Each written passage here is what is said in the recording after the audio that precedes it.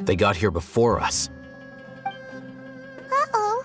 Is it because Paimon overslept by 5 minutes and held everyone up? Is everything ready? Absolutely. You brought fewer people than I imagined. Bring 'em all. Grandpa! Why is there only one of them? Raman, I've always thought of you as a man of his word. It's a one-for-one exchange.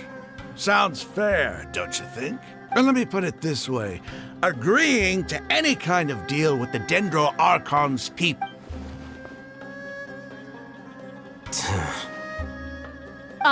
You stay right there!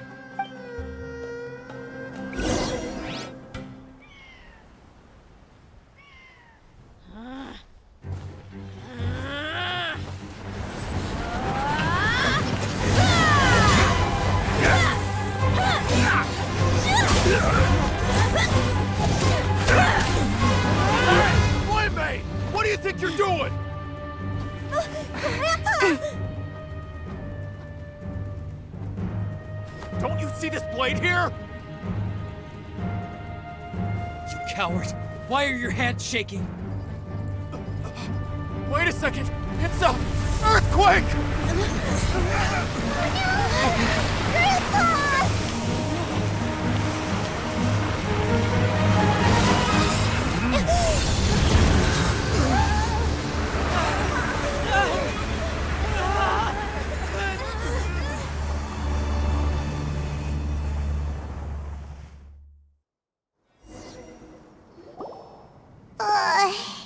Paimon's dizzy.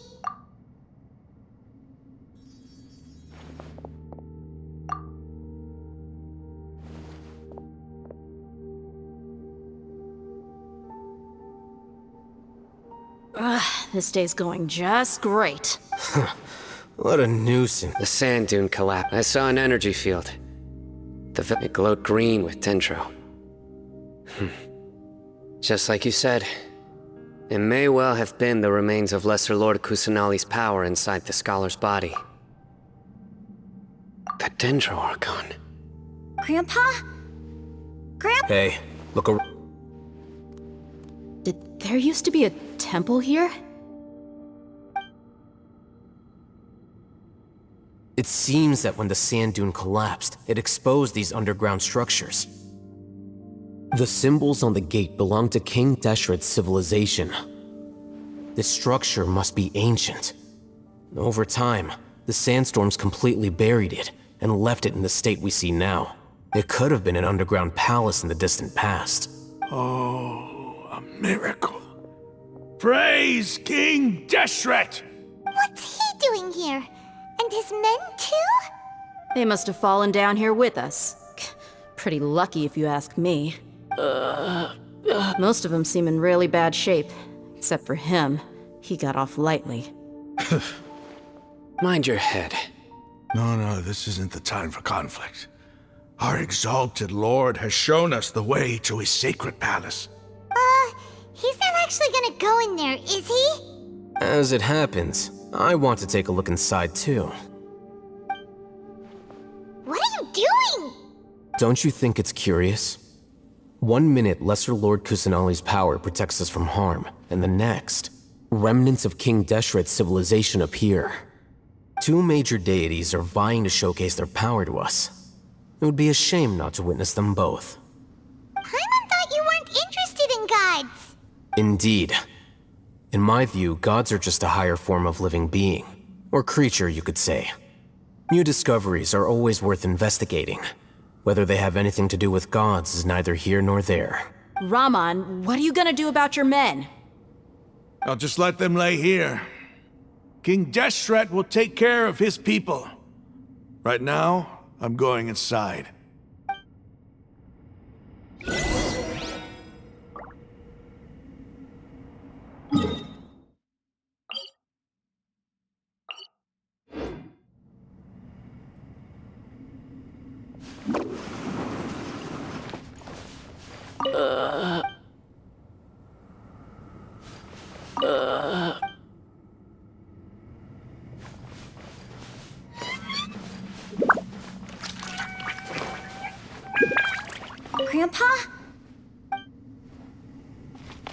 Grandpa?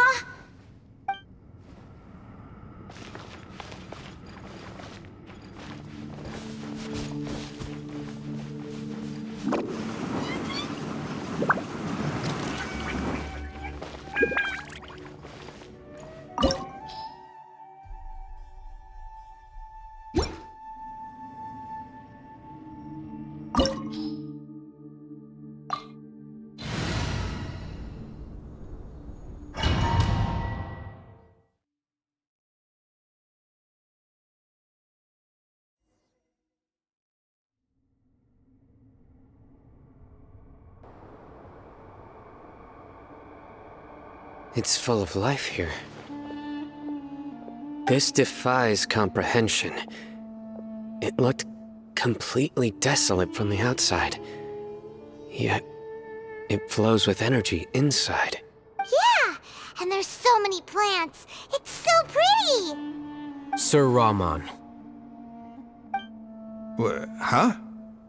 Me? do you see another Rahman here? Are you mocking me? What do you mean, sir?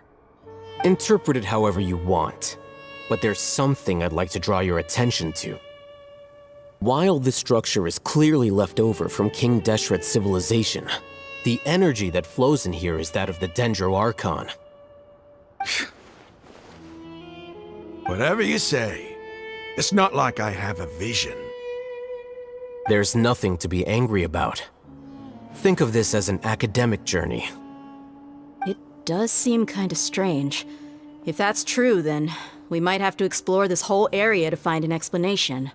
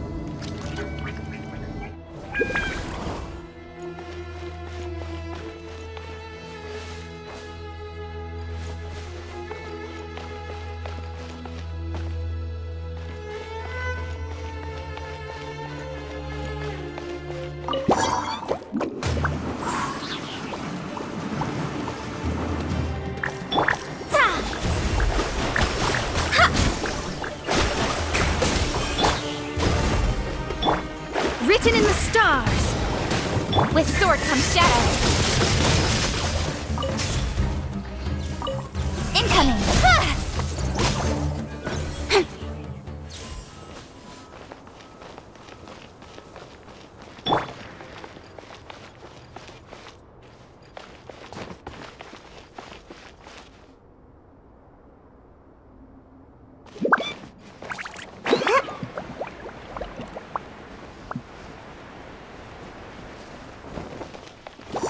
Gotta dash. Yeah. Speed of light. Hey.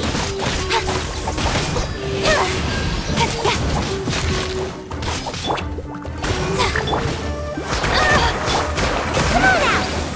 No one escapes my sight. Don't blink.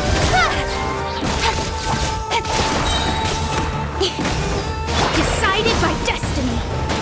Nowhere to hide. Speed of light.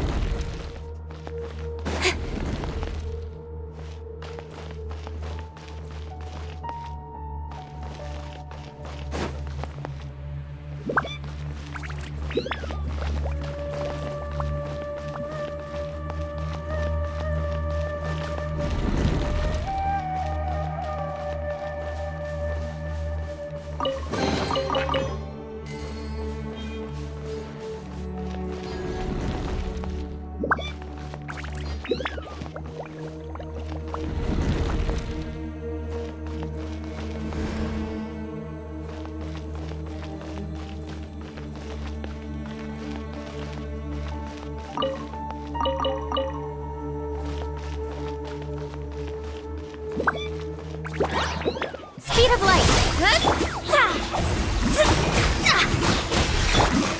Gotta dash. Get him. Written in the stars. With sword comes shadow.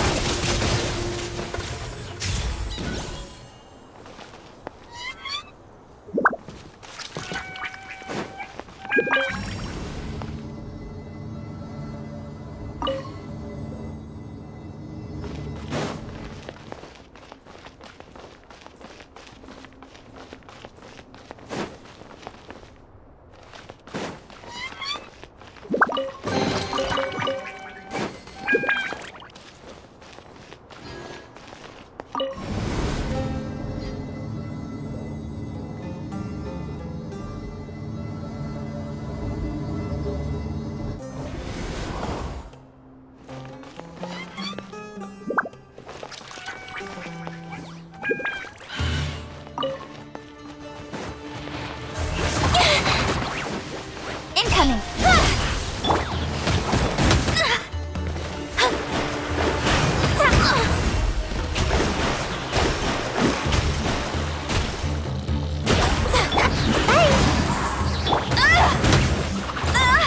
Bet you can't keep up with me! Let it rain! Go, go, Barret! Delve into destiny!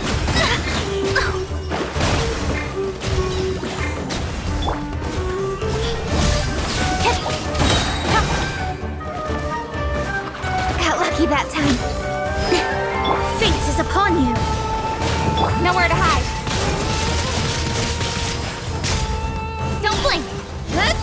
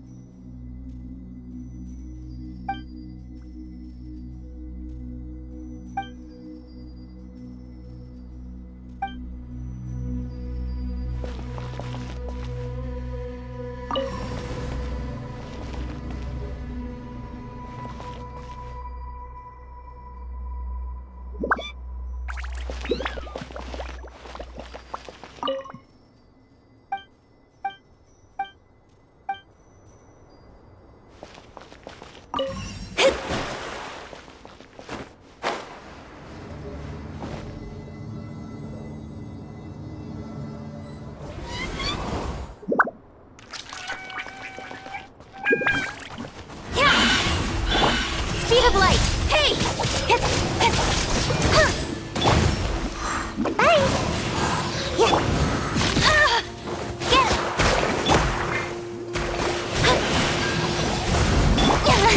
Don't blink! No one escapes my... Come on out! I'm about to pass out.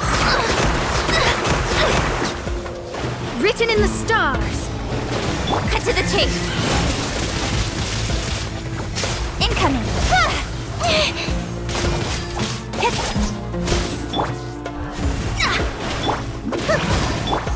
Speed of light. Hey!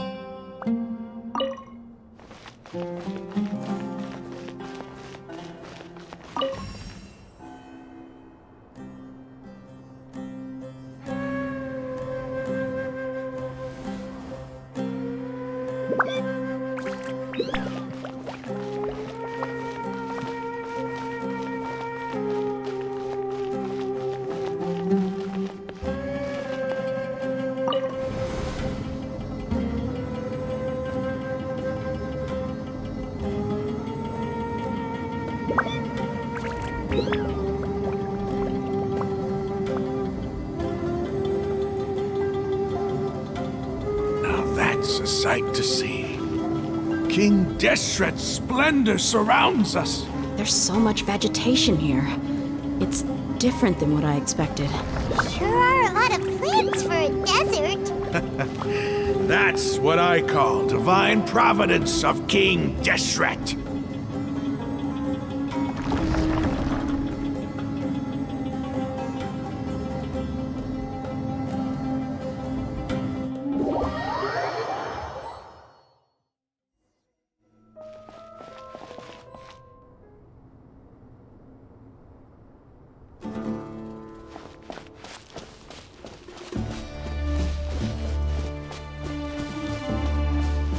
It's getting brighter! Oh, it looks so beautiful!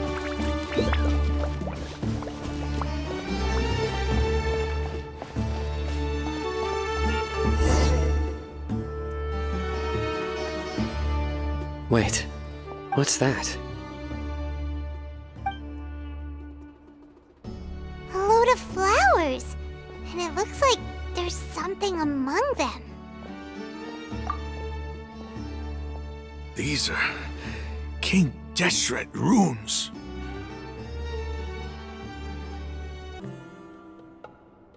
They left something behind. Yes. It's an elegy written in an ancient script. What does it say? Here lies our faithful priest Kasala. His wisdom is a miracle among the people, deserving of high praise and admiration. You can read ancient King Deshret script? Of course. Every student needs to master at least 20 languages before they graduate. He's not serious, right? There's still something off about this place. The elemental energy here is too concentrated. The scent of life. Is it trying to tell us something? Is this it? Analyzing.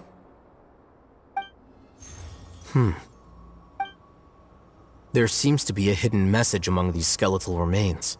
Excellent. There's a device from King Deshret's civilization in this gravesite.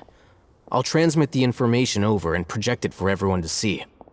Isn't sharing knowledge against the Academia's rules? Yes. However, under the circumstances, I'd prefer you to see this for yourself. You'll understand after watching it.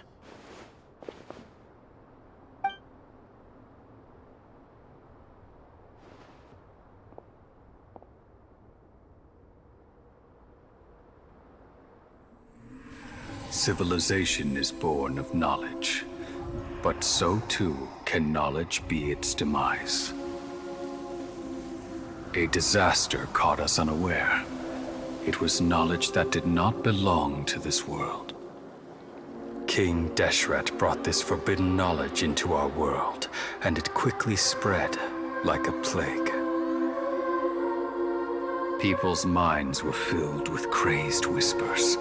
Dark gray scales spread across their bodies. Even the land was stripped of its vigor. Only a desperate, deathly silence remained. Were it not for greater Lord Rukkhadevata from the forests, the damage would have been irreversible. She summoned the priests to build temples and infused into them the divine power of life. The disaster was miraculously tempered, and the embers of our civilization were preserved in Aru village. Alas, the miracle could not last. As long as forbidden knowledge continued to exist, it would forever blight this world.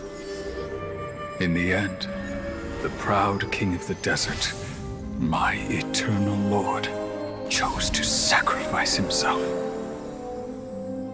I have spent my whole life since guarding one of these many temples.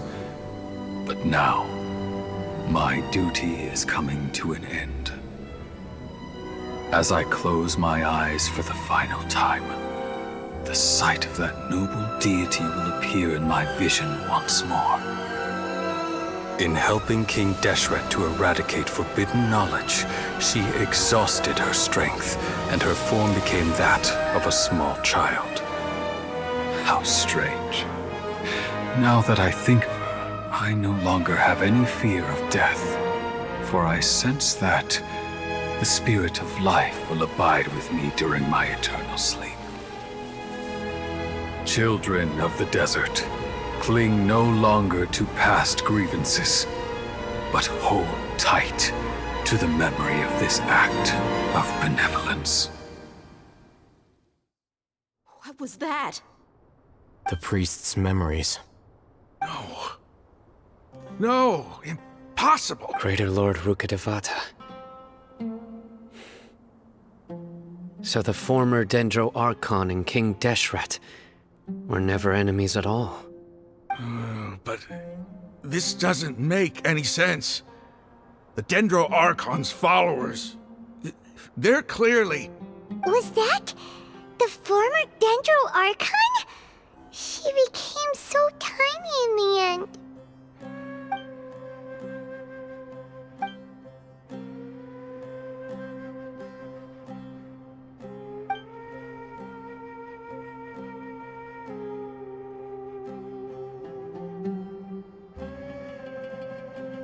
You might be distrustful of the Akasha, but there's no reason for you to doubt King Deshret's technology. You've just witnessed his priest's last words. I've never heard about any of this before. The surviving followers of King Deshret all gathered in Aru village. Our god did not make mistakes. We refused to believe any of the rumors. King Deshret's death, the all but total annihilation of our civilization, it was all Greater Lord Rukkhadevata's doing. We saw her as nothing more than a traitor, who stabbed us in the back in our moment of crisis. Just like us humans. Fighting, feuding, double-crossing each other to survive in the desert. You were blinded by your prejudice.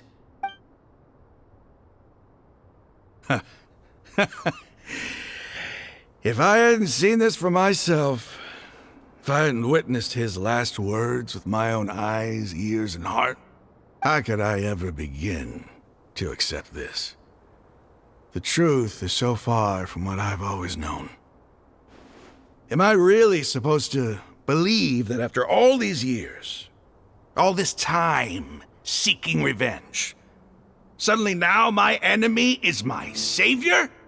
Raman, that's enough.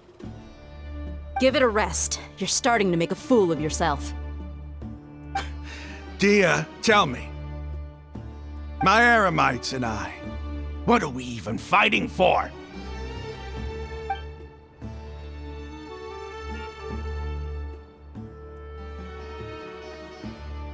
Hey, how you doing? I'll live.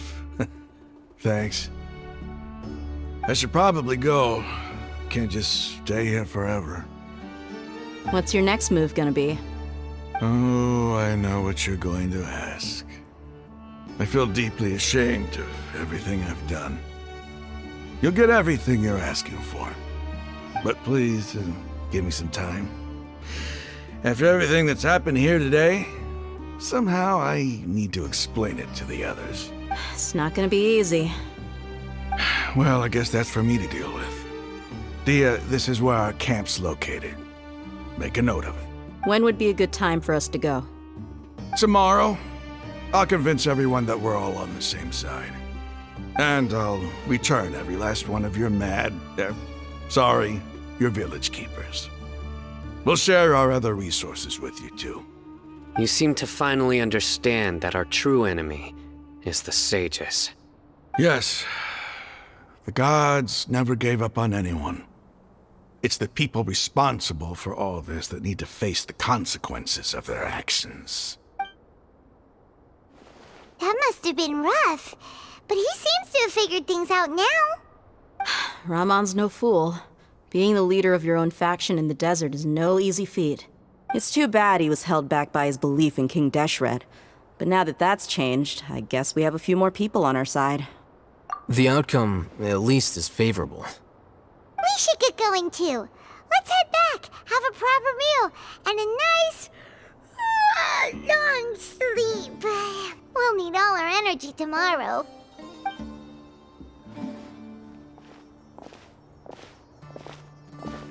Sino, we're leaving! Stop yelling.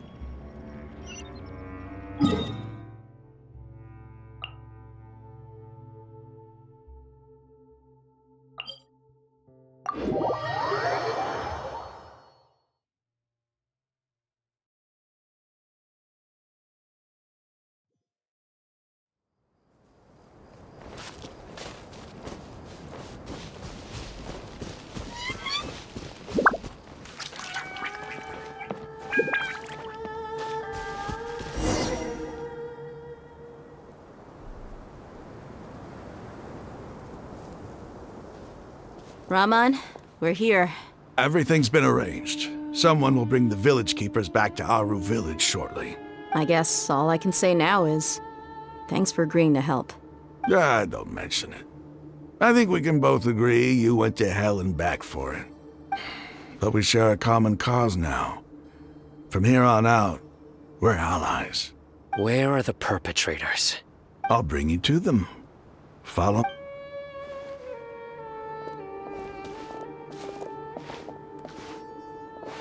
So these are the people who kidnapped the village keepers. Oh no, it's the scribe! There's no need to yell. No one can help you now. We've been all over the desert trying to find you! That's right.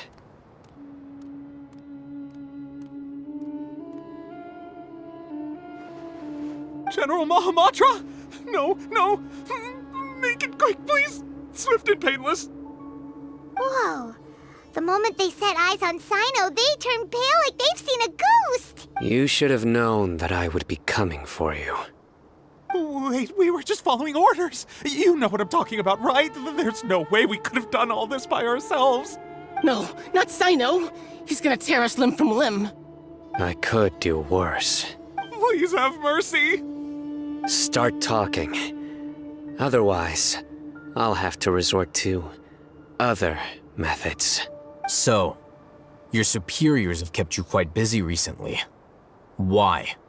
What are they trying to accomplish? They wanted to extract canned knowledge. Don't play dumb. You know what I'm really asking. They extract divine canned knowledge. Then what? I really don't know how to explain it. Well, you better start talking or you'll be sorry. You don't want to make things any more difficult for yourself, do ya? Be my guest.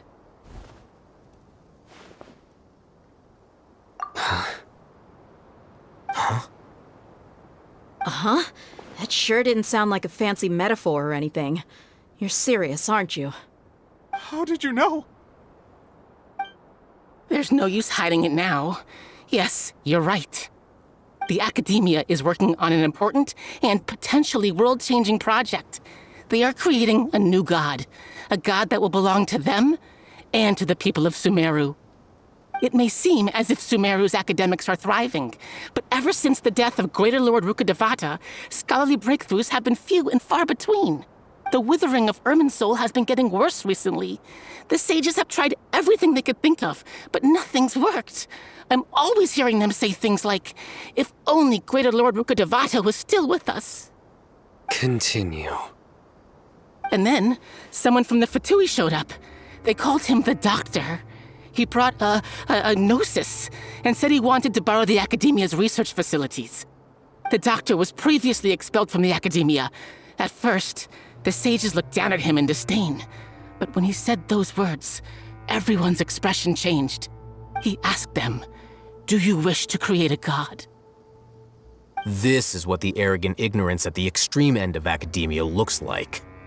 First, the Academia spent a long time constructing a divine vessel, which was based on an exquisite humanoid puppet.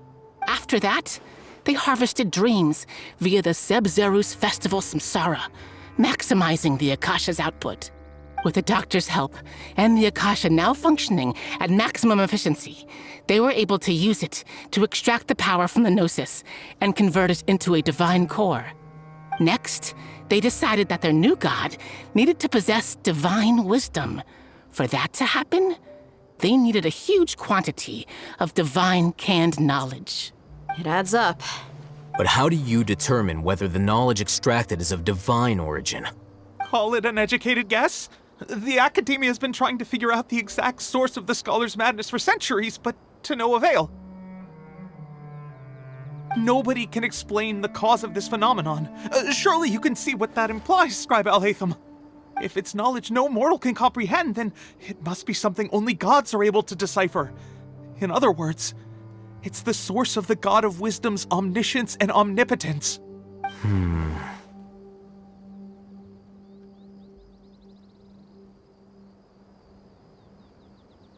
You must have noticed by now. The Academia doesn't care about who their god is. It's the ability to exercise control over knowledge and wisdom that matters. It is as if they are cursed with a desire for omniscience and omnipotence that burns in their blood. Some organisms demonstrate phototaxis, and thus orient their entire lives in respect to sources of light. For the sages, their only source of hope is the existence of a deity who embodies the acme of wisdom.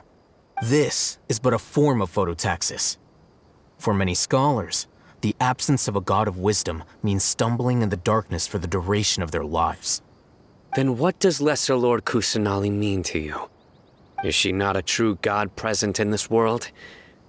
If you already have a new god, why try to create another one?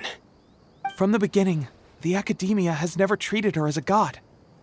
When the Academia first discovered Lesser Lord Kusanali, the newborn god of wisdom, the sages hoped that she would be as wise as Greater Lord Rukkhadevata.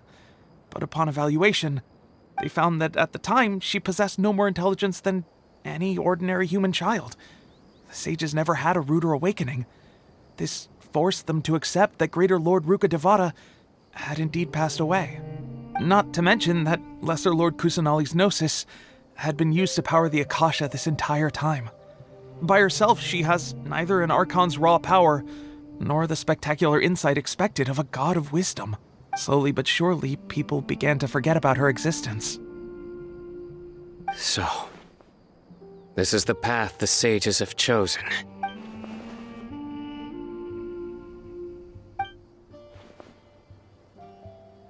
All right, let's try to keep our cool.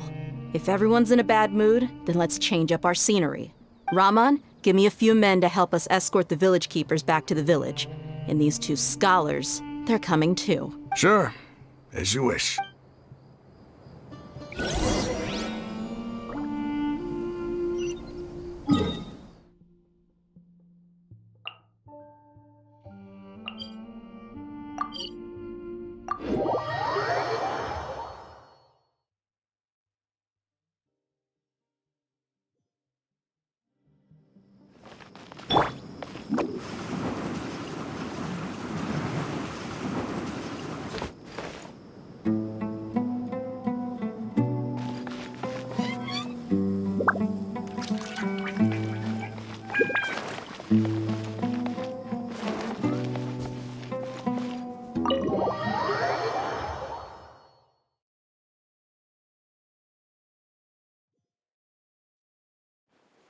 The village keepers you found have all been returned to their homes, and each one has a dedicated caregiver to look after them.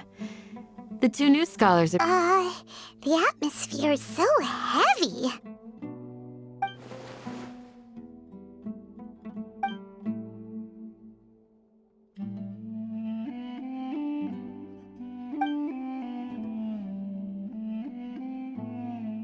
Hey! Say something! Stop spacing out! Come on, is there nothing left to talk about? In that case, let's all get some water and try to think about something else. Or I can go fetch some snacks. Oh, Paimon's so coming with you!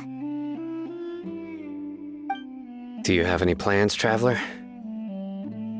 Gods above, you're not talking about work, are you?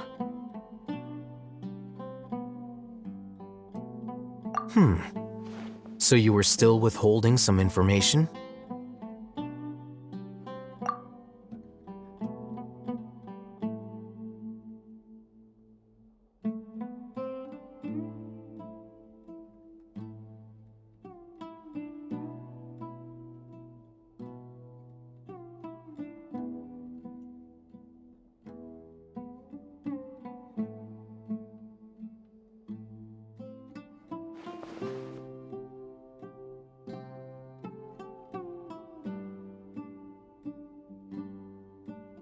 Even though we lived through all of this firsthand, it still feels super surreal to hear you talk about it again. What a whirlwind of a story. I felt like I was holding my breath the whole time. It seems like there'll be more issues to face in the days ahead than I'd anticipated. Still, now's a good time to make our next move. Now that Raman's joined us, we'll be an even stronger team. It's time to make a plan. Indeed. These events are a flagrant transgression of the rules in every sense. We cannot allow it to continue. So, everyone, are we on the same page? Crush the sages and rescue our god. That is our ultimate goal. Well, let's brainstorm a little more about what other resources we can draw on. The next time we gather here, we must have a solid plan. Yep, it'll work out for sure.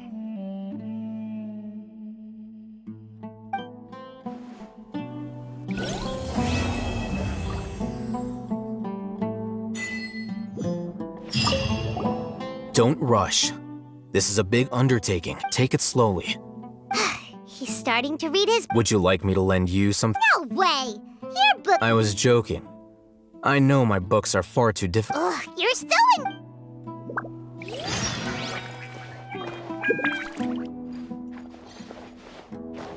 You must let me know if there's any... Though I cannot leave Aru Village. I can't help... I've never felt as roused as this when fighting alone. I suppose this must be the...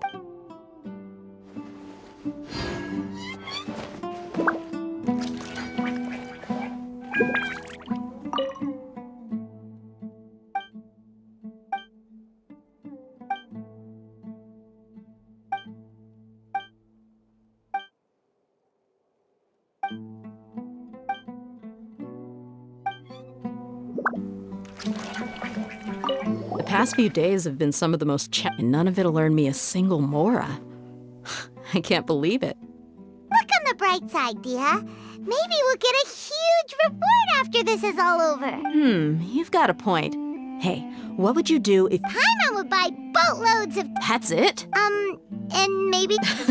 Well, here's to all our indulgent fantasies. And here's hoping that everything we do from now on will... In the past, I never imagined that even the gods could suffer from hardship. If we can find a way to change all of this,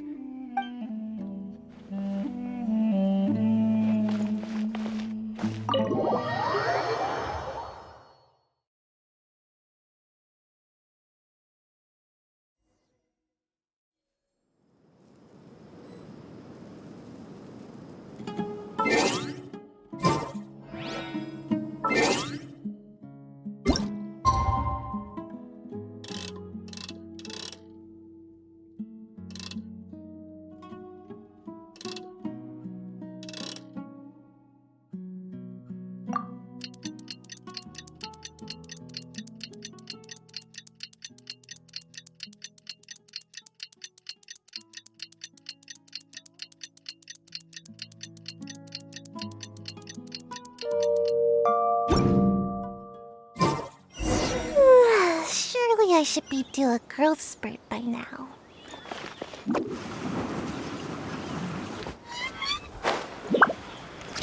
Candace! We're here! Has everyone arrived? Everyone is already waiting inside. Well, what are we waiting for? Let's join them! Please, wait a moment. Before attending the meeting, I hope you can promise me one thing. What do you need? Promise me that you won't commit to anything too reckless. What do you think? Okay.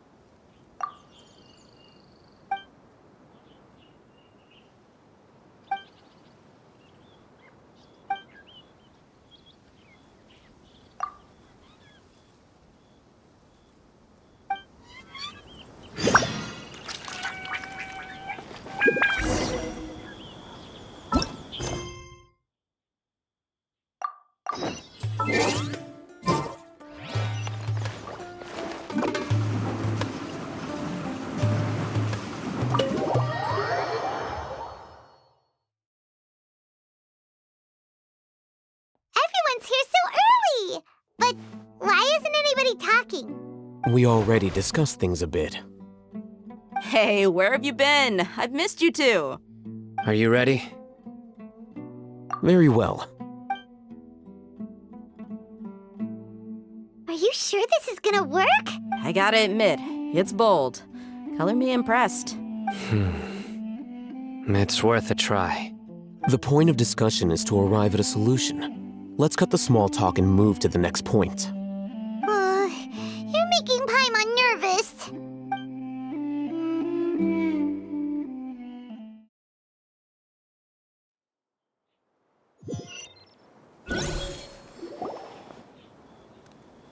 You're finally done. I have some other stuff to take care of. Catch you all later.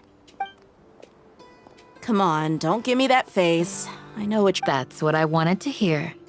Take care. Well, traveler, Paimon, judging from your expressions, the meeting must. You can tell? I'm not that good at scheming or strategy, but I can sense people's emotions. And based on your reaction, things must have gone. Paimon's a little worried. Hopefully nothing will go wrong. To be honest, I feel the same. But you're already some of the most capable people I know. So you have my trust. Candace gave us a compliment. Your deeds speak for themselves. Candace, we stayed behind to tell you that, although you won't be coming with us, we'll be sure to remember your words. I'm very glad to hear that. I've said the same thing to everyone here today as I said to you when you arrived. Your safety is the most important thing. Only when you're safe can the plan be successful. So please, take care. You're welcome. And thank you for taking my advice. Good luck with everything. I'll be here in the village praying for you.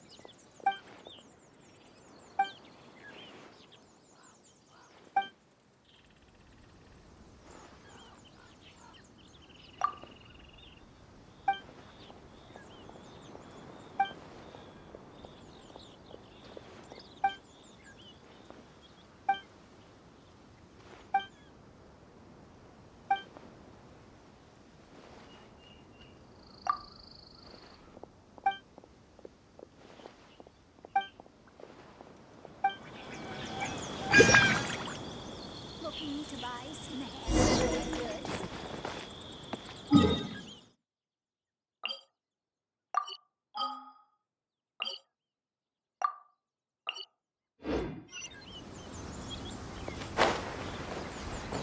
Grandma, is King Deshret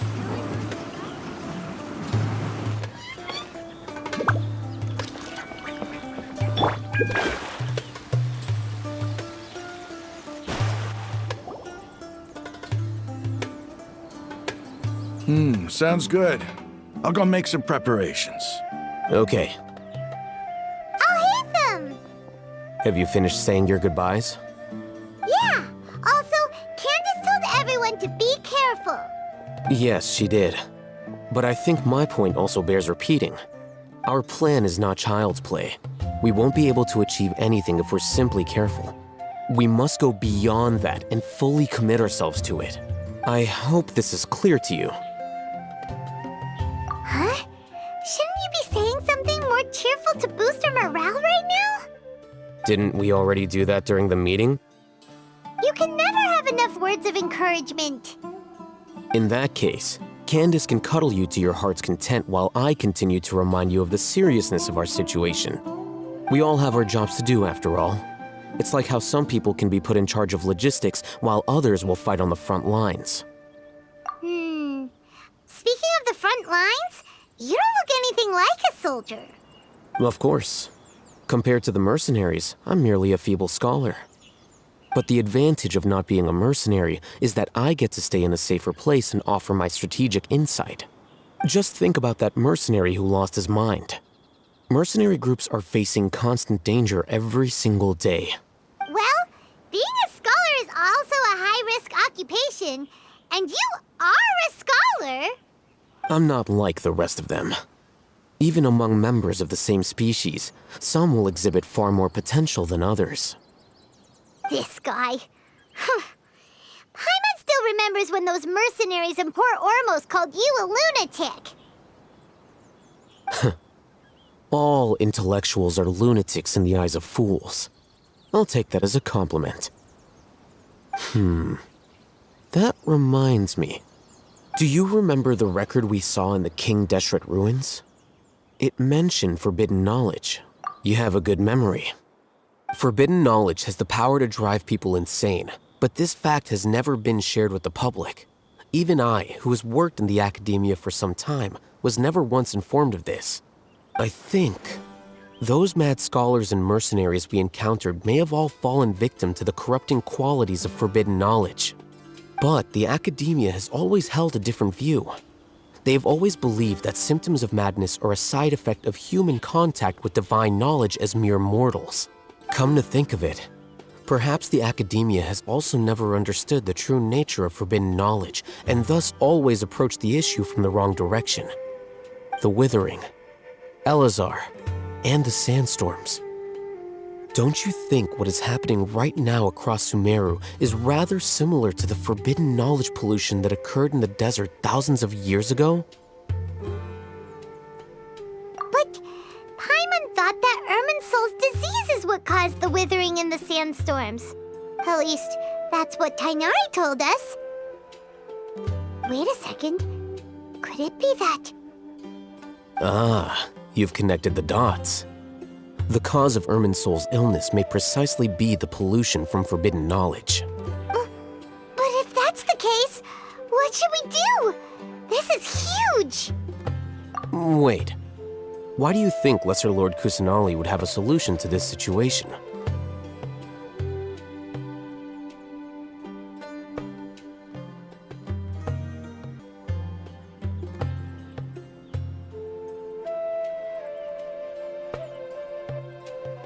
You mean, it's related to the scene you saw when you passed out in the Avidia forest?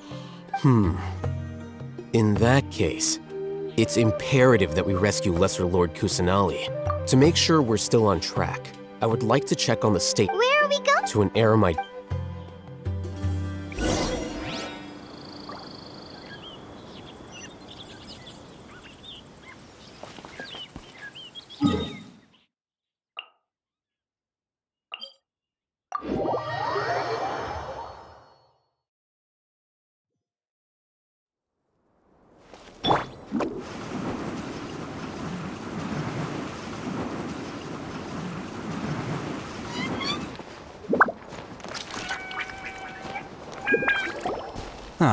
They're here. Huh? What are they? I gave them some technical. Ah, it's the scribe. And is that the traveler I see? How's the work going? Ah, yes! We have fixed the devices according to your instructions. One of them is already ready for— Aren't those devices for can knowledge extract? Look here. Huh? More can knowledge? Are you going to put more weird stuff into her head again? What's that look on your face? Are you scared? Paimon's a little scared, but very, very furious! That's an interesting response. Anyway, we're not going to use this just yet. As I mentioned during the meeting, this knowledge capsule contains a decree I drew up in the past. The academia should also have their own copy. And according to the plan we just came up with, Traveler, I want you to record something into this capsule.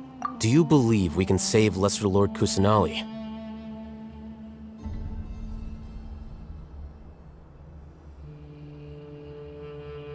Good. Conviction now. Please get ready and put on this device. You want us to record our conviction into the knowledge capsule? Yes, Paimon is still really worried. I understand. But trust me, Paimon, this is something we have to do. It's best if you can do as I say. Because, to achieve this impossible task, it sounds like you'll need to fool your own heart first. Although it may feel like a trick, self-encouragement may be the most important tool we have. Paimon can see the point you're trying to make. Imagine this. We have orchestrated our plan and successfully rescued Lesser Lord Kusanali. As a result, we have changed Sumeru's entire political landscape. Everything went without a hitch, and everyone recognizes and praises our achievements. Now, open your eyes. Here. What's this? Read it out loud.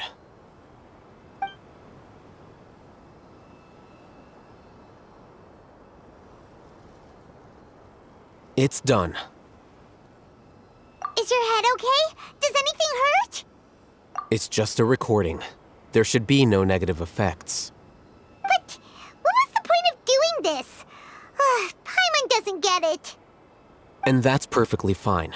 In any case, these capsules aren't meant to be used by you. Huh? What do you mean? Have you forgotten? Our plan needs to account for those who have long relied on the Akasha.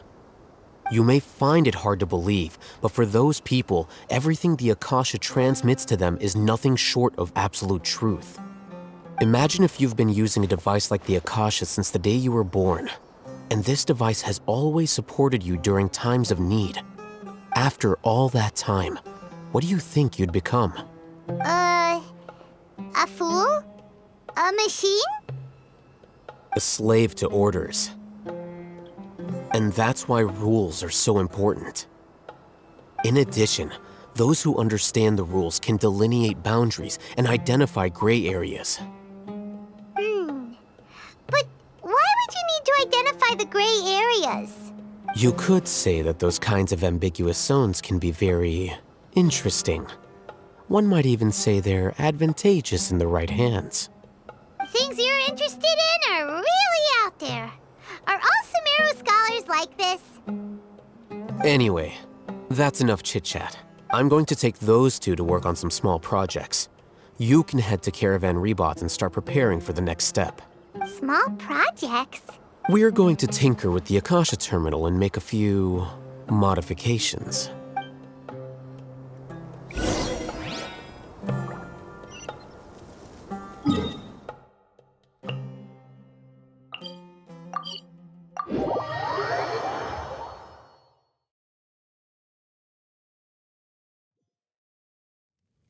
Love it when the weather's like this. Just makes you...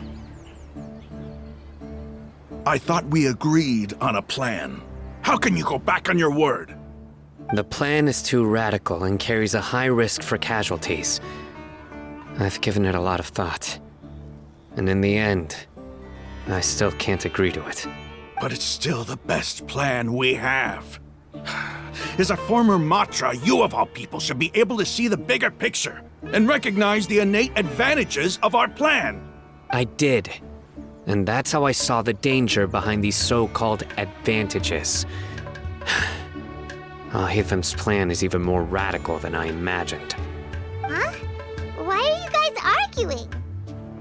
My friend, you're just in time. Why don't you help me persuade Sino? He's turned against our plan. We agreed to work out a plan at the meeting. As mercenaries, you're familiar with the local environment, so you'll take care of the specifics. But then, you went to Alhaitham for suggestions. Had I known Alhaitham would give you those kinds of suggestions, I would not have agreed to the plan. Look, you already know that we're all on the same side here, don't you?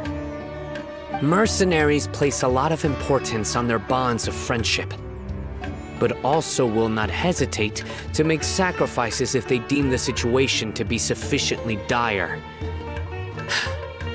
I'm sorry, but as things stand, I can't accept your principles.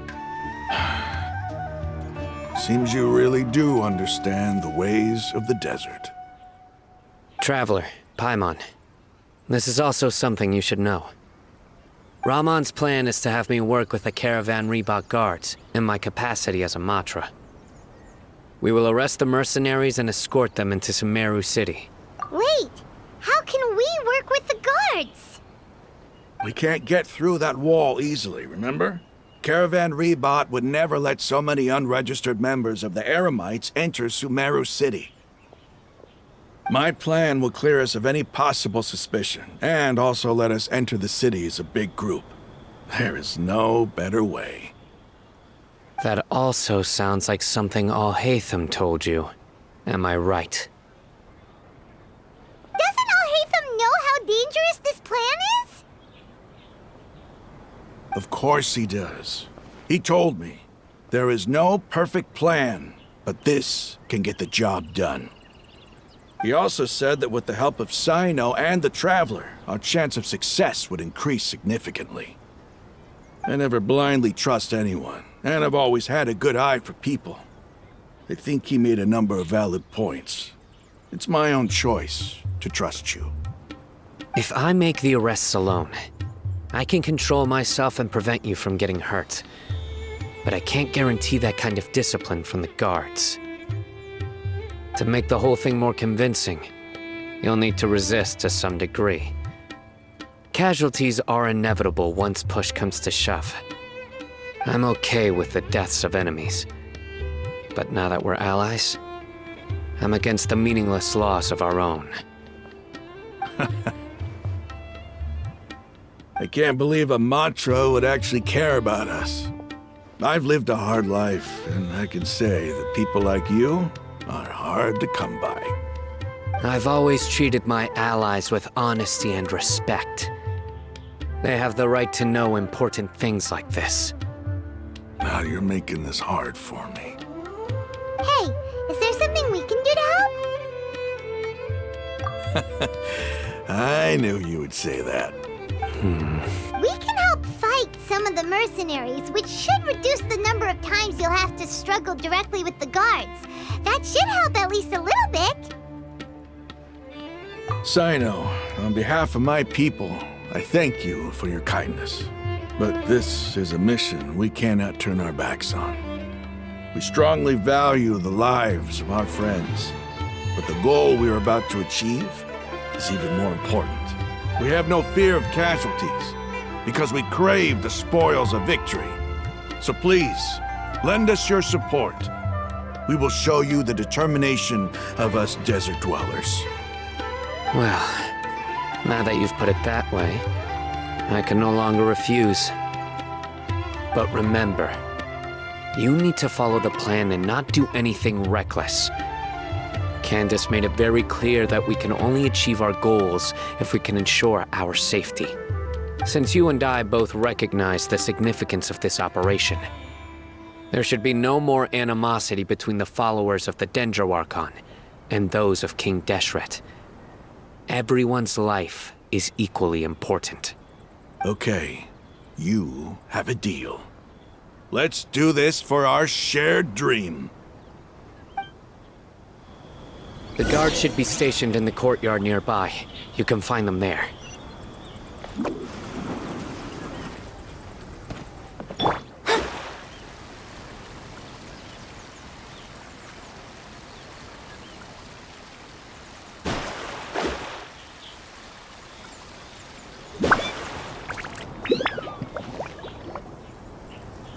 Guards! General Mahamatra! To what do we owe the honor? Keep your voice down. This is a secret operation. I'm going to arrest a large criminal gang near this location. According to the Academia's Guide and Regulations on Secret Operations, I have the right to ask for the cooperation of Caravan Reebok. Ah, of course. Mahamatra Sino's order is the Academia's order. Just let us know what you need. But who exactly are you planning to arrest, and how many people are you expecting? Depending on the scale of this operation, we may need to report it to our superiors. They're a squad of Eremites whose number is comparable to Ain el Akhmar in Port Ormos. They're involved in the theft and resale of supplies from the Academia. As many as Ain el Akhmar? This should definitely be classified as a joint operation. Then I suggest that you report this to your superiors as soon as possible, and treat it as a top priority desert operation. I will need personnel. Got it. Please wait a moment. I'll contact them immediately.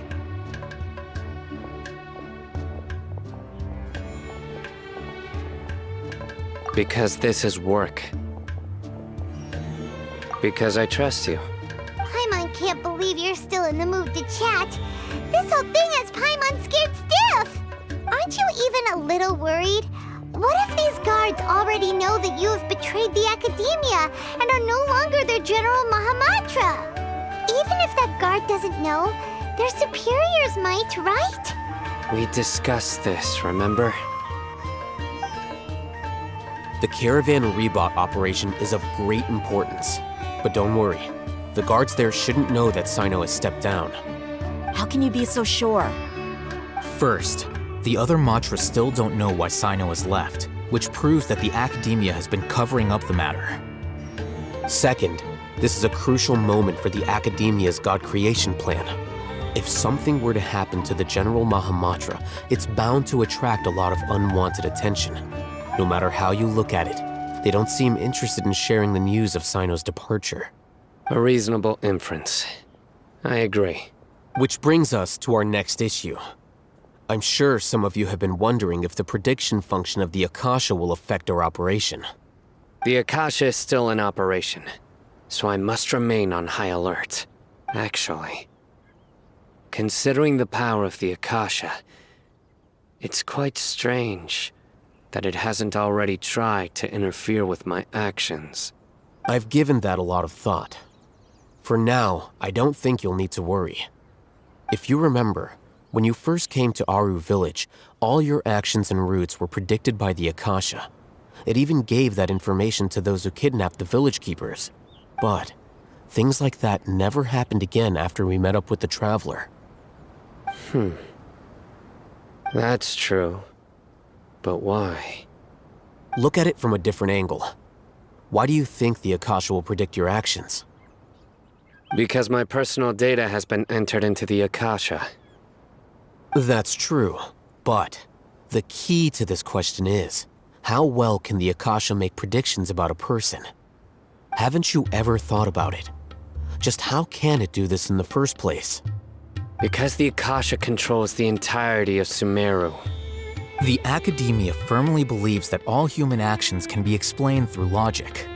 By sorting and analyzing entered data, the Akasha can derive behavioral logic and predict the actions of those who fit an existing logic model. However, at the risk of sounding like an advocate for fallacies, can everyone truly be considered logical at all times? Emotions are part of our behavioral logic, but can you guarantee that every experience of the same joy or pain would be equally intense? How can our feelings and opinions be predictable down to the letter in every single instance?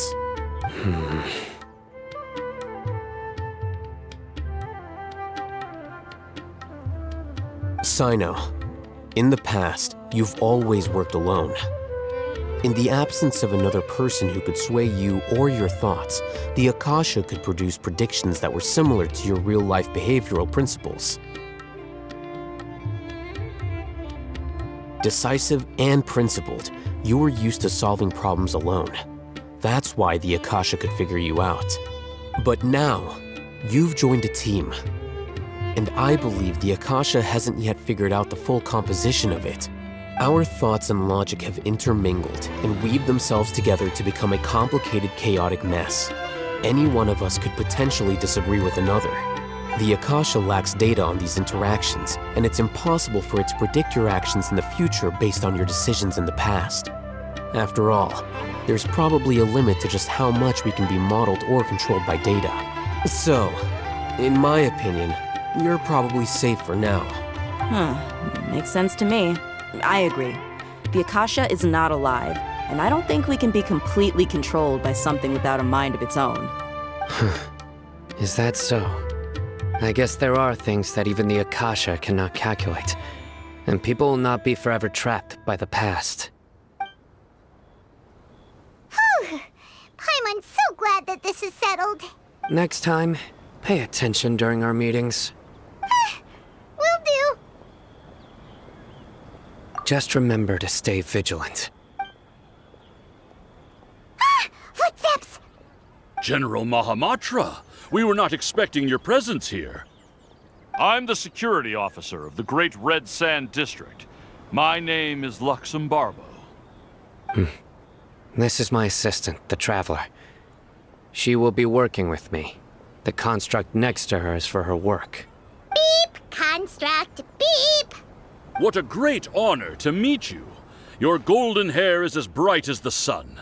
And, is this the latest technology from the Academia? Have you made a decision regarding the matter I mentioned to your subordinate?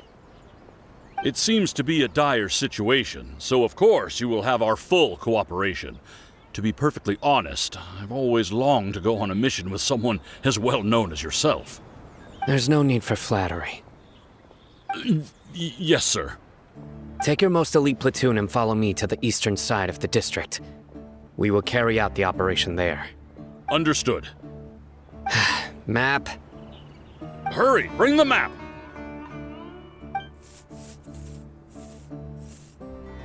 In 2 days, we will engage Ramon's Eremites and capture all of them. Any questions about the time or location? None at all, sir. Good. See you then. Yes, sir.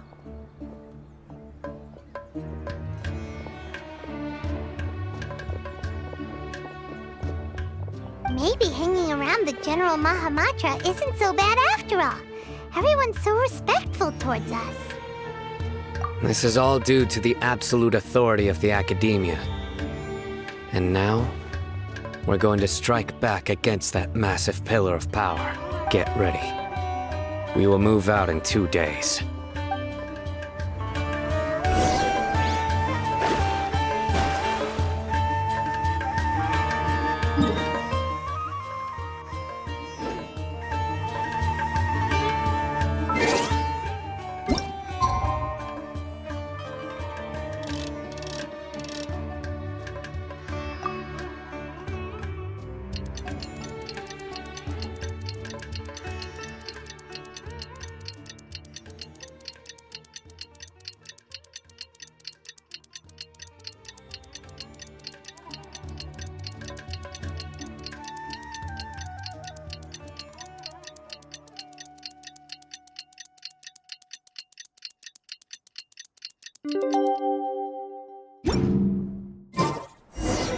It's time for the operation! Let's go meet Sino in the desert!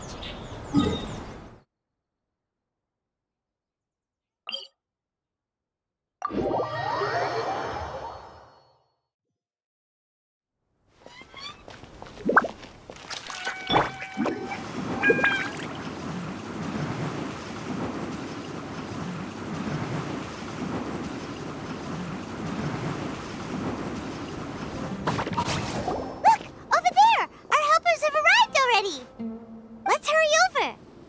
Wait a moment. Ah! Oh, it's you. You're my assistant, remember? Being my assistant, you must stay with me. Now let's head over there. It's General Mahamatra and his assistants. We meet again. You're here early. It's to show how important we think the operation is. Since this is a big case for the Academia, we are prepared to— I'm glad to hear your sense of resolve. Remember, we must capture them alive.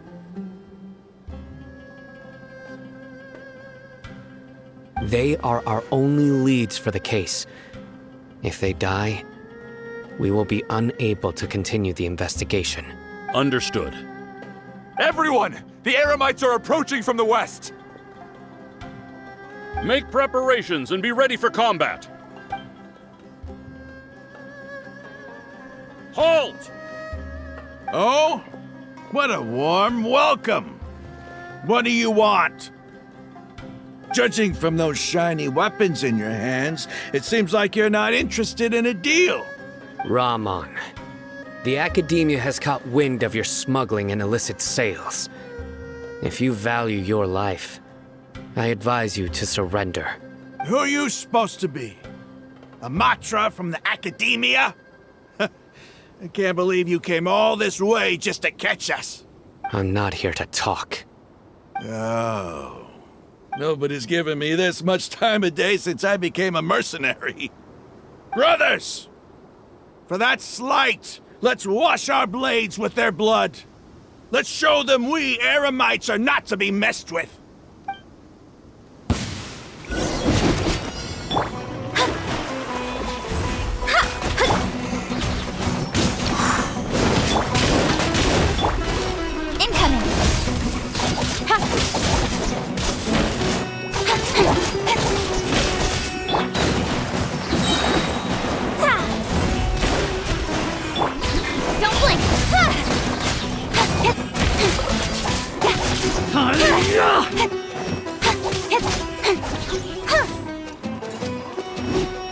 Decided by destiny. With sword comes shadow. Hey! Let it rain. Yeah. Curses. Speed of light.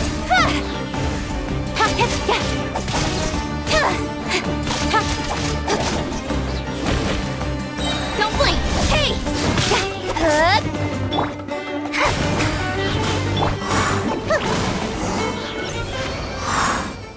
It's over. We have subdued them. The operation is now over. All Eremite mercenaries and related personnel in the area have been arrested. You pitiful Dendro Archon dogs! You'll regret this! I'm afraid you'll regret it first. King Deshret will curse you, and you will all— Silence! Oh, Restrain them and take them back to Caravan Rebot. Count their numbers and send them to the Academia as instructed by the General Mahamatra. Yes, sir!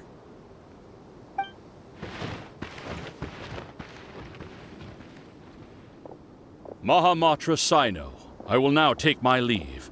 If you need further assistance, please come to Caravan Rebot and ask for me. Understood. You are dismissed. There they go. Let's talk elsewhere.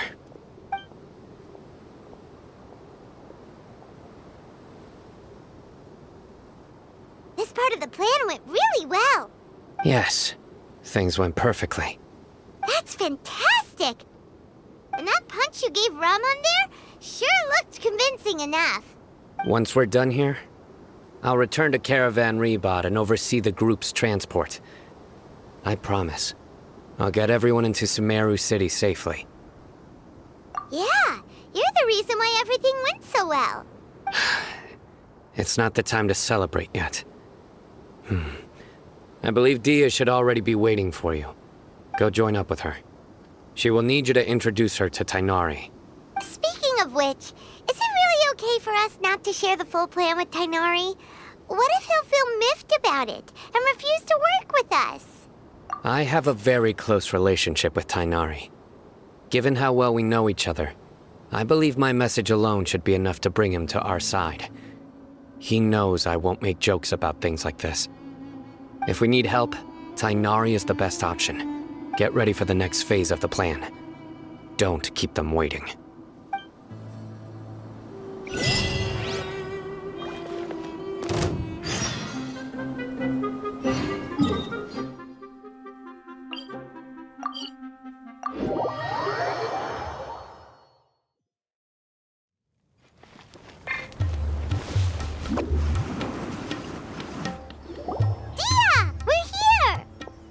It's about time. Didn't you say our part of the plan is the most important of all? And here you come rolling in late. In the time it took you to get here, I already did 5 laps around the place, downed 7 drinks, and even did some clothes shopping. Sorry. We didn't mean to keep you waiting. I just wanted to fix your attitude and rub it in a little.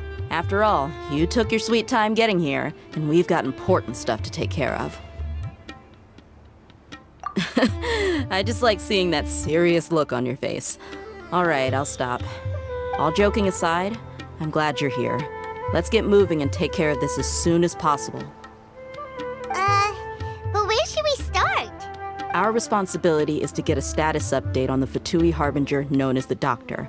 We need to make sure he won't get in our way when we rescue Lesser Lord Kusanali. Dealing with an institution that controls all of Sumeru is already hard enough. If the Doctor were to crash the party, it would be next to impossible for us to achieve our goals. Yeah, we sure don't want him showing up. Ooh, he really gives Paimon the creeps. Right? Hearing his name just reminds me of those stuffy old geezers in the academia. I'd rather not have to deal with someone like that. According to the plan, we should first go to Pardis Di and ask for Forest Watcher Tainari. If all Hatham and Sino's sources are solid, then we can be sure that Tainari still has the Academia's trust. So, we'll find Tainari and convince him to get us the latest intel on the Doctor. Then, depending on what we learn, we'll make any necessary adjustments to our plan. The sages have placed spies everywhere on the other side of the wall. I'll follow you as a bodyguard. You should be honored. I don't offer my services to just anyone, you know. But Paimon thought mercenaries would do anything for Mora. That's certainly true. But when multiple employers are vying for your services, you should always go with the best offer. Let's see. If I were to charge you a bill, I guess I can apply a discount. How much more do you want? Paimon's not sure we can afford it. How much do I want? Hey, how about paying me with a smile? What do you say? I haven't seen you smiling much recently. If you ask me, someone like you must look lovely when they smile. Come on, give me a smile so that I can be less worried. Looking good! I hope this pretty smile will become our lucky charm. There are many kinds of smiles, but only a truly joyous one can bring blessings to others. Let's consider this smile a down payment for our future victory. Let's go. It's time to pay a visit to Pardis Di.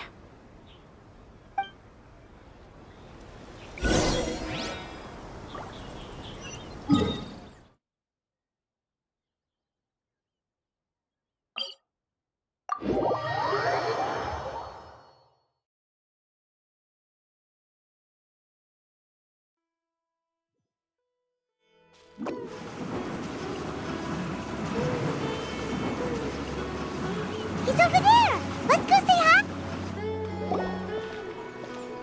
Tainari! Traveler, Paimon. And you are? Hey there. This is our friend Dia. She's an Aramite mercenary. A mercenary? You must have some big news for me. It's something really important. Please help us out. All right, then follow me.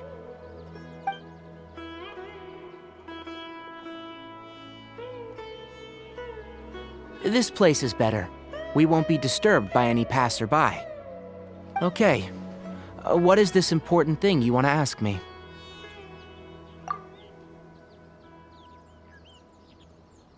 The Doctor, He's that strange-looking Fatui Harbinger with the mask. Paimon thinks he has blue hair. Yes, I know him. Actually, he left Pardis Di just a little while ago. He left already? Yeah, he came looking for me. Can I ask what it was about? Sorry to ask you like this after having just met, but your answer is very important to us. For now, all we can share with you is that your friend Sino is working with us. Sino, you say? I see. So that's why he hasn't been at the Academia. Okay. I'll answer your questions and will assist you any way I can. You don't have to tell me everything that's happened. Sino's name really does work wonders. You're not even a little worried that we might have made it all up? Despite having just met you, I can sense that you're the serious type. Between you, the Traveler, and Sino, none of you strike me as the type that would conspire to deceive me. You don't need to tell me anything you don't want to. I'll also get straight to the point. The Harbinger you mentioned came to me because he wanted to take the scholar Hypatia away with him. Hypatia? Why would he want her? And what do you mean by take away? Is he planning to leave Sumeru? Yes. He told me his return to Snezhnaya is imminent.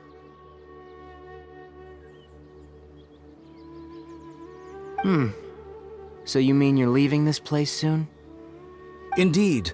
Otherwise, we could have perhaps talked a little more. I was just about to set out when I remembered something important. To that end, I made a final trip to Pardis Di. Let me ask, have you been taking care of a scholar by the name of Hypatia? Your sources are accurate. No doubt because you've recruited many informants. But you're right, Hypatia has indeed been receiving treatment from me.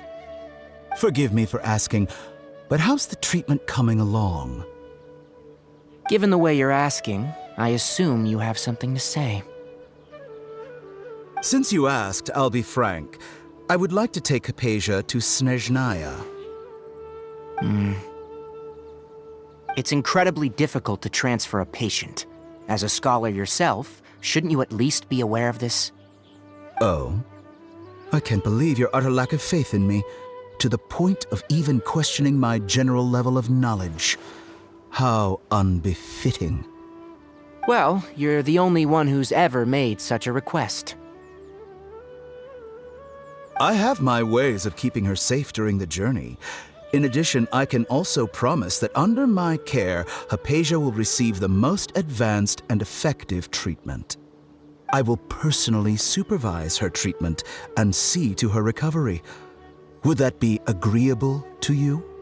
Hypatia was born in Sumeru and remains a scholar of the Academia. Her situation has not become dire enough to necessitate her transfer to another nation. Transporting her to Snezhnaya is risky, and the potential benefits are unknown. As the person currently responsible for her treatment, I cannot possibly sign off on this transfer. Your suggestion is rude and reckless. I'll pass. I don't know much about the doctor, but after talking with him, I realized that just like many other scholars, he possesses an aura of arrogance that I've come to detest. It's not so much that he's looking down on others, but more that he's confident in himself and his abilities to a point of near insanity. I would never refer a patient to someone like him. I prepared myself for a protracted battle of wits, and was really surprised to see him just give up on the topic. Still, his reaction really concerned me.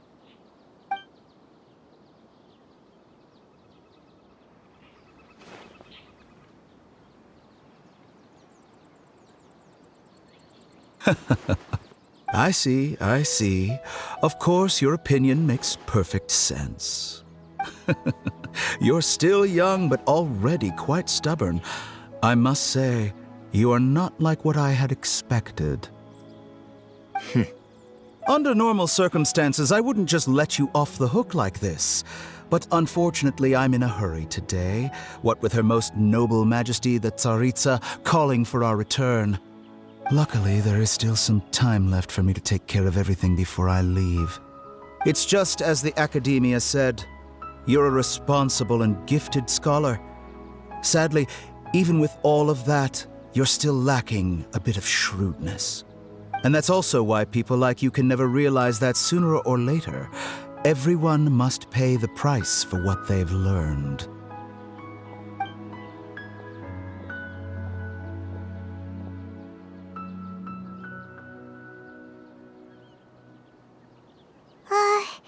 Paimon can't help but feel like he's hinting at something unpleasant. He asked a question, yet didn't care for my answer. Perhaps I'm nothing but a talking rock in his eyes. He never came off as malicious, but an utter lack of compassion permeated throughout our conversation.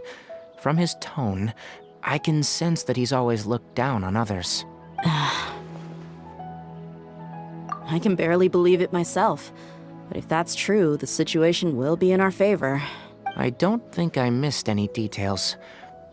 Frankly speaking, I don't want you to do anything too risky. Now that you know a little more, It should be easier for you to stay safe. Sorry we can't tell you everything. We appreciate that you helped us anyway. I won't forget your kindness. It's okay. I have an obligation to do so.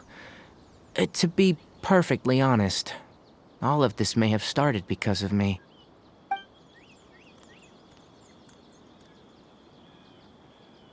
Recently, my master wrote several letters to me, asking me to return to the Academia and assist him with his research. Hasn't he already asked you several times before? Yes, but there's something off about this most recent batch of letters. The handwriting and the tone are both familiar, but some details have been omitted. My master will occasionally leave a few dots on the back of the letter. 1 dot means that he wrote the letter on a sunny day, and 3 dots stand for a rainy day. This has been a habit of his for many years, but I didn't find any dots in his recent letters. I believe something may have happened to him. I get it. Since you are always at Gandharvaville, you would like me, someone already working at the Academia, to investigate this matter, right? I'd like to ask you to do that for me, if you can keep yourself safe. Please withdraw immediately at the first hint of danger. I can do that, but I have a feeling it won't be that simple. The Academia has been working on a big project. I'm not quite sure what it is, but your master might be involved with it. If the higher-ups really are hiding something, then it will be difficult to remove myself from the situation once the investigation starts. If the situation becomes critical, I'll leave the Academia. If you don't see me there for an extended period, that's your cue. All right, we've got a plan. I'll stay at Gandharvaville to support you. If that scenario comes to pass, you must be extra vigilant. And be wary of any messages or direct requests from the Academia. I must say, I didn't expect a warning like this from the General Mahamatra. Being loyal to the Academia doesn't mean blindly doing whatever the sages say. I know what I'm doing. On that note, aren't you also being quite distrustful of your alma mater? The Academia, yes. But my master is a man of integrity. Even when I was a student, I was worried that he'd get in trouble for sticking to his beliefs. I suppose he's lucky to have lasted so long, but in the end, it still caught up to him.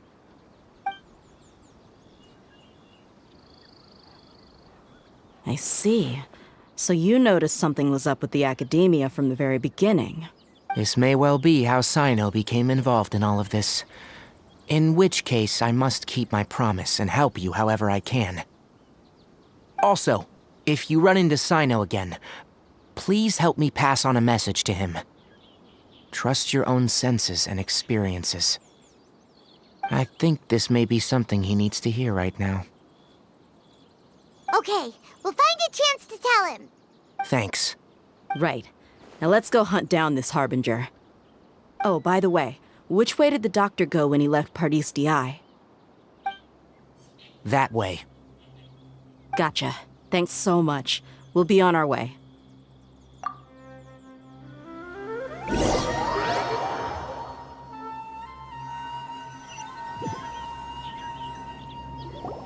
According to Tainari, the doctor is leaving Sumeru soon. I want to check if the doctor was actually telling the truth. He also said that he'll take care of everything before he leaves. What did he mean by that? We need to be extra careful when dealing with a person like him. Just to be safe, let's chase him and see what we find. But we have no idea where he went! How can we start chasing him? We'll do it the mercenary way. I'll find leads as we go. All you have to do is just follow me. That Harbinger may have tried to cover his trail, but he still left some traces. Or perhaps he never even thought about concealing his whereabouts. Maybe that's just how arrogant he really is. Yep, we're headed in the right direction. The traces are still fresh, but there's no sign of his entourage. Clearly they're in a hurry. It's just as I thought.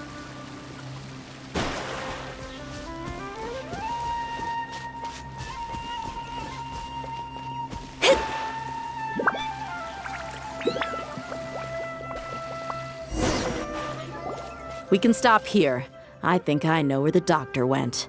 To the south of here is Port Ormos, which seems to be where they're headed. Port Ormos? They're going to leave by boat? That's right. Let's go to the port and have a look for ourselves.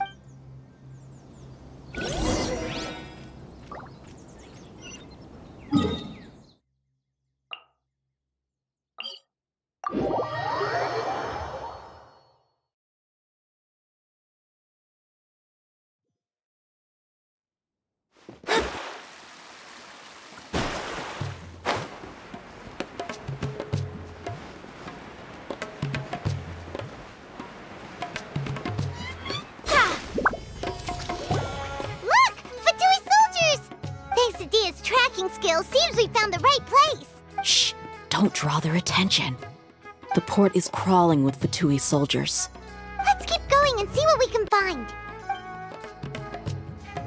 Now this is a proper farewell ceremony for a Snezhnayan Harbinger. The Lord Harbinger is leaving.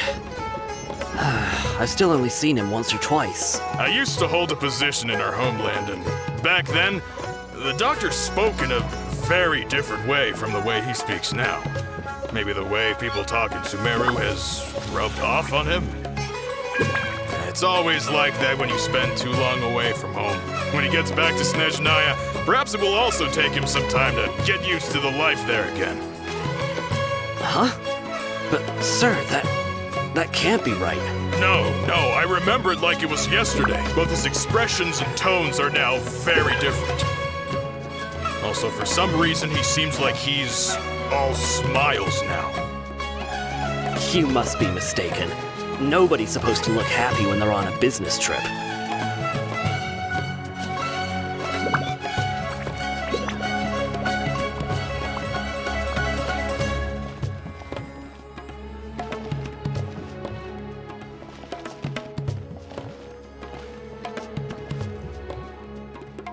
The doctor is on that boat. So he told the truth after all. He is actually leaving Sumeru. Let's get closer and find a place to hide so we can observe him.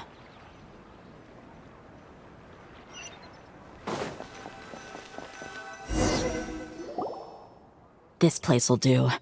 We can hide here while we keep an eye on the boat.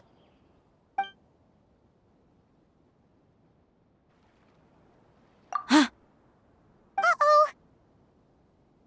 He saw us!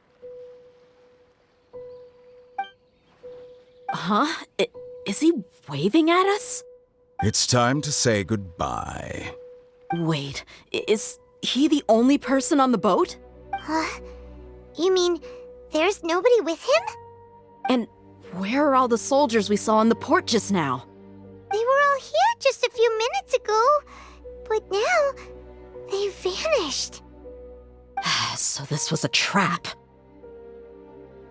Wait, don't tell me that.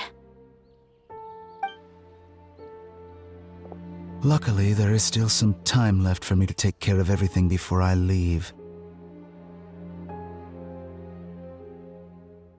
Oh no. They might be after Hypatia. Let's get back to Party's DI. Huh? What do you mean? I'm afraid that she's seen something that she wasn't supposed to see. If I were the Fatui, I would also try to take her away. And if I couldn't... Oh no! Are you saying they're going to kill her? Let's go!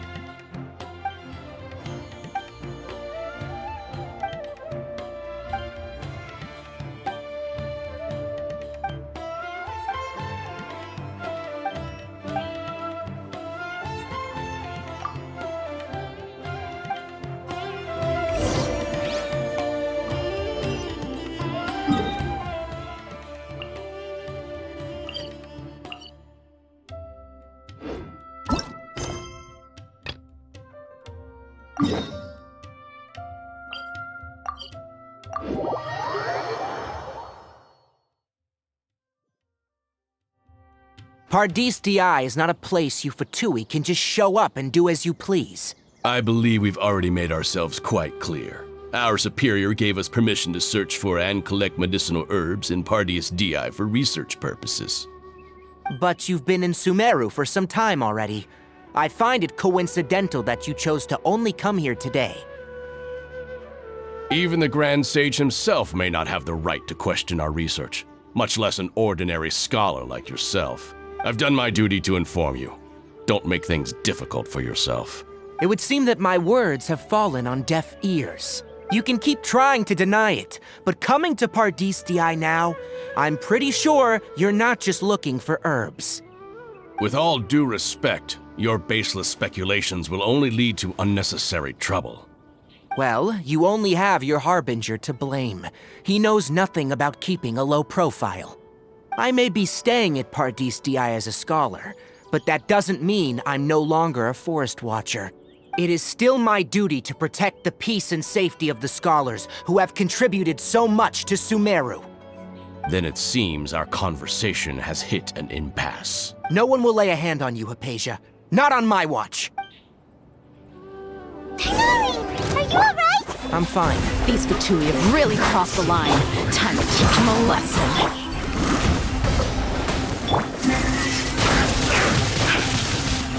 There's no use resisting! Give us Hypatia! Keep dreaming! Yeah, Tighnari, beat him up!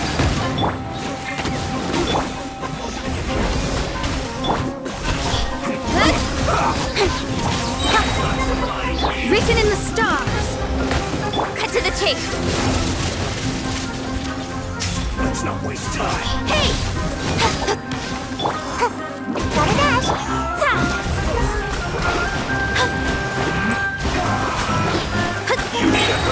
Decided by destiny. Speed of light. This one's well done. Shadows of fate. Incoming. No escape. Nowhere to hide.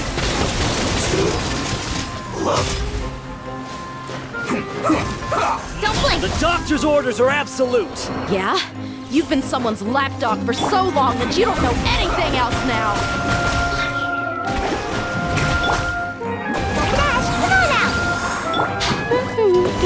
Stay right. Incoming! Hey!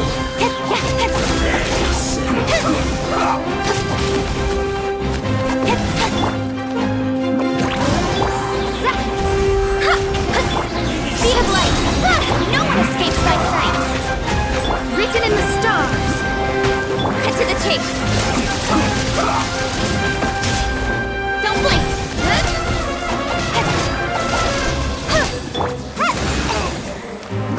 Send this quickly!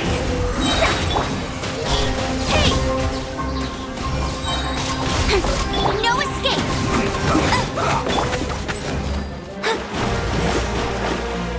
Fate is upon you!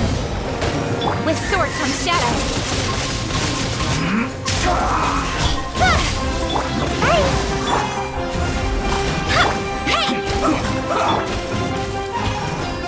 Speed of light! We're not getting anywhere. Traveler, Paimon, please go to Hypatia. We need to make sure they don't try to sneak around and attack from behind. Got it! Hypatia's still here. Doesn't look like anyone's broken in.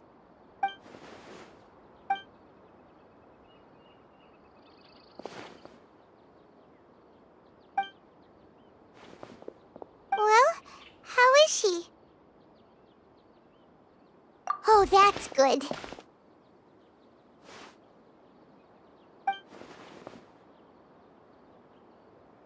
So, you think this is over?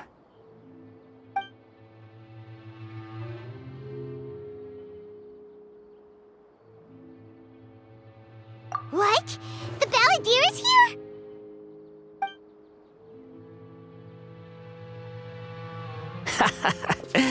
I've missed that look of abject horror. You've given me that look every time we meet. But, where is he?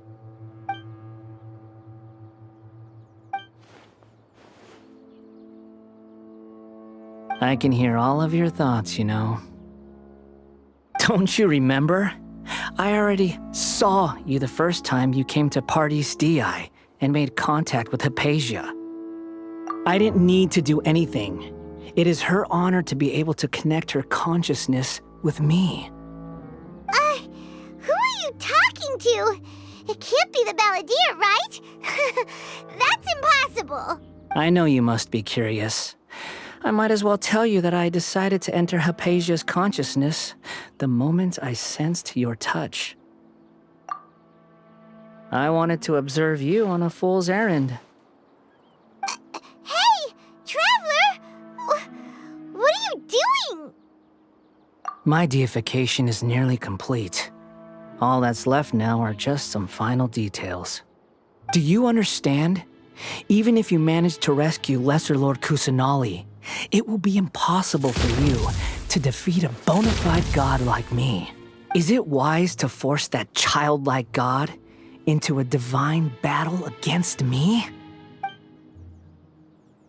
Scholars consider the god of wisdom to be the sum total of their faith. It's how they can justify reverence for a god as they construct it. But this also shows that humanity's worship of gods is a combination of blasphemy and exaltation. It's truly laughable. Yes. What is it? Yeah, I'm in a good mood, which is why I'm talking to you like this. What do you mean?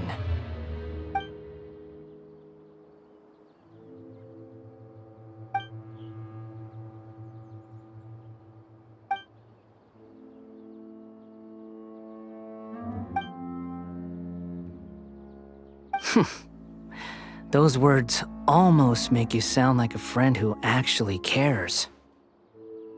But you're wrong. I'm different from all of you. I was born to become a god. My entire life up until this point has just been a meaningless routine. Just think about a sheet of paper. By itself, it holds no meaning. The content recorded on it is what gives it value. All I had recorded down before were some painful memories and boring human feelings. Such senseless drivel should have been erased a long time ago. Indeed, to me, the sight of you fools in your futile struggles is far more amusing. Tell me, just what has this world done for you to protect it with such zest and conviction? I'm connected to your consciousness, so I can hear what you're thinking and sense the depth of your determination. This is a good conversation we're having, so here's a word of advice. Let go of your misguided guardian complex. You know nothing about the truth. It'll be for your own good, as well as everyone else's. Humans are a species that can only find bliss in ignorance.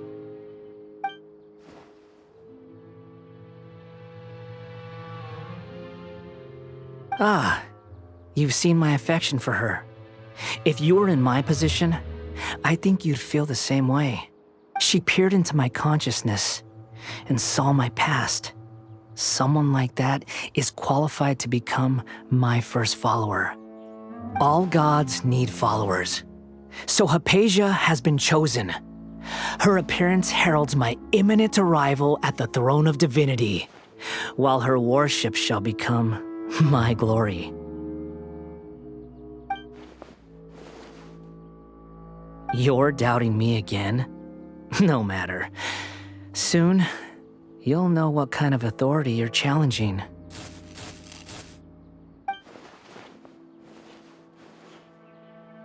Who wants to hurt my devout follower?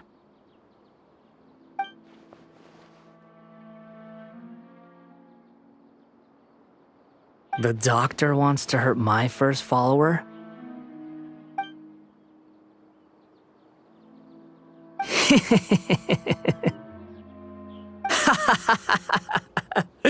How very amusing. Has anyone ever told you that you're not good at sowing discord? The Doctor has never known his place. Even now, the puny human thinks himself capable of interfering in the business of the new god. You're still too naive if you think a few words will be enough to convince me to destroy the Doctor. But I'm willing to give you a gift, just like my expression of affection towards Hypatia. It is an honor for you to be able to stand here and speak with me. As my listener, you will be rewarded. Both good things and bad things can be called gifts. After all, gods have never needed to be reasonable. Ah! Paimon hears thunder! That person Paimon couldn't see was the Balladeer? Oh, he sure chatted with you for a while.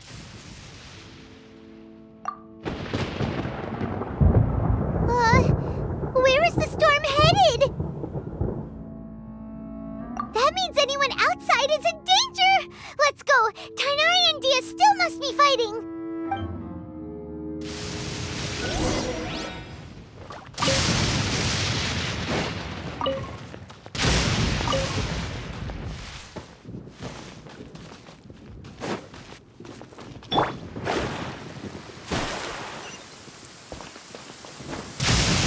Fly the sky.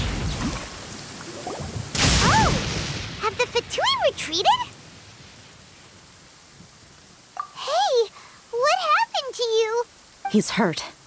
I'm fine. Don't move. I've seen Eremites get struck by lightning before. You need to rest. Struck by lightning? We were fighting, and just as things started looking grim, the weather suddenly became extremely strange. Lightning started attacking everyone, almost as if it were alive. Luckily, there were only two of us, and both of us were nimble enough to dodge most of the strikes. There were a lot of Fatui, though, and they were being torn to shreds by the bolts of lightning. With that, all the Fatui soldiers were forced to retreat. It's all right. My wound aside, you look like you've seen something unpleasant. Is Hypatia all right? Hey, didn't I tell you not to move? Just in case. Let's go to Hypatia's place and talk about things there.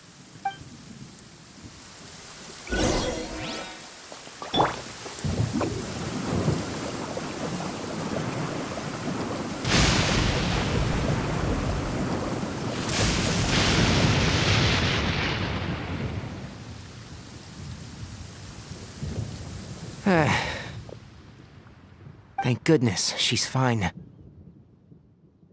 how about taking care of yourself first? I understand my condition.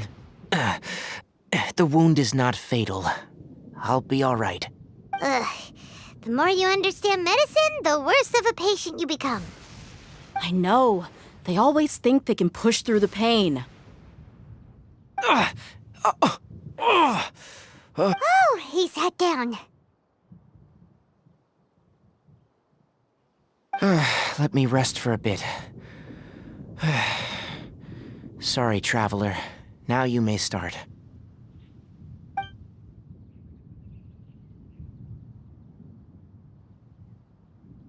So that's what you were talking to the Balladeer about? Oh, Paimon can't believe what he's thinking. The Academia's God creation plan. How ridiculous. That sounds, ambitious, I guess? Anyway, this is all way beyond me. As long as I can enjoy every day with a drink in my hand, tasty food in my stomach, and a good night's rest, that's enough. I'll only work when I have to. I must be the least ambitious person who's ever set foot in Party's DI. Don't say that. I haven't even thanked you for your help back there. Don't mention it. Well, if nothing else, all this proves that the doctor really did have some urgent matter to attend to and left Sumeru in a hurry.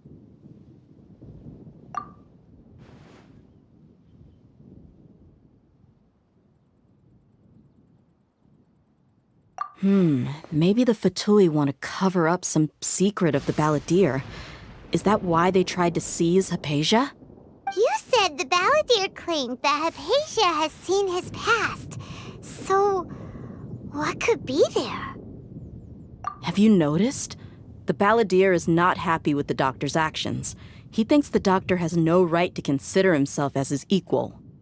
So, if the Doctor was to show up again, would the Balladeer zap him with lightning? Based on what the Traveler has said, I think he would. Having the Doctor gone benefits him as well as us. In other words, we've successfully completed this stage of the plan. The Doctor is out of the picture now. Yay! That's a big accomplishment! I'm also happy for you. Thank you for the help, Tainari. Make sure you rest up for now. Yeah, all right. Okay, that wraps things up for us here at Party's DI. Traveler, it's about time we rendezvous with the others at the Grand Bazaar. Let's continue to keep a low profile. You can head there once you're ready.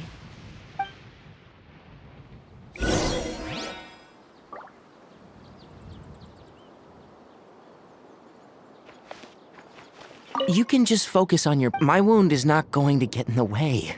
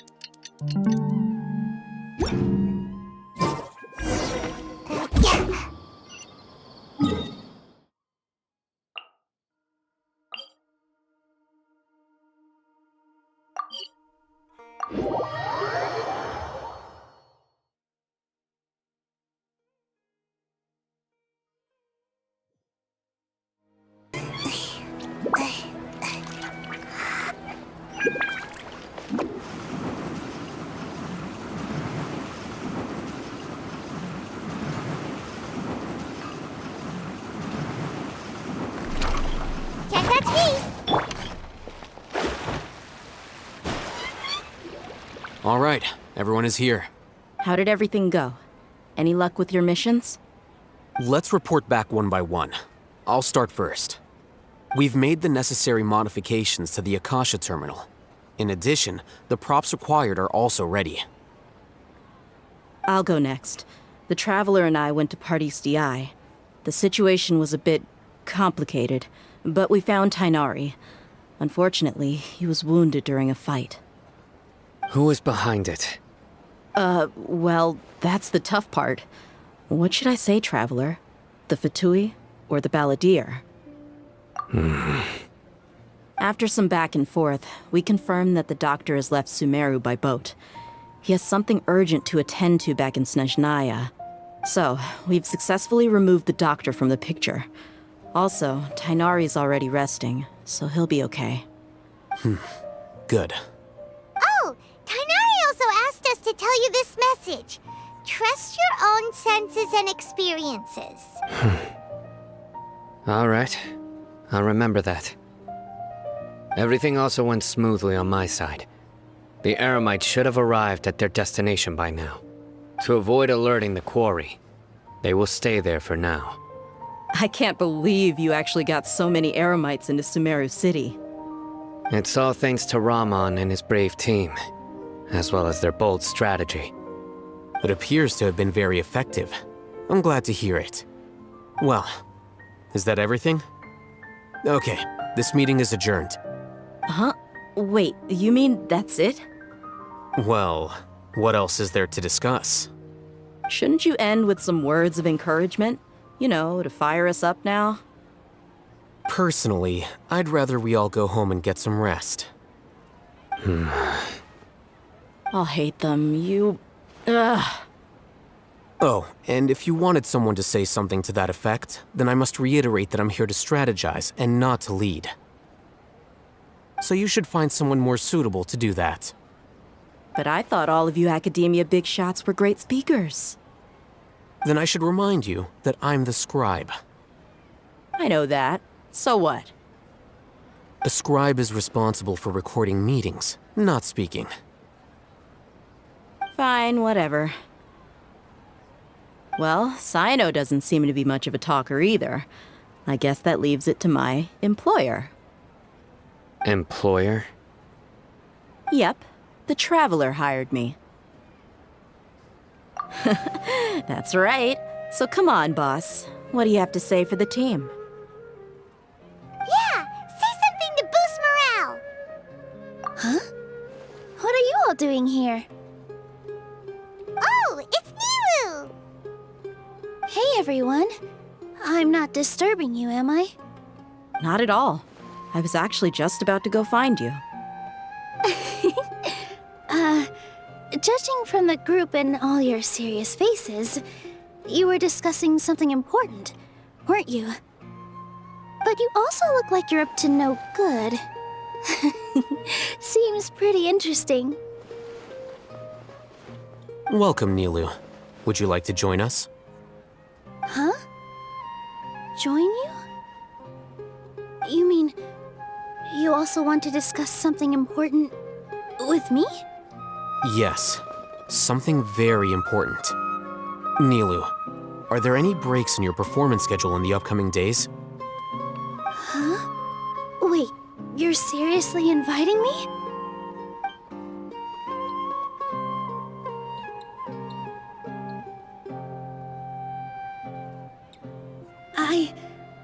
I can't believe my ears. You are truly the bravest and most passionate people of Sumeru, well, that I've ever met. Ahem. Oh, right. The Traveler and Paimon are not from Sumeru, but you are awesome as well. That's right. I must admit that I'm a little scared. But I'll try my best for Lesser Lord Kusanali. If I can somehow use my abilities to help you, then count me in. Remember, believe in yourself. Okay. I'll get my friends at the Grand Bazaar to help us tomorrow. Just remember not to say too much. Be discreet. Yep, you got it. All the preparations are done. Now, can we finally conclude this meeting? So, have you thought up what you'd like to say, boss? Yep. It's a grand plan and we're all super awesome.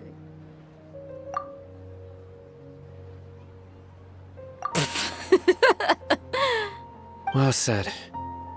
A good night's rest before an operation can be the difference between success and failure. Thankfully, I've had my place to myself recently. It's been nice and quiet. Huh? Oh, nothing. Alright, let's all go home and get a good night's sleep so we can be up early tomorrow. Okay. So I guess that means it's time to say goodnight now. Yep, good night, everyone!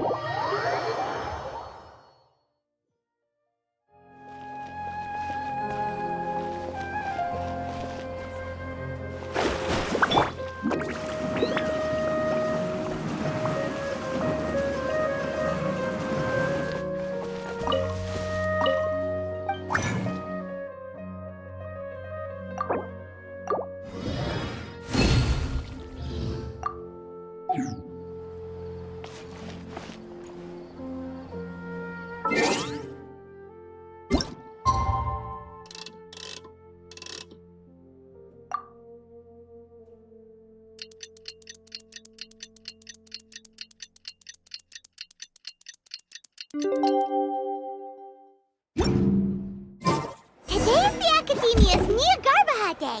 We can finally put our plan into action. Alhaitham should be waiting for us.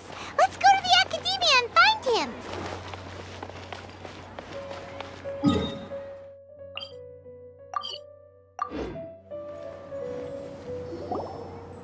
Hello, you two. Sleep well? Not really. Paimon got too nervous thinking about out today and didn't fall asleep until the sun was almost up. What about you, Alhaitham? Naturally, I slept just fine. After all, a good rest should be considered part of the plan, since energy is an important resource. You just want— It's crucial to dissipate any tension before we execute our plan. The only thing you're doing is being annoying! Anyway, do you need me to go over the game plan again? Our target is Grand Sage Azar's office. Everyone in the Academia knows that's where the Grand Sage's console is. Only they can operate it. Many restricted commands and operations are executed via that console. I'm sure that console has a way to free Lesser Lord Kusanali. You know, Paimon's been thinking, what kind of technology could let the sages imprison even a god? That isn't something they could have accomplished with their scholarly talents alone. In the Sanctuary of Suristhana, there's a device of Greater Lord Rukkhadevata's that she once used to isolate herself while meditating. 500 years ago, the Grand Sage at the time modified the device so that it can no longer be controlled from the inside. They were effectively trapping one god with the power of another. So, how are we gonna get to the Grand Sage's office? Don't forget, today is Nyagarbha Day, arguably the most important day to the Academia. The sages and core Academia personnel are busy loading the latest batch of research developments and legal decrees into knowledge capsules so that they can be entered into the Akasha. All the Darshan's researchers have their noses to the grindstone, and the Academia's grounds are flowing with all sorts of people. It's the perfect time for an infiltration. When the Grand Sage leaves his office to supervise the entering process, that's our cue to access the console and free the Dendro Archon. Well, yes. That's just the visible side of our plan, after all. If precedence holds, the Academia should have already started preparing for Nyagarbha Day. Everyone should be in position. All that's left is for us to lead the charge. Let's go. So are we just gonna walk in through the front door, or? Yes. Were you expecting a stealthier approach? Paimon can't think of a good comeback. Alright, it's all on Alhaitham if things go south.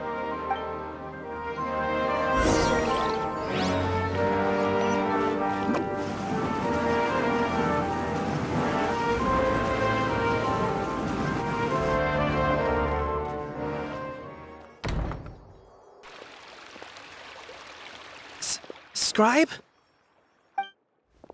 Please, wait. Are you Scribe Alhaitham? That's me. Is something the matter? I'm in a hurry. No. I was just surprised to see you here. I had heard that the sages were looking for you not long ago, but I didn't know what for. And, also, please don't bring outside guests into the Academia. Outside guests? How did you arrive at such a conclusion? Your groundless inference shames the Haravatat Darshan. What did you say?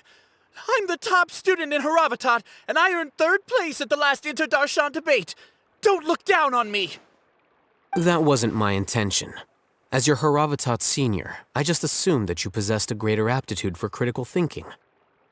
Look, based on what you already know, the purpose of my return and the reason they're here should be obvious. Is that so? Wait a moment. Let me think. Don't tell me the answer. The sages search for you. A blonde-haired traveler. Outside guests.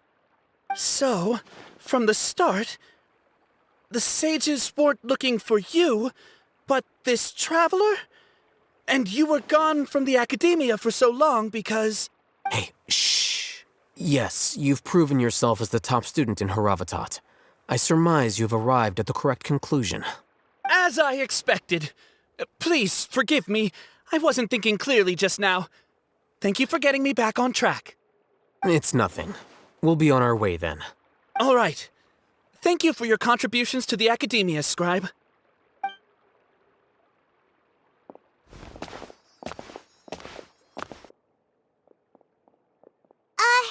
What the heck just happened now? What did he just guess? I'm afraid I don't know either. You have no idea? Mm-hmm. He convinced himself of whatever truth he came up with. That is the so-called pride of a scholar. If someone questions their academic facility, they will instantly feign understanding to keep up appearances. Nowadays, the academia is rampant with this type of scholar. Their obvious farces of intellect only serve to highlight themselves as fools. Wow, so there are special ways to deal with smart people. We don't even need to make up our own excuses. We shouldn't waste any more time. It would be problematic if we missed our window of opportunity. Let's go.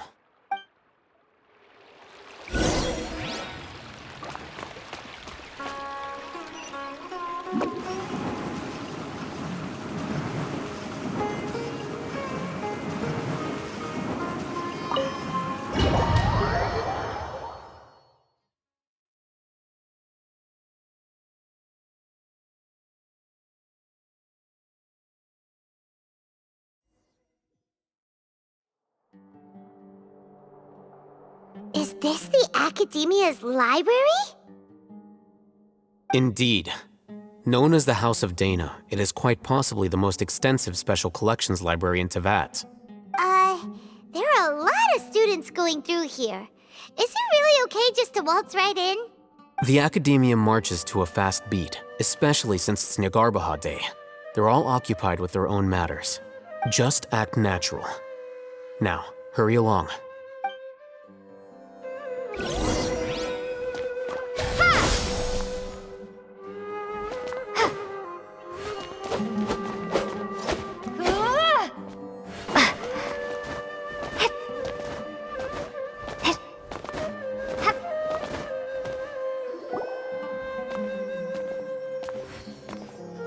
What's this platform for?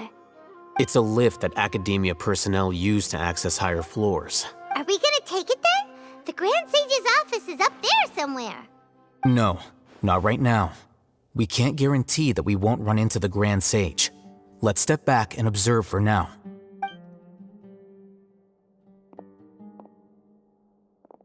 You think the Grand Sage will exit from there? And after he does, we'd sneak past him? Oh, Paimon thinks that's really dangerous. Who knows? However, if we can confirm Azar's current location, our operation will be much safer if we... Allow me to offer you a hint. If you wish to know his location, look behind you. What's Grand Sage Azar doing here?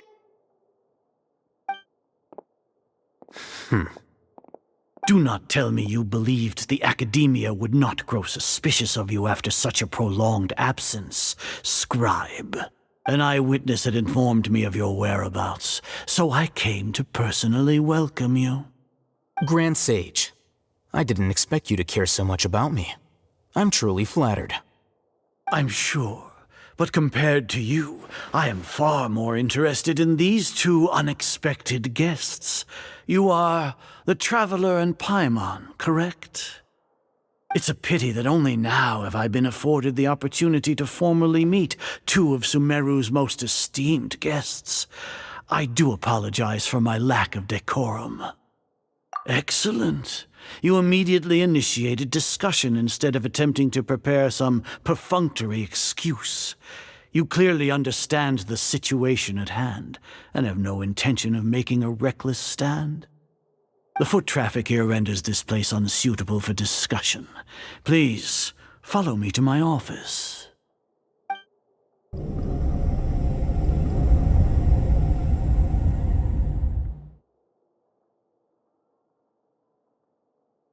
This place is crawling with guards. There's no way out for us. All right then, Traveler. What did you wish to discuss with me? Today is Nyargarbaha Day, so I still have many responsibilities to attend to. There is little time for idle chit-chat before I detain you all. You seem to know quite a bit about our endeavors. If that is so, then you should be praising our great work, rather than using your trivial misgivings in a futile attempt to sway me. Trivial? Then tell me, what do the Fatui want from me? Worthless. Those are all completely worthless. Benefits, divine power. These materialistic words do nothing but debase our great work. Creating a god. Yes, we are using human wisdom to create a god. If humanity cannot attain omniscience and omnipotence, then we shall create a god to reveal them. This is the pinnacle of human wisdom. We shall regain a god's guidance at long last. No longer will we flounder in the interminable void of consciousness and knowledge. Even Ermin's soul will be freed from its plight. For our nation of scholars, this is the ultimate aspiration. No cost is too great to realize it. You will never understand the rapture of having a god be born within your very hands. With your degree of knowledge, you cannot even comprehend such an emotion. Gods exist on a plane that far eclipses humanity's. Lesser Lord Kusanali, what can she even do? Care for the people? Fend off sandstorms? Fabricate silly fairy tales? These are but child's play for the academia. Does that make us equal to the gods? We are a people favored by Greater Lord Rukadevata. Though I may have personally not seen it, our forefathers bore witness to true wisdom. The ascension of the Lesser Lord has brought nothing but bewilderment to the scholars. They all ask, is that truly what true wisdom is supposed to look like? With that in mind, it is better to keep her isolated in the sanctuary of Suristhana, so our academy will not become embroiled in turmoil. What a pathetic justification! Do you really think that only the super smart or powerful should be able to call themselves gods? As per your judgment, Grand Sage, they are indeed dangerous individuals. Not only are they acting against the academia, but their ideologies have the potential to lead scholars astray. Looks like there really was merit in my assignment. Alhaitham? Are you talking about us? Anyway, I've brought them to the academia as ordered, but it took some time and trouble. Oh, that reminds me. Here's the investigation report you had requested. It's a summary of my time spent with the Traveler, an array of information about her ready for your perusal. Alhaitham? So you're still on the academia side! We finally started to trust you!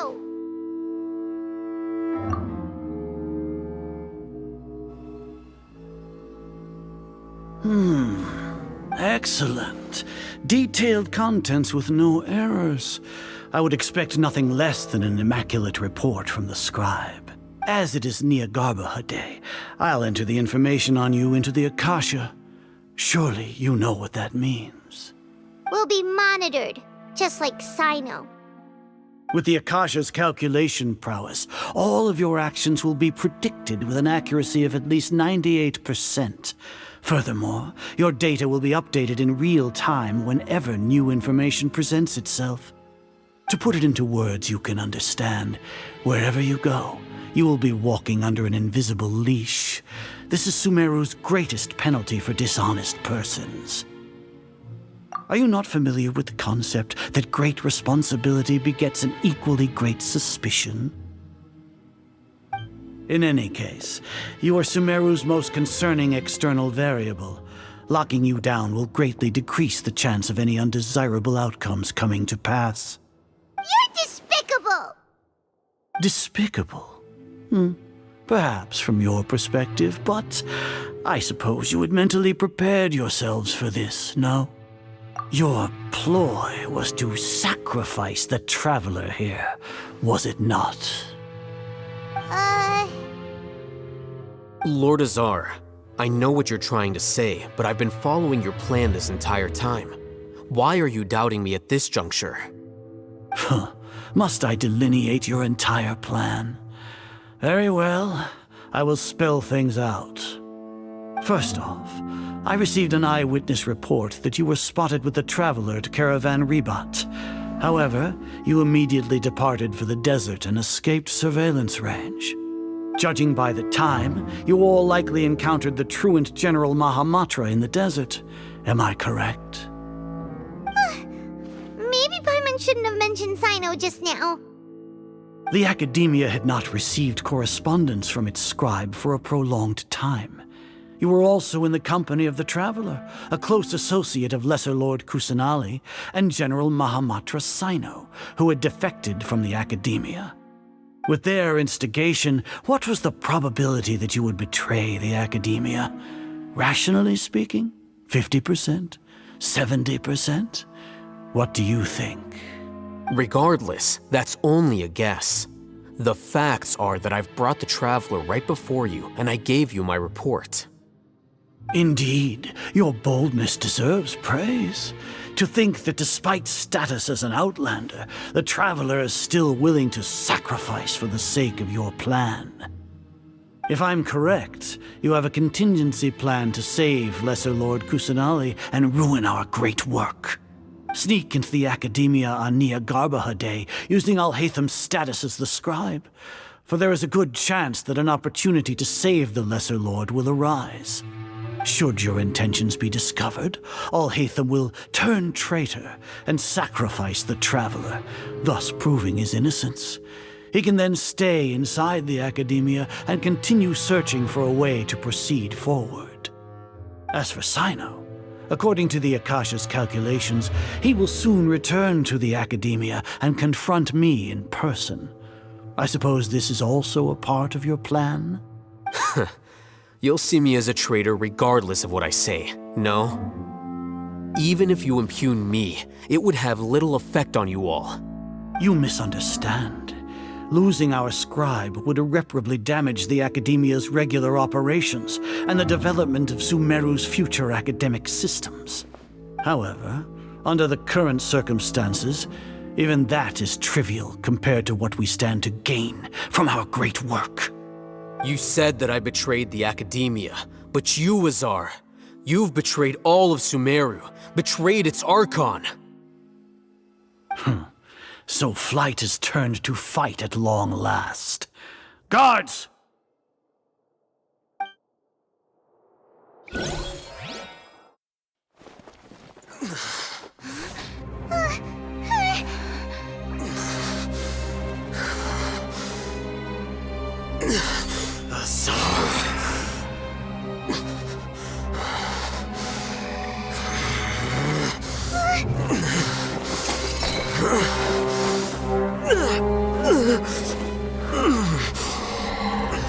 Well, what do we have here? So you stole that divine knowledge capsule? Traitor! You traitor! Even the most rational scholar will yearn for the power of a god in a moment of desperation. Aren't you doing the exact same thing as me, Alhaitham? Unfortunately for you, no god will lend you their power. Azar!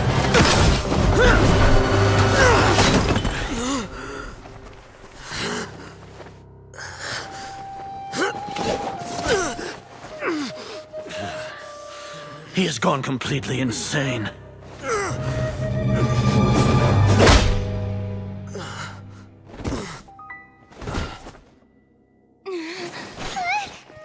Take him to the Matra and exile him to Aru village. Then find someone to take these two to the confinement room. I'll deal with them later. Grand Sage, we've finished all required preparations for Nyagarbha Day. We may begin to enter the capsules now. Excellent. You may begin.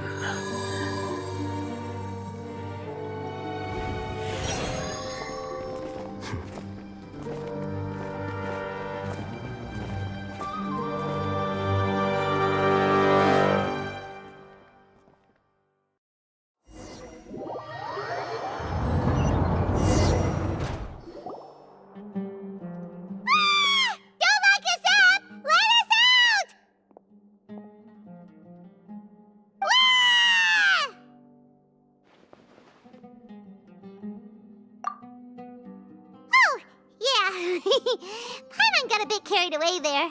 How was Paimon acting just now? Great, huh? Everything's going according to plan so far. We made it into confinement, and Alhaitham's probably done with his part too. We even managed to trick Grand Sage Azar. Alhaitham sure knows how to cook up a plan. What are we doing next? Paimon has trouble remembering things when she's worked up. Right. Paimon. Apart from that, we still have yet another goal in the first stage of our operation, which is to send the Traveler to the confinement room. What? Why do we want to get her locked up on purpose? She's always been the person the sages are most afraid of, as well as the greatest obstacle to the successful implementation of their plan. They are very aware of the risk she poses to them. Once the Traveler is imprisoned, the sages will likely think that everything is under control. And with their guard down, the next phase of our plan will have a much higher chance of success. I can already see the pompous looks on their faces. Oh, that's a super tricky plan. But Paimon still thinks it's not really worth it. That isn't the only reason, of course. She has a more important task once she's in confinement. According to the Academia scholars in Ramon's custody, Lesser Lord Kusanali has sealed off her consciousness in the Akasha ever since she was captured by the Doctor. That way, they can't pry any more information from her. Even if we break into the sanctuary of Suristhana, it will take time to awaken Lesser Lord Kusanali's consciousness. We need to do that in advance. So our job is to wake up Nahida! Okay, totally worth getting thrown in jail for. The confinement room is inside the Academia, close to the sanctuary of Suristhana. It's a completely enclosed space, and you won't be receiving any visitors. I'll work with Ramon's scholars to make some modifications to your Akasha terminal. Once you're in, get as close as you can to Lesser Lord Kusanali and try to connect to her consciousness. However, as for whether she'll actually wake up, that will depend on our luck.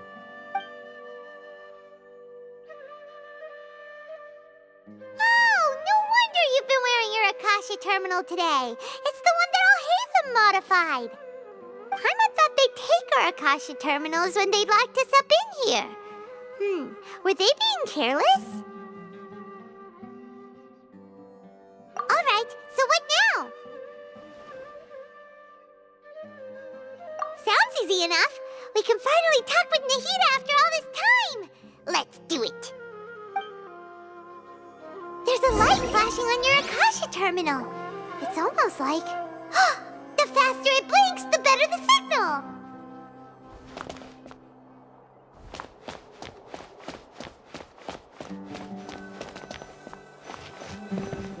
Whoa! It's Mora! Ooh, Mora! No, Paimon, we're not here to hunt for treasure! Here? No signal again! Is it getting jammed?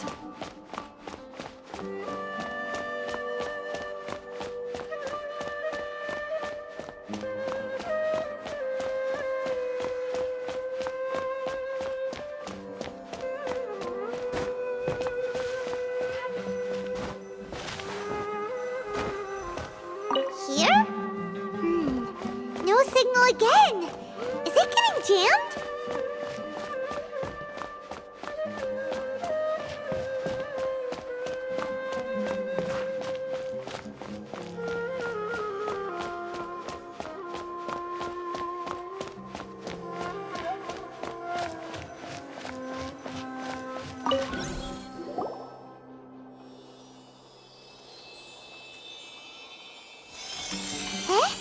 Is this the right spot? Are you getting anything?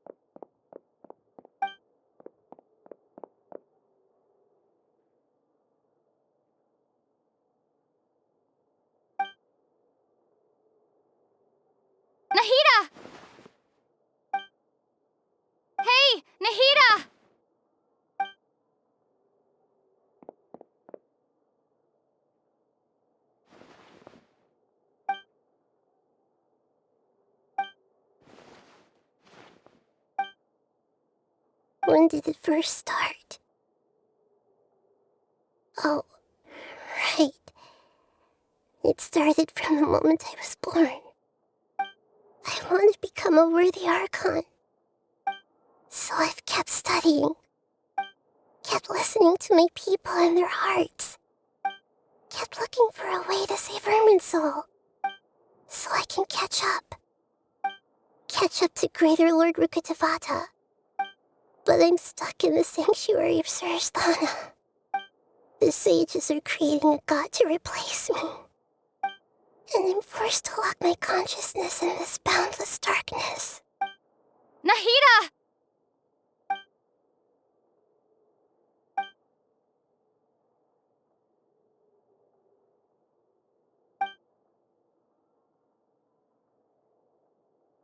Nahida!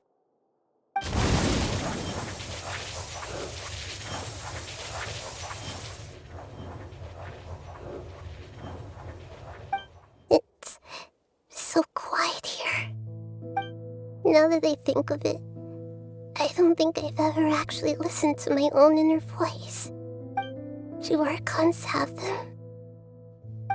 Should Archons have them? Have I been doing the right thing? Am I really not needed? How do I really feel about all of this?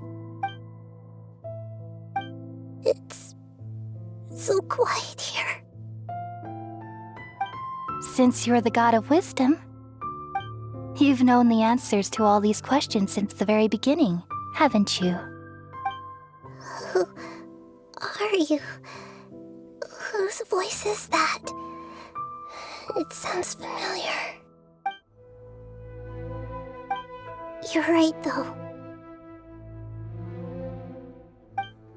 I won't ignore my own voice anymore.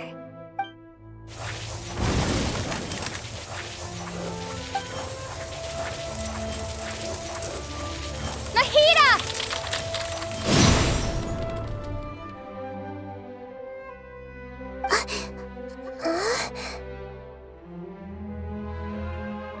Nahida?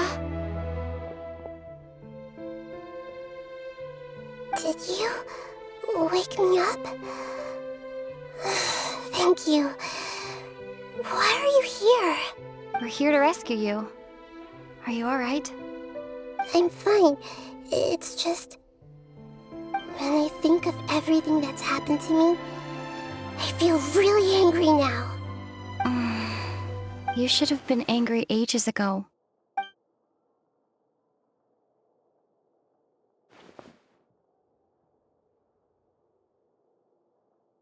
Huh?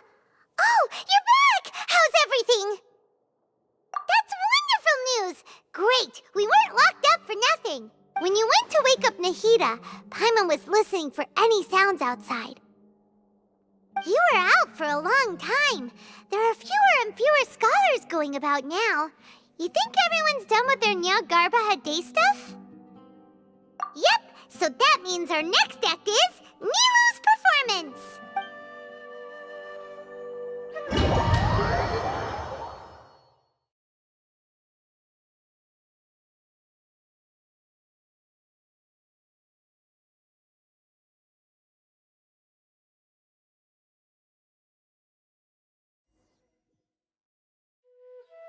Nilu, are you sure about this? You're taking such a great risk for them. I'm sure, and I'm going. You know that I don't like to pass up any opportunity to dance, and this one is especially important. All right. You seem to have a lot of trust in them, so I won't say more on the subject. But if anything happens... Don't worry. They've been through worse. Everything's going to be fine. All right. You know, if you really do get arrested, we'll do everything we can to get you back. Be careful, even if it's only for our sakes. Thanks, Mr. Zubair. You're so very kind.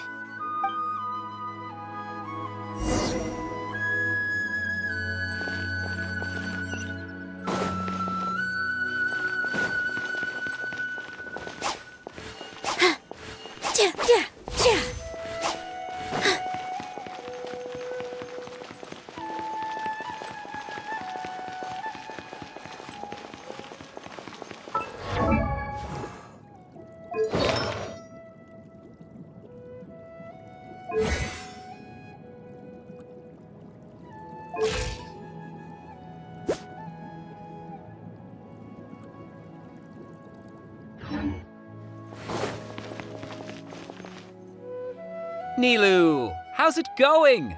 Nervous? Definitely more than usual. But it's because I'm worried I won't dance well enough. It's okay. Just focus on your performance. We'll take care of everything else. You sure know how to talk. Taking all the credit, even though we... Well, thank you both. Ooh, that sounds great. All right, let's get back to business. Nilu, we'll be here to keep people... I was planning on telling them something like, the Academia's been conducting a weird experiment, and some of their test subjects escaped. It's really dangerous there, so stay away. Oh, you couldn't think of anything better? Oh well, I guess it does sound like something the Academia would do. I think it sounds great. I'm counting on you guys. Don't worry, it'll be a piece of cake.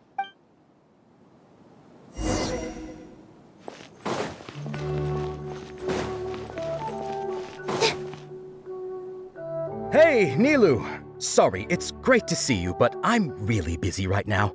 Our Bait People Away with Yalda Candies plan is working beautifully. Do you want some candy? We have more than we can give out. Vihar, thank you so much for doing all of this. And even dressed up as the Knight of Flowers, no less. I'll pass on the candy, though. I cut back on sweets in the period leading up to a performance, and I'm about to start one. You have a point. The stage is cleared and everything's ready, so you can start your performance at any time. Yeah, thanks to you. I'm really grateful. All right, time to hit the stage. You're welcome. The honor's all mine, since I'll have such a great view of the show.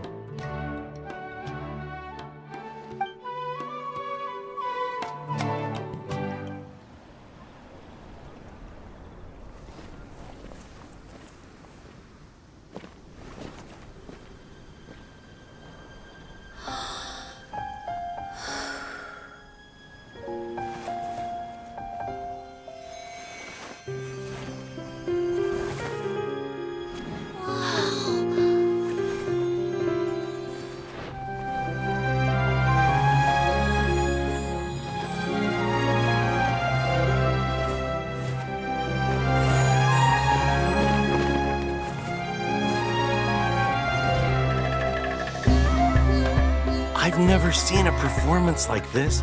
This is incredible. Yeah, but I heard that public performances like these have been banned. I can't believe she's doing this here.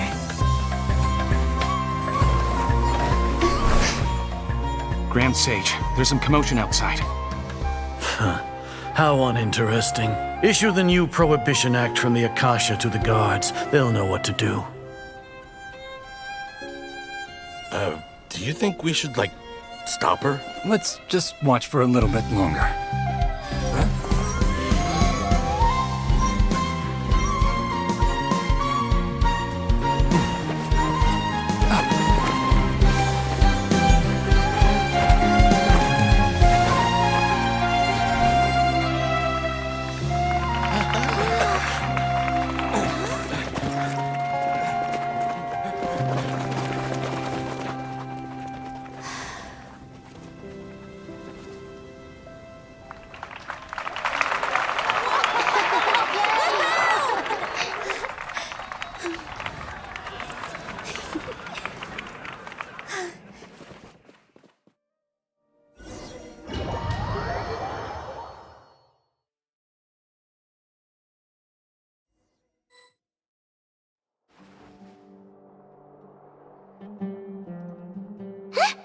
Did you hear that? It sounds like a lot of guards just ran by. Does this mean the plan has moved on to the next stage? Yep. It's great that everything seems to be going well. Come to think of it, when did Alhaitham replace the knowledge capsule that was about to be entered into the Akasha?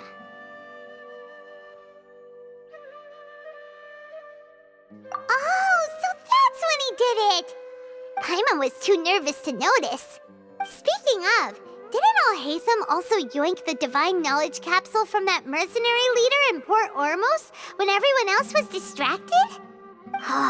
It's a time-tested trick of his. Why are we complimenting him? Yeah, he's smart and all, but he still makes Paimon's blood boil. Let's review our plan for this stage again. It's not like we have anything else to do right now anyway, and it'll help us feel more confident. Paimon remembers that Nilou's task was supposed to go a bit like this.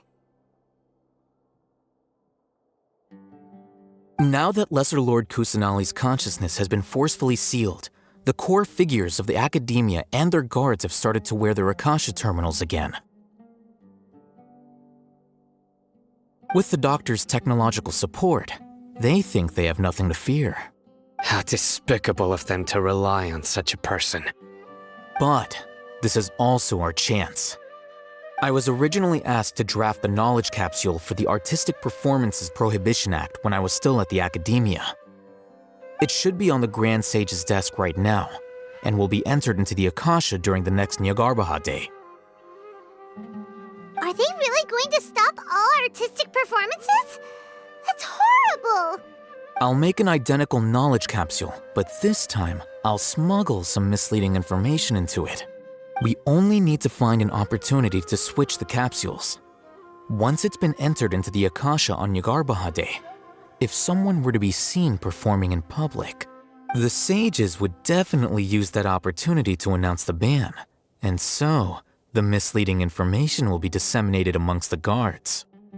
Sure sounds complicated, but it seems like if everything goes well, we'll be able to get rid of all the guards in the Academia without any effort. That's pretty clever, getting right into their heads. I just have one question. Even if we manage to get the misleading info out to the guards, how can we be sure that they'll believe it? People who are used to relying on the Akasha become less inquisitive, and their ability to distinguish truth from misinformation is significantly reduced. They will view everything the Akasha releases to them as the unequivocal truth. The Akasha will turn humans into machines. I've seen it happen many times. Yikes. Good thing I didn't wear it for long when I was working in Sumeru City. At first, I thought it was a good thing too. By the way, this plan still requires a performer, right? Do you have someone in mind? Nilou of Zubair Theater. I know her really well. We can trust her. I'm kinda hesitant to ask her to participate in a dangerous plan like this, but we can ask her in person. All right. After the guards in the Academia are gone, then it'll be time for me and my stowaway brothers to shine.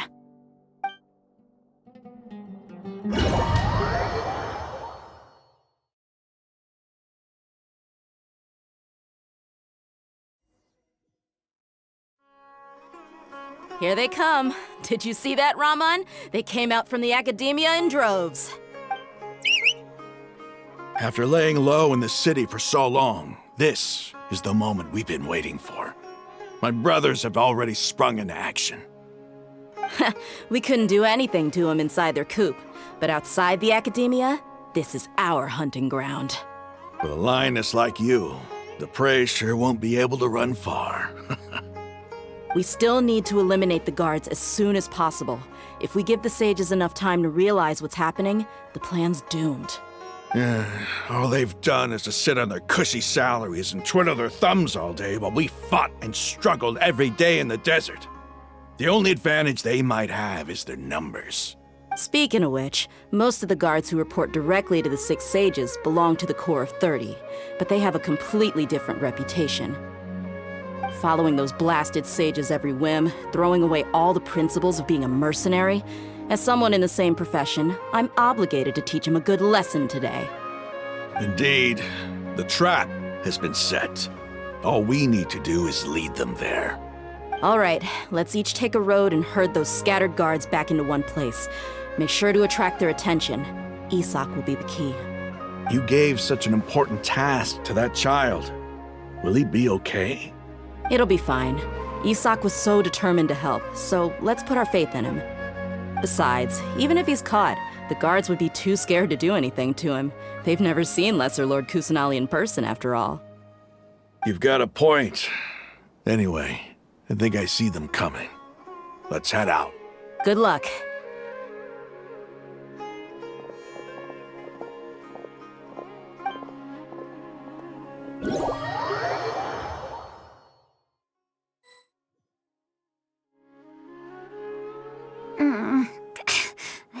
outfit. Hey, do you remember what you need to do, Isak? When the guards get here, you'll pretend to be Lesser Lord Kusanali and run away from them. Oh, yeah, I remember. Of course I do. I'm just a little nervous. Relax. Don't think about getting caught. Even if that happens, we won't leave you behind. You only need to think about getting the guards' attention and leading them to the Grand Bazaar. Leave the rest to us. Okay, got it. I'm here to pay back Lesser Lord Kusanali for helping Grandpa. I won't get cold feet. Hey, they're here. I can see the Academia guards. All right, it's time, Isak. Take a deep breath and go. You can do this.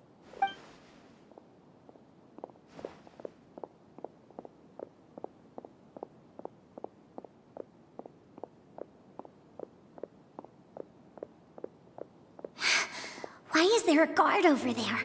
Did he already run ahead of me? This is different from our plan. But there's no time. I need to make a choice. Huh? Did I just see something dart by? I'd better go have a look. Were my eyes playing tricks on me? I should go check to see if someone's hiding over there. There seems to be nothing here. Just to be safe. Good thing they didn't find me. I was close. I'd better hurry and keep going.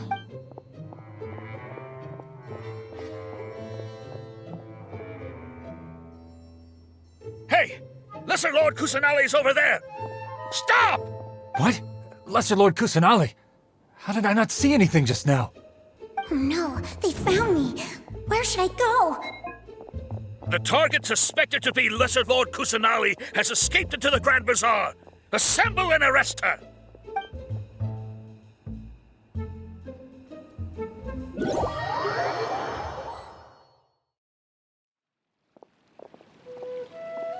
Where did she go? How did she disappear? Did we lose her? Hurry up and find her! Hey, why is your team here? Didn't we say to split up our search? Hurry! Hurry! This place is... Why are you all here? Yeah, isn't it one heck of a coincidence? Everybody's here. What on earth is going on? I suppose that's all of you? Who are you? Did you set us up? What are you planning? Phew, that was rough. I almost got caught. Little brat! So you're not actually Lesser Lord Kusanali. Who exactly are you all? Eremites from the desert? Just some colleagues. Think of this as a business competition, or a personal grudge. After stepping into our traps, stop thinking of yourselves as hunters. Behave like the prey you are.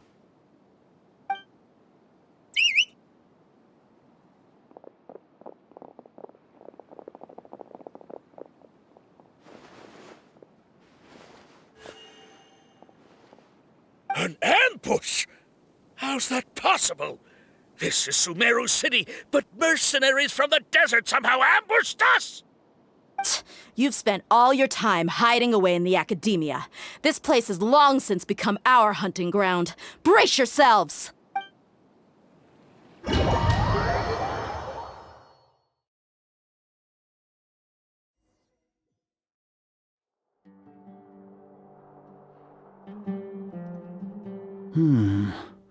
This is odd. The Academia has quieted down after the conclusion of the Nyagarbha Day ceremonies, but it's much quieter than usual. Where are the guards? Why have I not seen a single one? Guards? Guards! Grand Sage, how may I be of assistance? I called for the guards. Why did you come? My apologies, Grand Sage. Right now, all Academia guards have entered the city to perform the ordered arrest. I thought you knew. Arrest? Who is there to arrest? I have an ominous feeling. arrest Lesser Lord Kusanali, right? Is that not what the order was? Lesser Lord Kusanali? You mean she has disappeared? Yes. I wouldn't dare make up something like that. Right now, everyone is in a panic, and many are saying that Lesser Lord Kusanali will take revenge on us. What happened? Just what is going on? Lesser Lord Kusanali somehow escaped? Was it Alhaitham and his party that freed her? That's impossible. The Academia is heavily guarded today, and any order to release Lesser Lord Kusanali would be strictly confidential. Besides, Alhaitham and the Traveler are already in our hands. What manner of trickery did they employ? How could Lesser Lord Kusanali disappear into thin air? Disappear? Wait. How was the arrest order distributed to the guards? It was issued by the Akasha earlier today.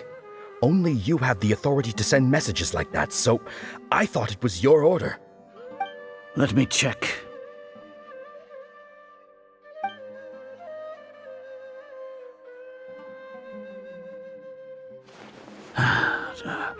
Here. Lesser Lord Kusanali has escaped from the sanctuary of Surasthana. Go to the city and arrest the escapee immediately. The Akasha indeed contains this information, and it clearly appeared in my mind. How did they bypass my permissions to issue this kind of message? Was it the report about the Traveler that Alhaitham submitted? No. I specifically checked that knowledge capsule before entering it into the Akasha. Could that have been a red herring? Well, even if I figure it out now, it won't make any difference. The important thing now is to confirm Lesser Lord Kusanali's status. Have you been to the sanctuary of Surasthana to confirm that Lesser Lord Kusanali has indeed escaped? Confirm? No, I haven't. It may be a bit offensive to say this, but Grand Sage, what you're saying doesn't make any sense. How can the information in the Akasha be inaccurate? What the Akasha decrees is fact. That is common knowledge to all of us. If we have to confirm the information and knowledge from the Akasha ourselves, then how is that any different from us learning that information ourselves? Wouldn't Greater Lord Rukkhadevata's legacy lose its meaning that way? In the beginning, it was I who asked you to believe in the Akasha, to believe in the legacy left by Greater Lord Rukkhadevata. Are you trying to use my words against me? No, Grand Sage. I'm merely confused because I believe in you. I never meant to refute you. Stay here and see if there are any suspicious people around. I'll go to the sanctuary of Surasthana on my own. Yes, Grand Sage.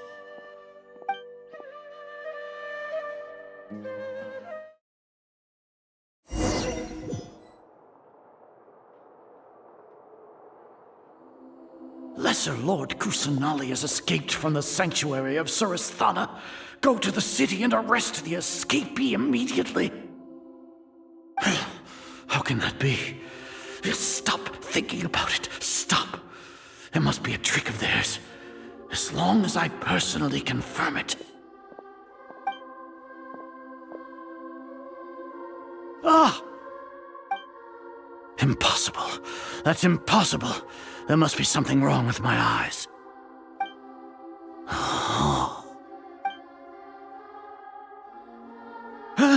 She really appeared again? What is the meaning of this? What a comical sight, Azar. Once the Akasha has put certain thoughts into your head, even the Grand Sage can no longer see what's right in front of him. You all can only see the world in your mind, the one you think you know. And precisely because of this, you disregarded Lesser Lord Kusanali's existence. She has been a wise and worthy Archon. Sino, have you been waiting for a chance like this? The Akasha predicted that you would return to the Academia to confront me, but I didn't expect it to turn out like this. No, you were blinded. Your faults stem from your reliance on the Akasha. You're still the same as always. I truly did not expect a proud person like you to cooperate with Alhaitham and the Traveler. People change, Azar. Admit it. The Akasha can't predict my actions anymore. Then tell me, what have you found during your investigation? You want to buy time? This is the sanctuary of Surasthana. Under your own regulations, even Academia staff are forbidden to come here. No one will come to save you.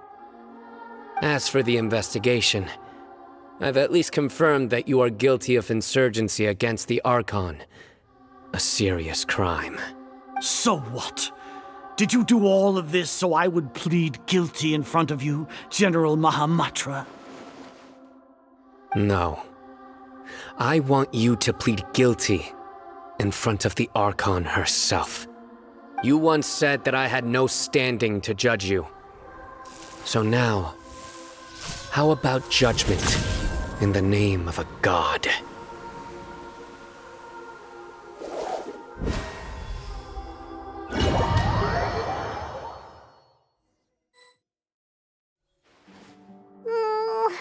How long do we have to wait? Paimon wants to know how things are going out there.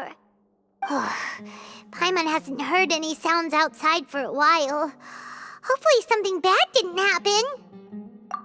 Yeah, but aren't you scared that we might be locked up in here for the rest of our lives? Thinking about it, at least Paimon has you. We could still chat like this. When Paimon thinks of Nahida being imprisoned alone in the sanctuary of Surasthana, Paimon can't help but feel sorry for her.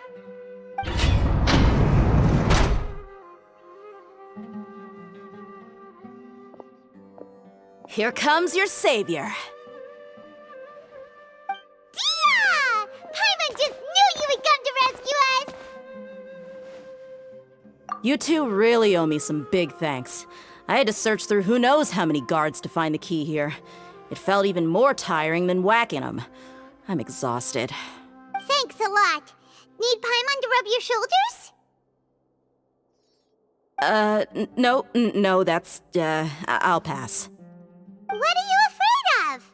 Oh, are you ticklish? Now isn't the time to talk about being ticklish. Things in the city and on Sino's side are both going well. The guards that stormed out of the Academia are all taken care of. The Corps of 30 is in charge of the city's defenses, but we already talked to Asfand. They've been fed up with the sages bossing them around. As long as it doesn't break their employment contracts, they'll turn a blind eye. That's probably because you've been super great friends with them for a long time. So, how's Sino doing? The Grand Sage is in his custody. Even I know how terrible it is to fall into Sino's hands, so he probably does too. Sino forced him to release Lesser Lord Kusanali. He has no choice but to obey. So, hurry to the sanctuary of Surasthana. Assuming nothing weird happened, we should have already rescued our Archon. Honestly, I didn't expect our ragtag bunch to do this well. We just came together last minute to save the Archon, you know? Alright, you two better go. I still have to clean up some messes in the city. See you around.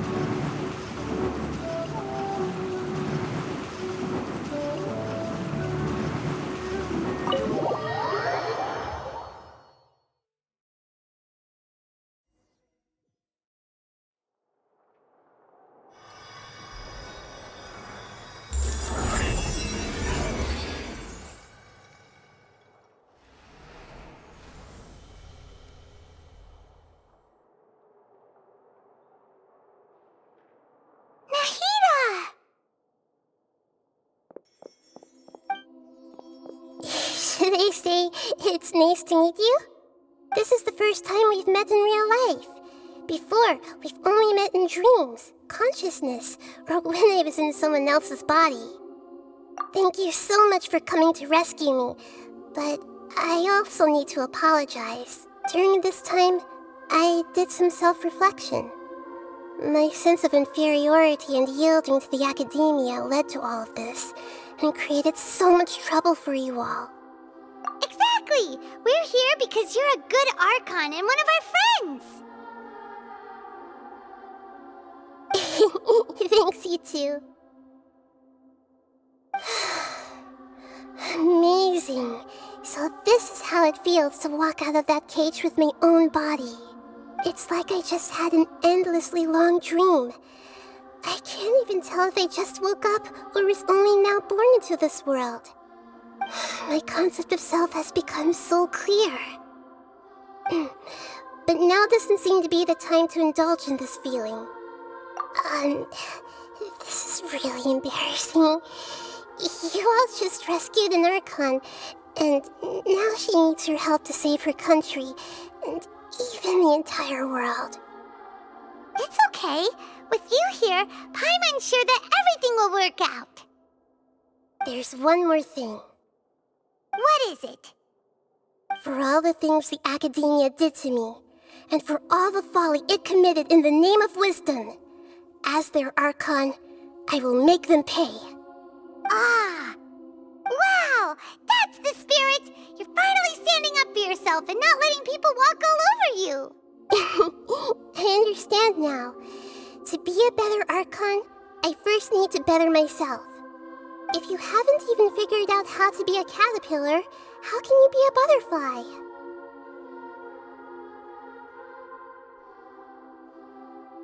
Yes, true. That reminds me. I wonder how far along the academia is with their god creation plan. We need to hurry and prevent I need to make some preparations. Since I'm now free, I can establish a direct link to the Akasha and control it. First things first, I need to remove the restrictions that the doctor put on me in the Akasha. After that, I'll make some adjustments and revoke the sage's permissions. The Akasha will then be like how it originally was, only operable by the Archon. After all, the academia betrayed Greater Lord Rukkhadevata's trust. This might take some time. In the meantime, you should also work on your own preparations. If we don't stop the god creation plan in time, we'll be in for a tough fight.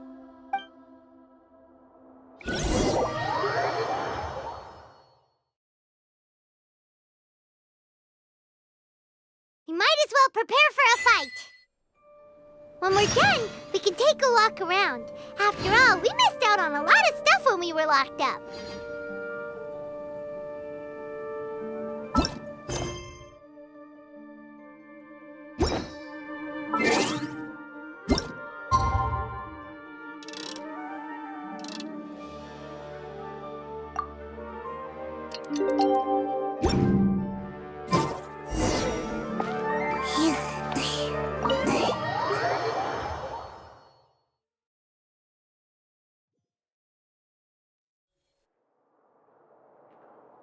How's it going, Nahida?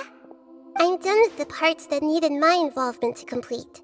Although it's my first time working with the Akasha like this, its internal structure and operation procedures are easy for me to understand. Greater Lord Rukkhadevata's design is truly brilliant. Oh, also, this is for you. Huh? What's this little floaty thingy? It's a small device I put together just now. You can think of it as an upgraded Akasha terminal. You may not need it right now, but it should be helpful in certain situations.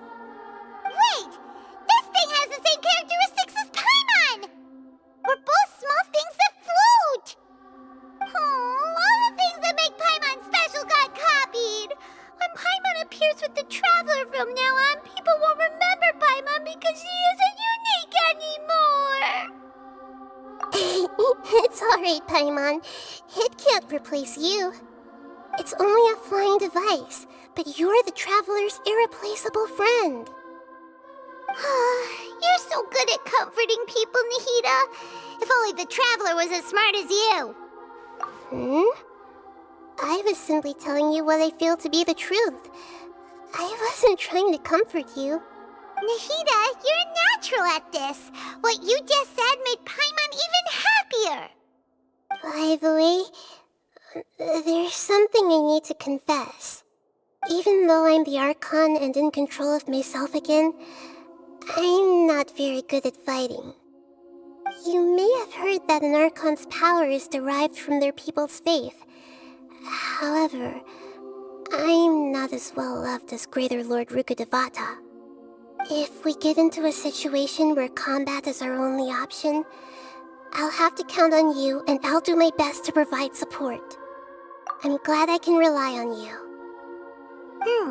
So the God of Wisdom isn't good at fighting? That actually sounds about right. I've located where the false god is. Time is of the essence, so let's skip to it.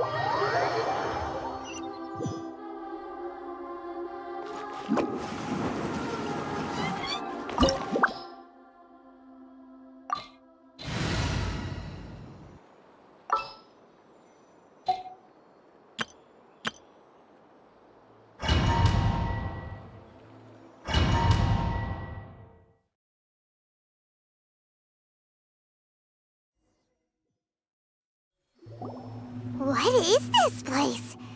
Is this really the way we need to go? Wow. Who would have thought there'd be a place like this hidden right slap bang in the middle of the city? The sages wanted to realize their god creation plan without being discovered. The safest and most convenient way would be to build within the academia itself.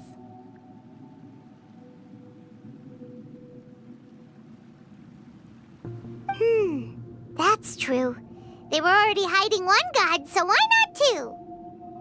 Judging from the structure here, the project is a huge undertaking.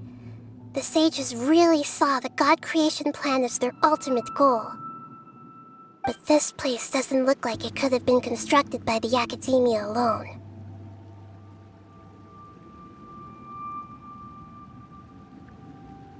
The Fatui under the Doctor sure didn't hold back. They provided a lot of technological support.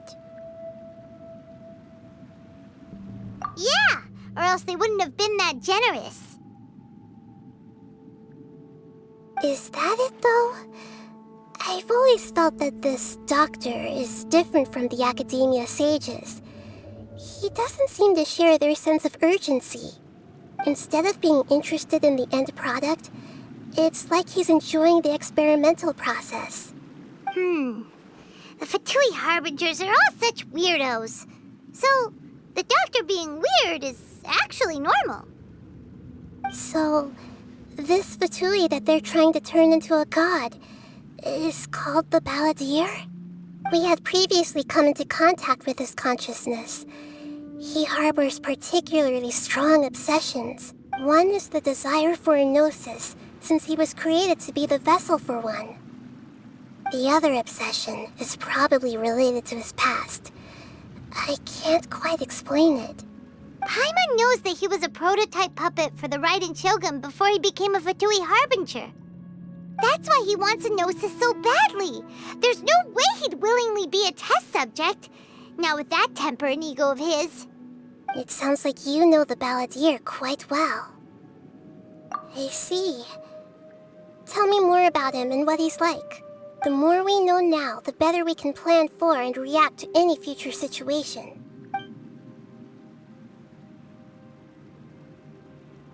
Ah, I see. How fascinating. Alright, time to go. Let's get through here and meet him in person.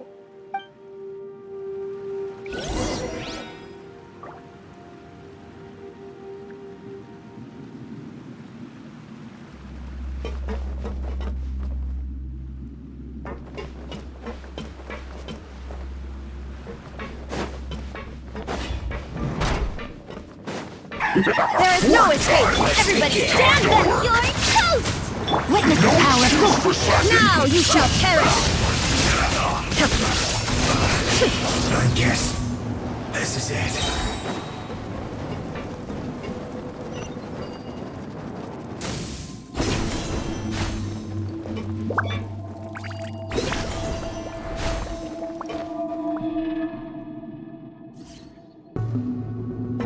It looks like we can climb up these pipes.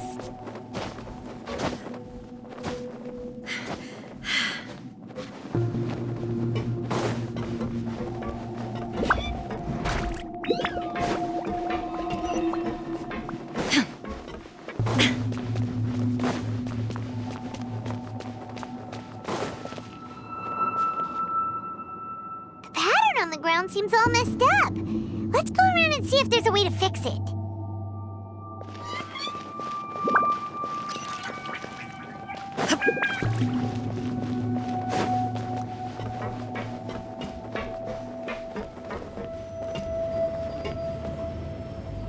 It seems to have stopped. Let's continue.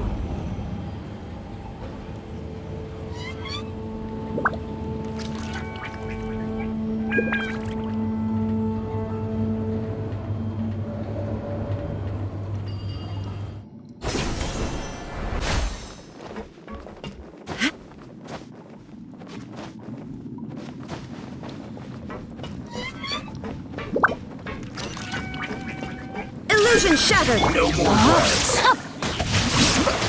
Off we go!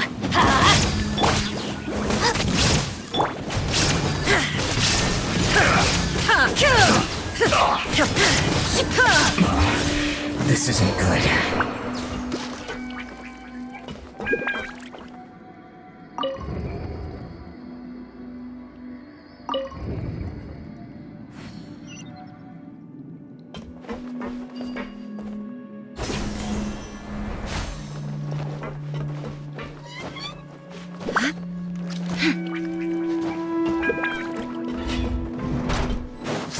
There is no escape! Going in! Eat this! Torn to oblivion! Illusion shattered!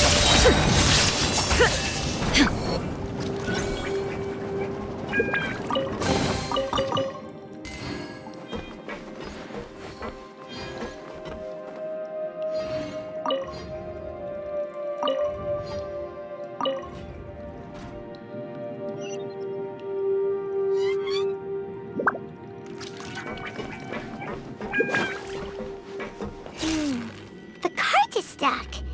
Maybe there's something wrong with the tracks. Let's try adjusting the direction of the device to clear the tracks.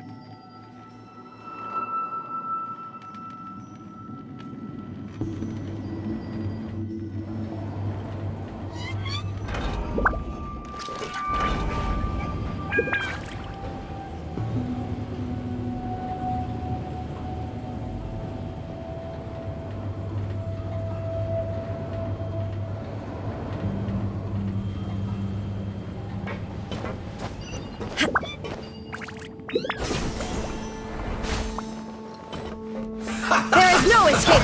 Let's move. Rain outlines your fate. Shouldn't get carried. Nice and spicy. Shine down!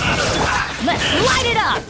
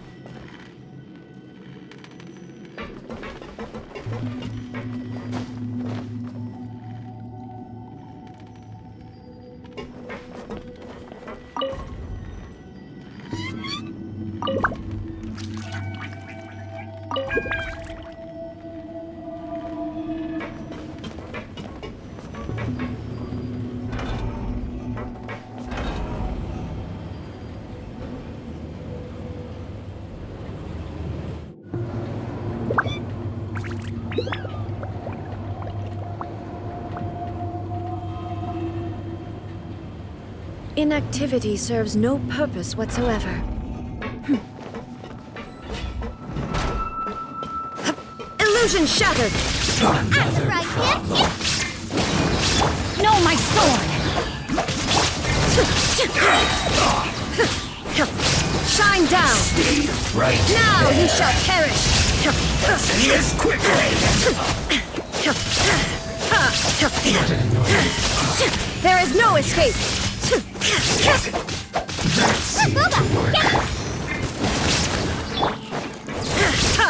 Rain outlines your fate. Illusion shattered!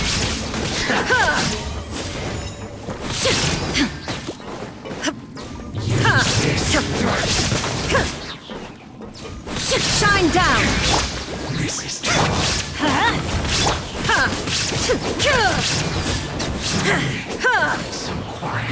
Well met. Let me read you a verse. Joy. Torn to oblivion! There is no escape!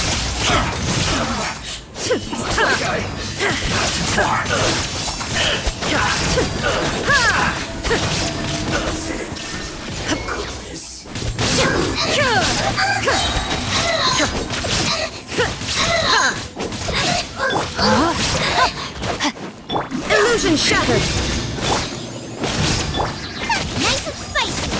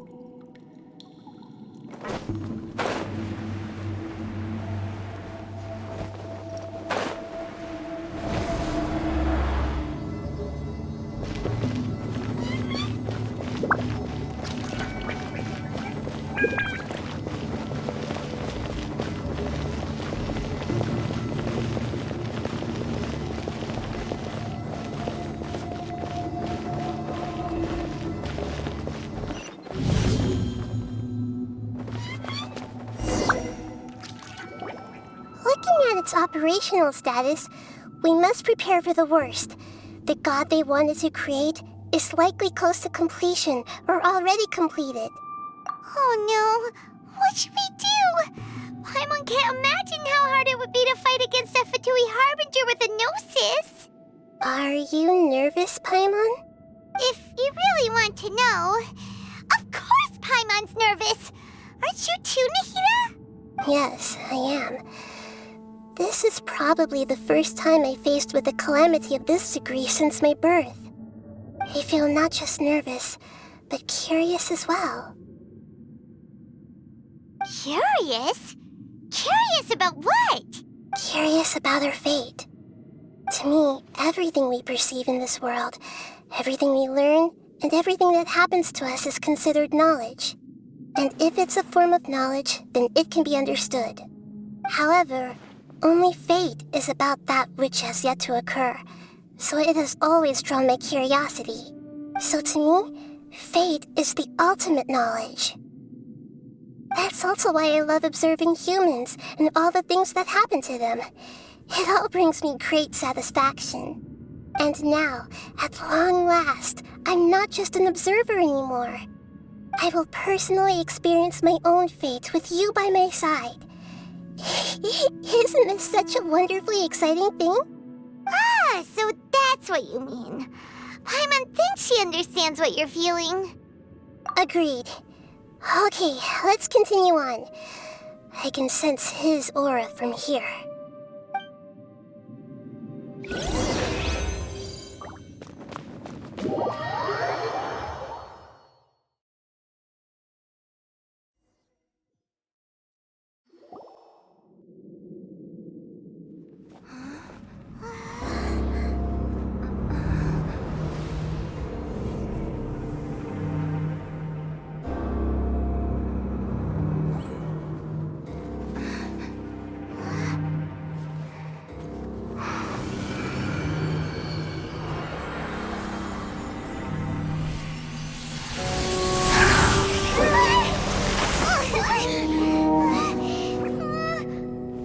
Who would have thought the world would be so eager for my birth?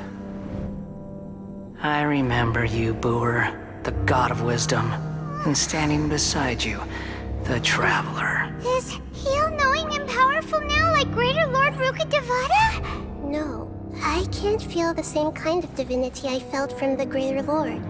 It seems that the sages didn't get the chance to infuse the divine knowledge capsules into him. But even still, he has undoubtedly become a true god now. So we're too late? The Balladeer has already become a god? The Balladeer. A long bygone title. When my spirit ascended to divinity, I felt as if I had existed for the same number of epochs as heaven and earth. Looking back, the existence of what once called itself Kunikazushi appears infinitely small and ugly.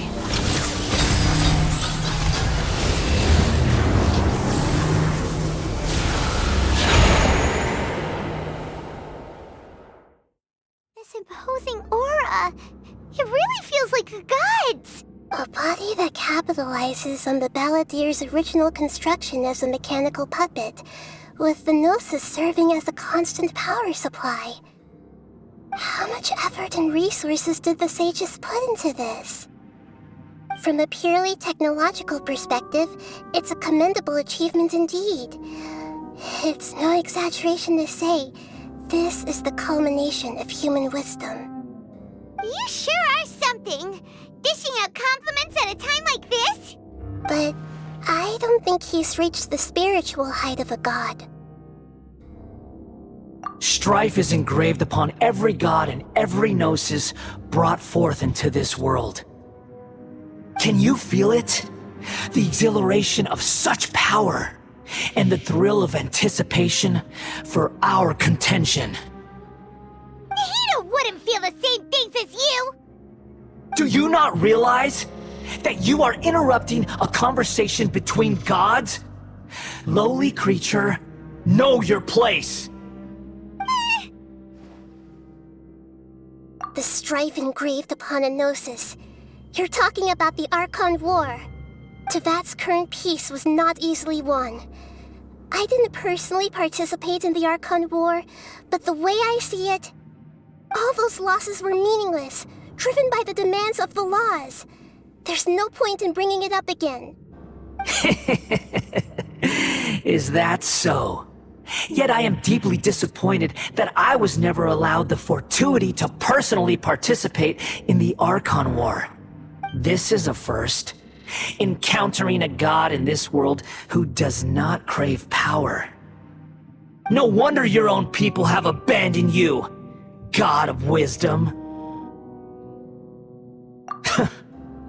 Your judgment is as your existence. Unsubstantial. This is where everything ends, Booer. The god of wisdom. You should know that wisdom cannot solve every problem. Like now, where your only option is to face me in combat. Come! Let us reenact a scene of the Archon War. Come and inaugurate my birth as a god.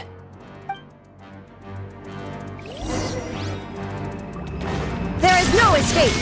Rain outlines your fate.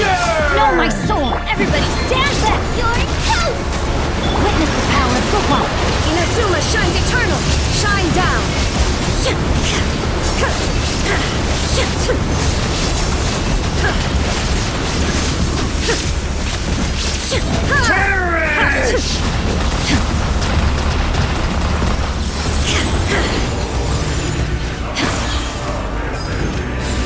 My endless cycle begins!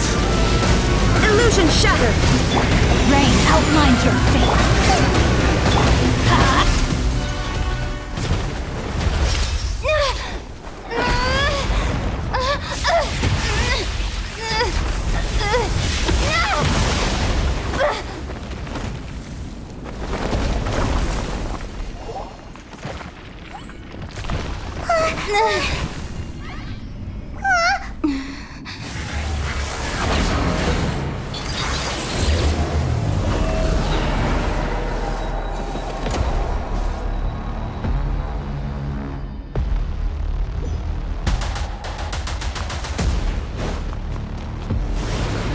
Tremble!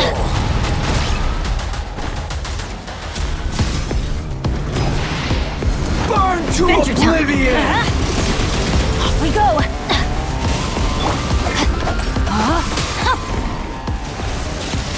Kneel!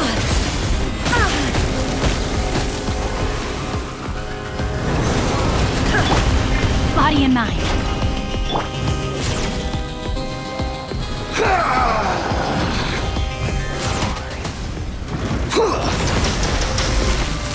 Adventure time! Tremble! Off we go!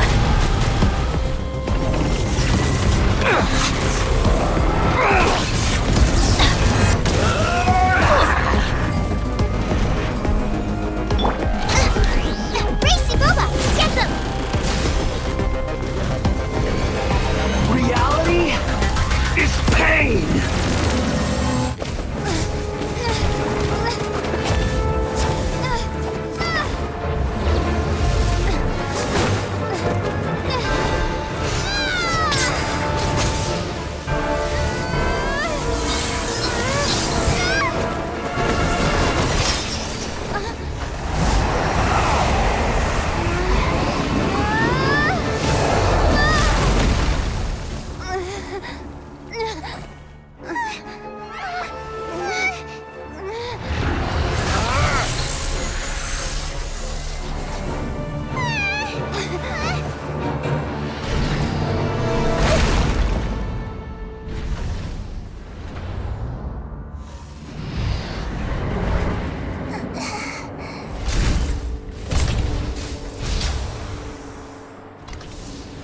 This is supposed to be a battle between gods, yet you choose to hide behind a mortal.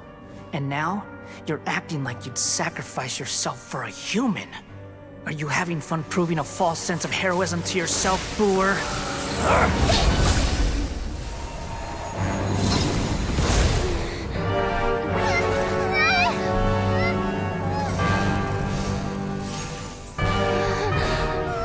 The data collection is almost complete. Do you even know how many times you've tried to take my gnosis from me?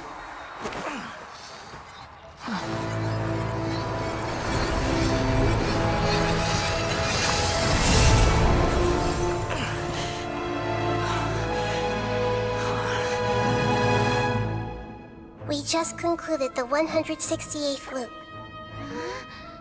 Did you know that in the effort to create you, the people of Sumeru were forced to live through the exact same number of Sub-Zerus festivals and Samsara cycles? The power power of dreams. When did you use it on me?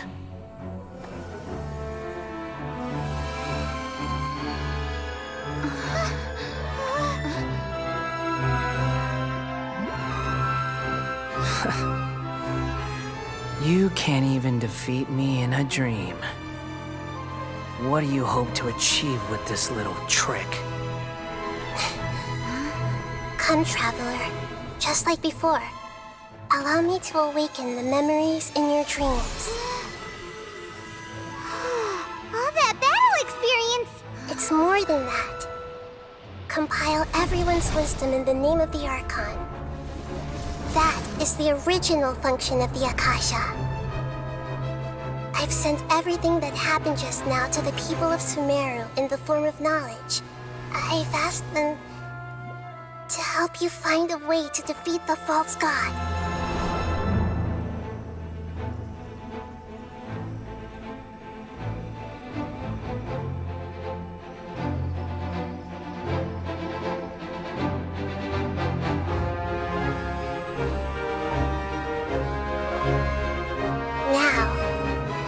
Sumeru's wisdom is at your disposal.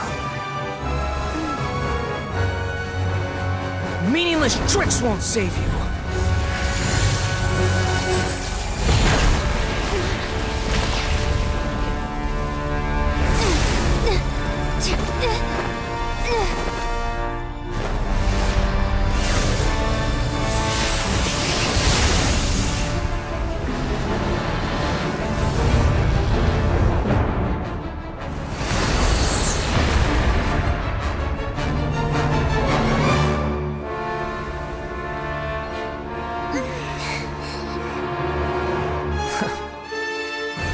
Are you done with your tricks? Can I finally take this as a real battle between gods? I'll leave this to you, the first sage of Booer.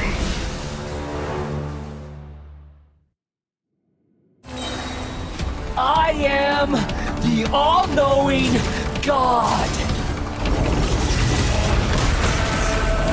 The Temple of Wisdom! I see everything! Rain outlines your fate. Teamwork is dreamwork! Ring Burn to oblivion! Torn to oblivion! Shine down!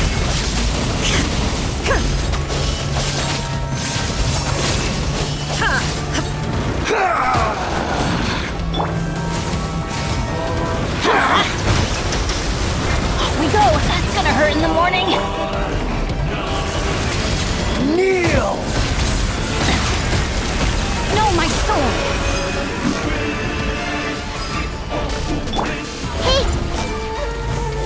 Rain outlines your fate. Reality is pain!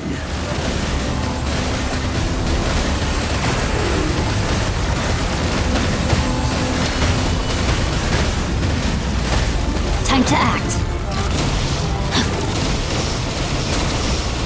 Good riddance, cruel world.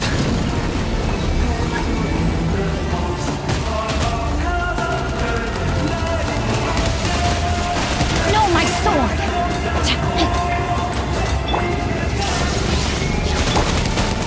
Everyone hold hands!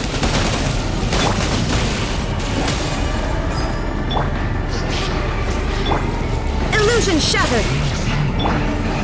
Let's light it up!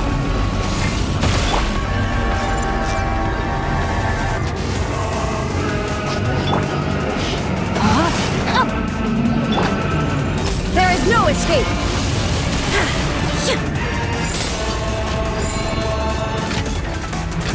Your new god awakens! The mortal plane of fleeting.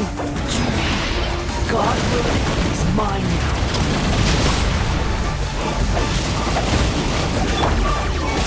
Adventure time!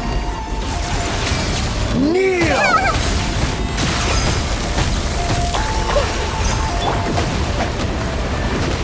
After frying pan, into the fire!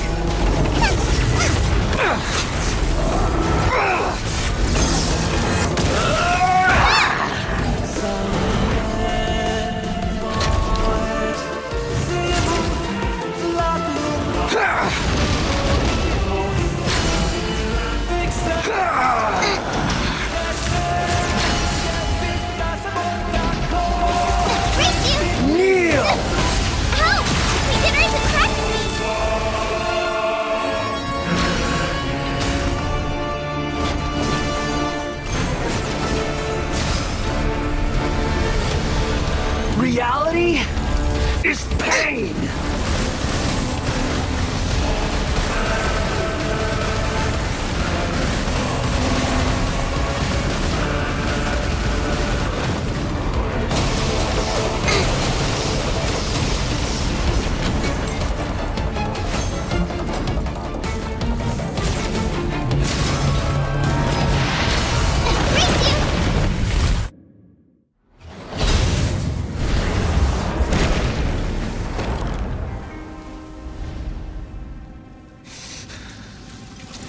Humans. Filthy humans.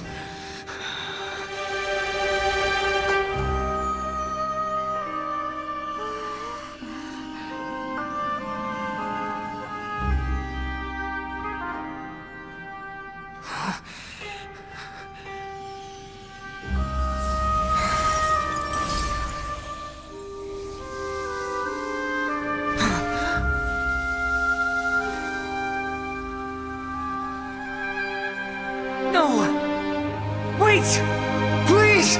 Anything but the Gnosis!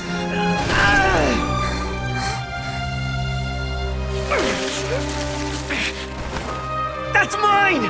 Don't even try! I'll never go back!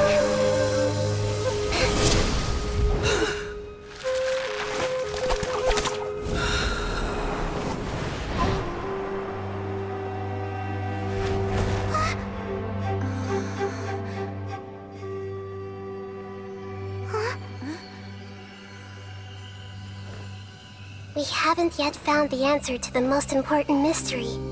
Irminsul is still waiting to be saved. With the power of another Gnosis, we may now finally understand the last memory of Greater Lord Rukkhadevata.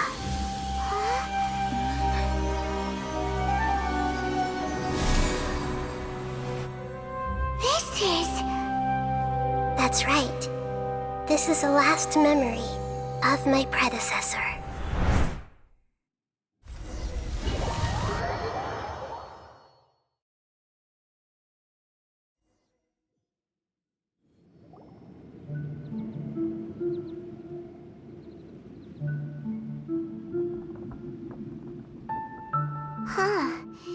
This sure seems very different from what Paimon imagined.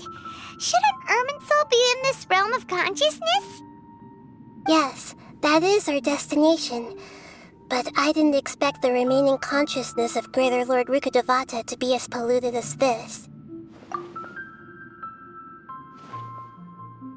Forbidden knowledge? It seems you know about a concept that even I don't completely understand.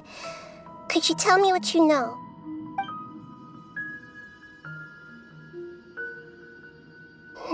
Your inference seems logical enough. Forbidden knowledge once polluted the desert thousands of years ago, but was successfully repelled thanks to King Deshret's self-sacrifice, and Greater Lord Rukkhadevata nearly exhausting her power. Then, a second instance of forbidden knowledge pollution occurred during the Conria Cataclysm 500 years ago. But I'm afraid it is much more serious this time, with Irminsul itself already in danger. So, if we're in the remaining consciousness of Greater Lord Rukkhadevata, and it's also been affected by forbidden knowledge pollution, then does that mean, in order to save us, Greater Lord Rukkhadevata? Yes. It's very possible that she sacrificed her life in the fight against forbidden knowledge. She didn't completely eradicate forbidden knowledge, but if it weren't for her actions, the pollution would have been far more rampant over these past 500 years.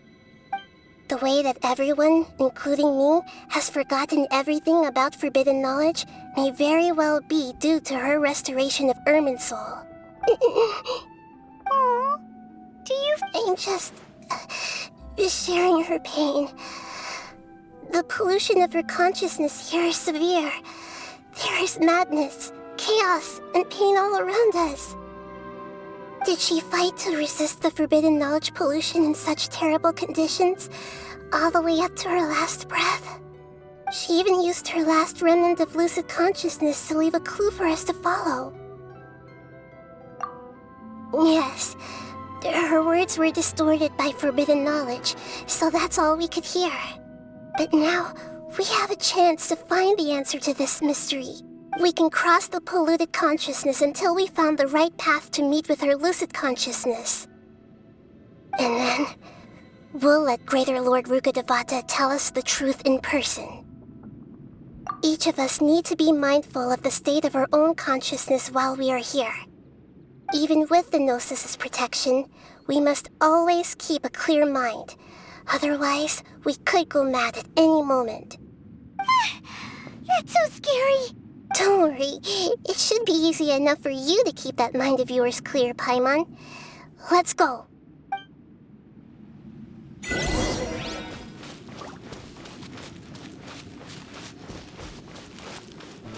Are we in the air? And why is there a huge boat? That's the boat of consciousness, which symbolizes reason here. Its course is the direction our consciousness is traveling towards. If we lose control over our consciousness, we will fall into madness. Wow! What are these? The monsters seem to have been affected by them.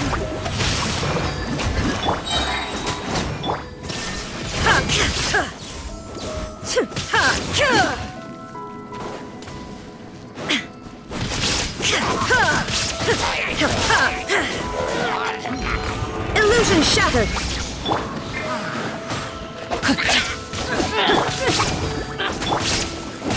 Off we go!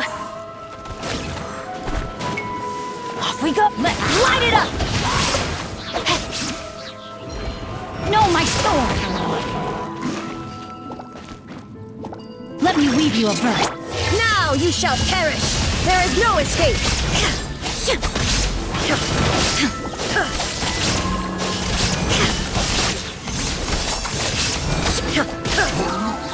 Shine down!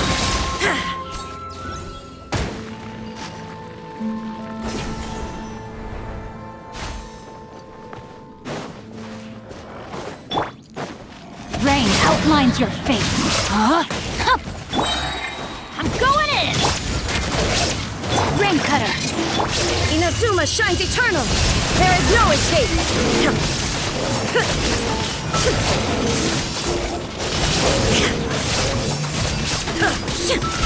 Look!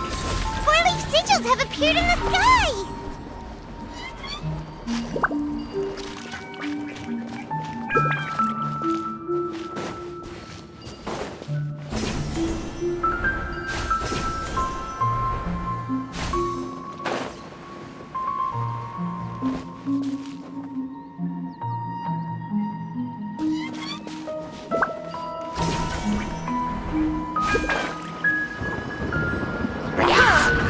Illusion shattered!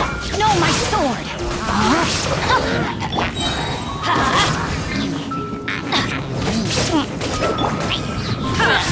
There is no escape!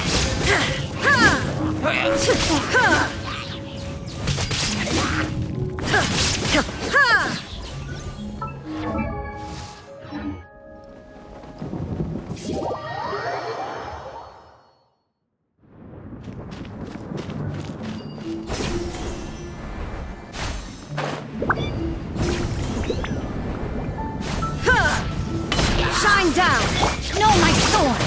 Rain outlines your fate. Nice and spicy! Everybody stand back! Huh? Off we go! Let me weave you a book. Illusion shattered!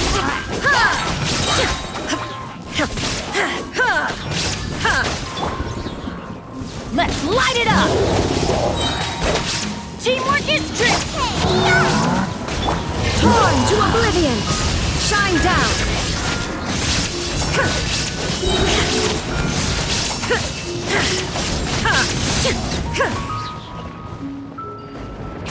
Illusion shattered! No, my sword!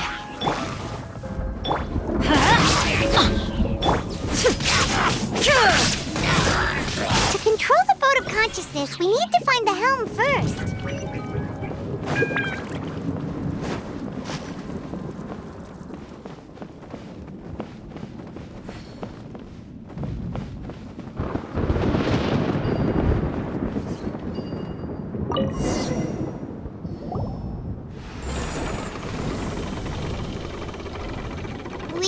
direction.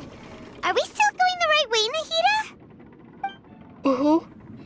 Judging from the current route, the boat of consciousness will soon take us out of here.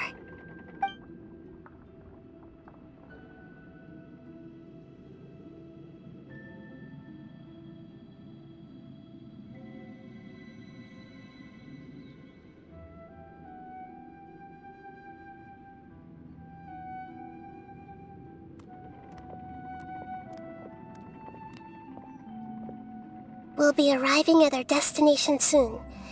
How are you feeling? Are your minds still intact? Huh? But everything's been completely normal for Paimon. Hopefully there won't be any more interruptions.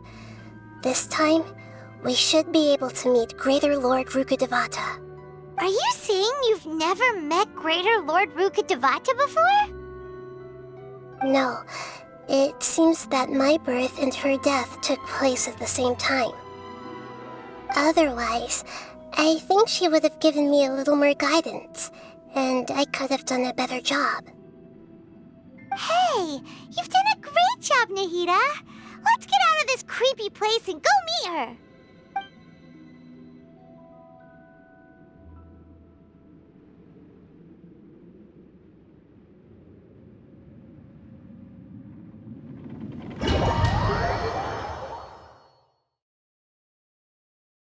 So, is this the place you were talking about?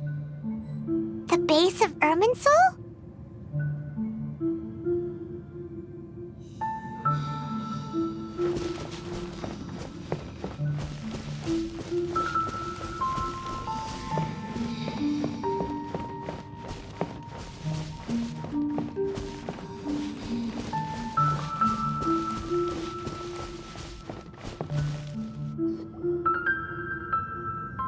Well, this is the place.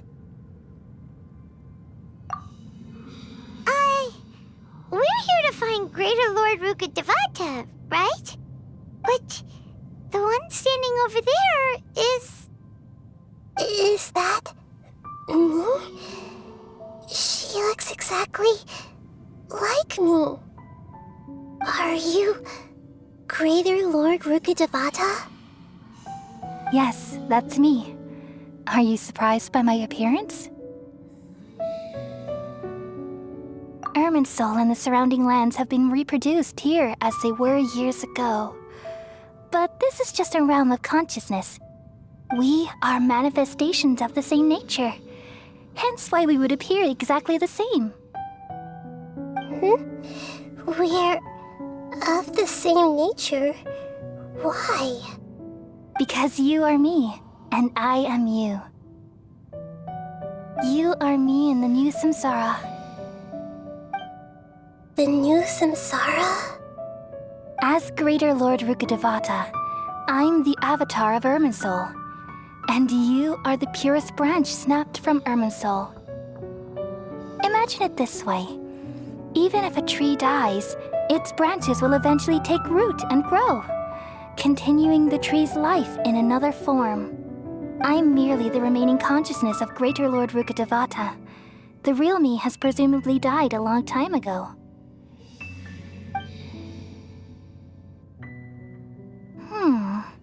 Judging from your appearance, I've probably been dead for 500 years. But you're finally here. My new self in the samsara.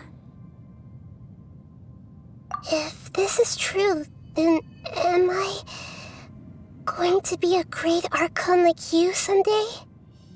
Though we share the same nature, our fates are bound to be different. All things have their own fate. When a branch grows into a mature tree, it won't be the same as the original tree. That's why fate is the ultimate knowledge, isn't it? That's a great insight. Yes, very good. It's also precisely why you won't become like me. Really? But perhaps you may become an even greater Archon than I. I already see a determination in you that I didn't possess in my time, and the future that it leads you to will be yours alone, along with the blessings from your past experiences. Don't worry. The growth of wisdom is like that of a plant. You only need to wait quietly for the flower to bloom. Come to think of it, the sages never had the faintest inkling of the meaning of wisdom. Thank you. Nothing makes me happier than discovering that the Archon I always admired was in fact myself in another fate. It's so nice to speak with you, Greater Lord Rukkhadevata. I've always wanted to meet you. The feeling is mutual. From the moment I snapped the branch off Irminsul and created you, I've also looked forward to talking with you. Could you tell me why you wanted to create me? And what exactly happened when you died? Ah, I see. You're here seeking answers, right? Everything that day, even the sky itself, changed into a color like this. At that time, the 7 were all summoned to the nation of Conria. Except for me. I had a more important task to attend to. I had to protect Irminsul. The disaster occurred together with the pollution of forbidden knowledge. At that very moment, with my consciousness connected to Irminsul, I sensed something was wrong. The pain started to torment my mind. By the time I reached Irminsul, it was already displaying signs of corruption. Had I not repelled the pollution of forbidden knowledge with King Deshret thousands of years ago, I might have felt even more hopeless and lost. So what exactly is forbidden knowledge? It's a kind of knowledge that doesn't belong to this world, and a form of truth that can't be understood. It came from the very bottom of the abyss. Even I could never understand it. The world is constantly rejecting it, leading to all kinds of bad phenomena. If we allow forbidden knowledge to pollute Irminsul, I'm afraid the entirety of Tevat could fall apart. So, there's knowledge that even the God of Wisdom can't understand? At that time, I knew I couldn't repel the forbidden knowledge with my strength alone. Which is why I created a device that compiled human wisdom and named it the Akasha. It's truly the world's most amazing invention. Thank you. For a long time, I thought dreams were the fruit of human wisdom. Though it was selfish to do so, I borrowed people's dreams using the Akasha. Then I compiled their wisdom and all of my own power. Well, did it work? Thanks to the wisdom of the people of Sumeru, almost all the forbidden knowledge was cleared from Irminsul. But things didn't go as smoothly as I thought. I had a terrible headache, which gave me an uneasy feeling. And then I remembered that my consciousness was also connected with Irminsul. It brought me knowledge and wisdom, but vile corruption as well. From the very beginning, my existence had been polluted by the forbidden knowledge. Oh no! How could that happen? I've experienced that pain in your consciousness. It must have been a horrible experience. Yes, but my feelings weren't important. The important thing was that even if I died, my existence and everything related to me would continue to exist in Irminsul as memories and knowledge, meaning that the forbidden knowledge couldn't ever be permanently eradicated.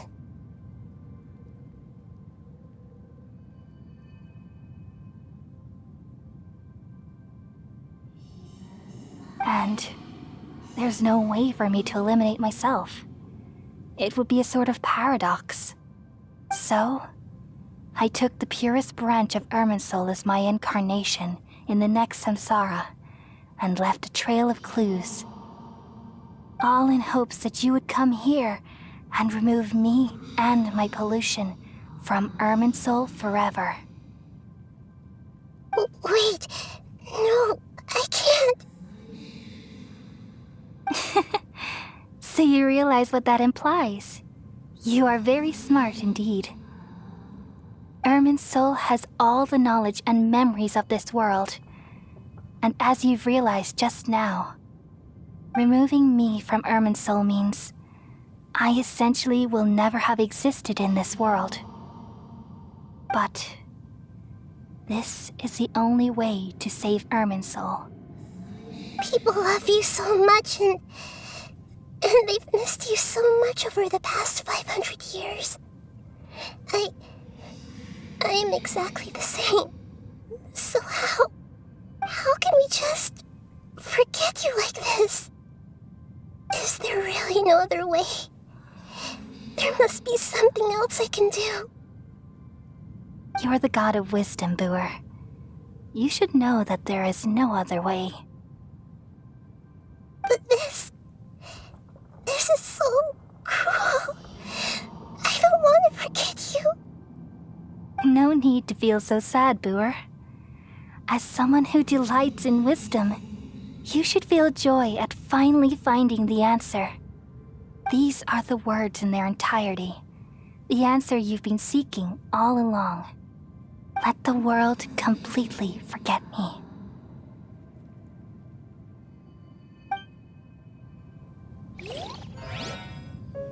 We all nestle under the great tree of wisdom, peering out to perceive the world.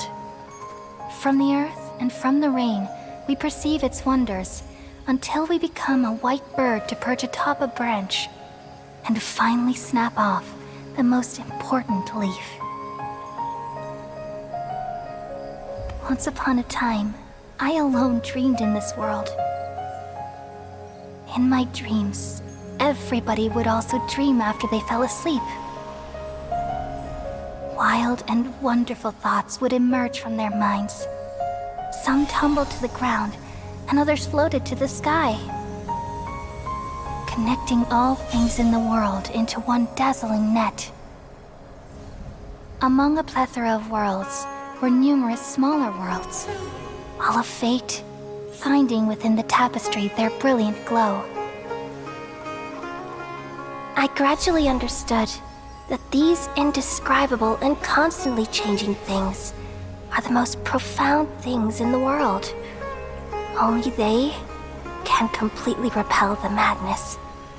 Only dreams can awaken consciousness from the deepest darkness.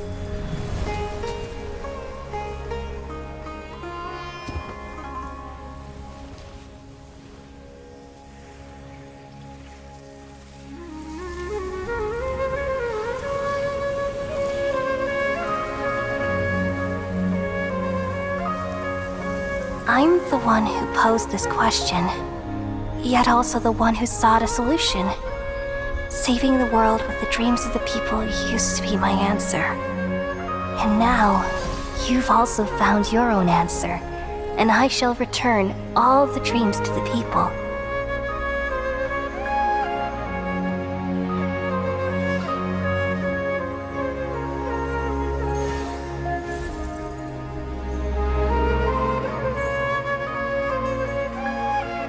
Goodbye, people of Sumeru. May you be blessed tonight with the sweetest of dreams.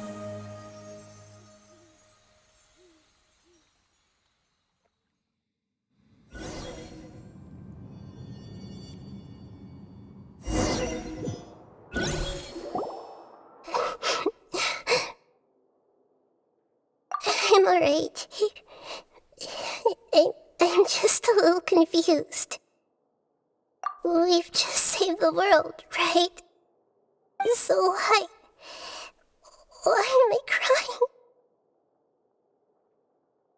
I don't know where this feeling inside of me is coming from, but I feel very sad. Just now, we used the power of two gnosis to successfully connect with the Ermin soul consciousness from 500 years ago. Then, we removed the remaining pollution from Ermin soul. Yeah, what's wrong? Weren't you there just now?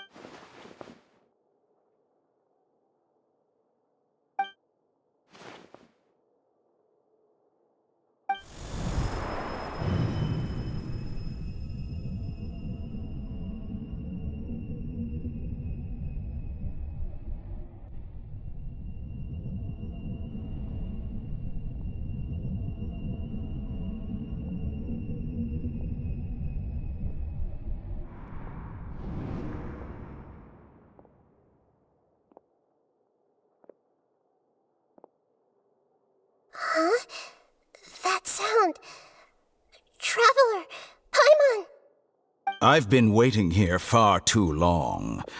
But finally I have the chance to be alone with you. All the precious time I wasted has finally paid off. The doctor! What have you done? Just a type of sound wave that can quickly put defenseless people into a dream. As I expected, it doesn't have any effect on gods. This is the only thing of interest I found among the sage's research. I thought I'd take it for a little spin. Don't worry. I know you would never forgive me if I actually killed them. I'm here to negotiate with you.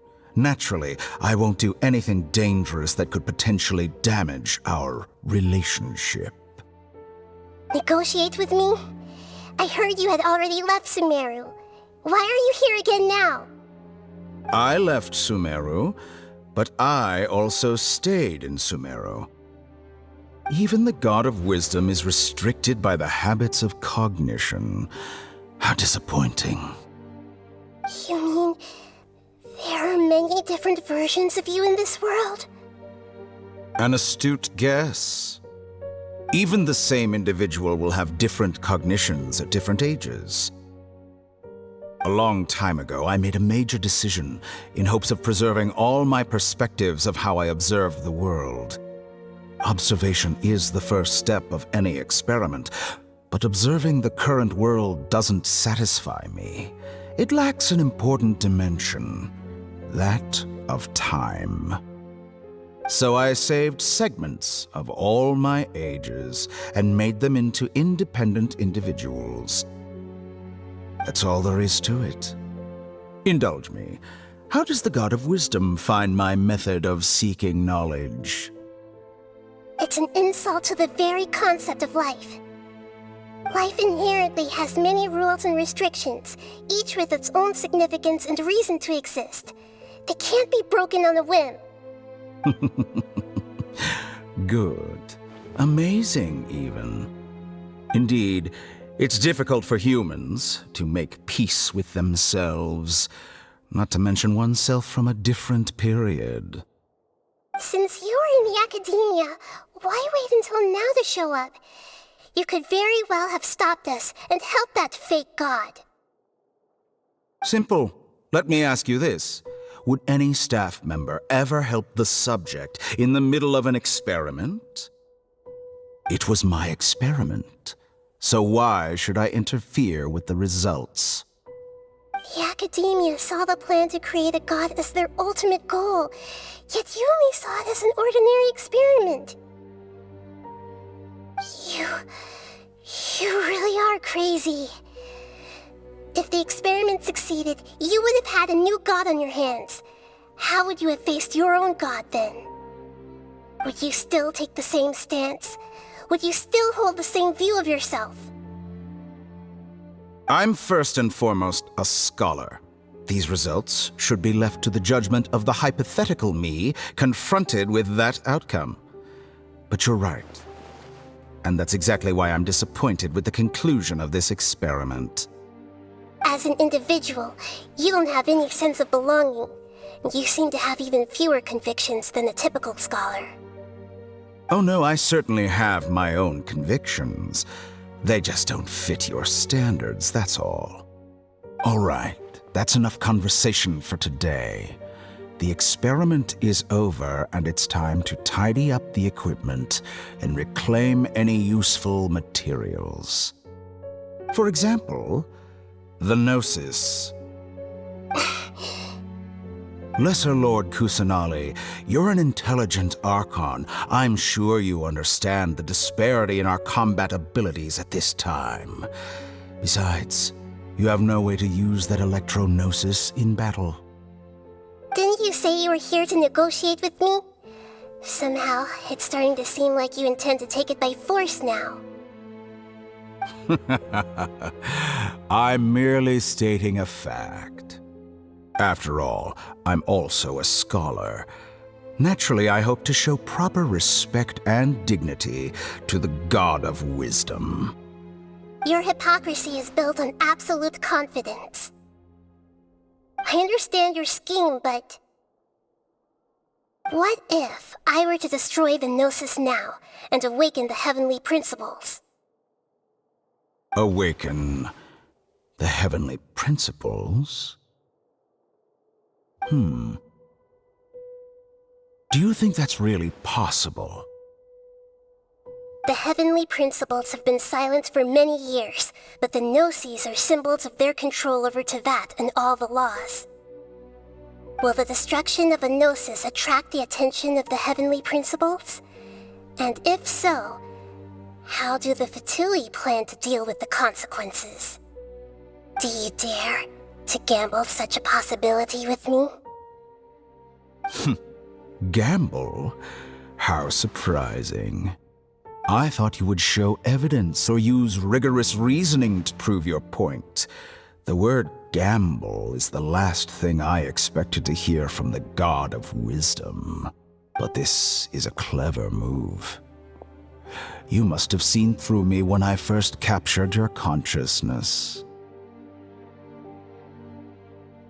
As a scholar, I respect all possibilities. This has always been my principle and is an essential trait as an experimenter. Indeed, I can't ignore this possibility. So tell me then, what are your conditions? This foreign Gnosis will only lead to disaster if it stays in Sumeru. But this Electro-Gnosis is the prize I obtained after defeating one of your fellow Harbingers.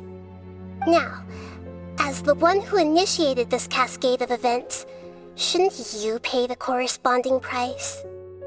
Price? Interesting. What price would you have me pay? How about erasing all your other segments? So this is how you wish to restrict me, the most threatening opponent of the Nation of Wisdom.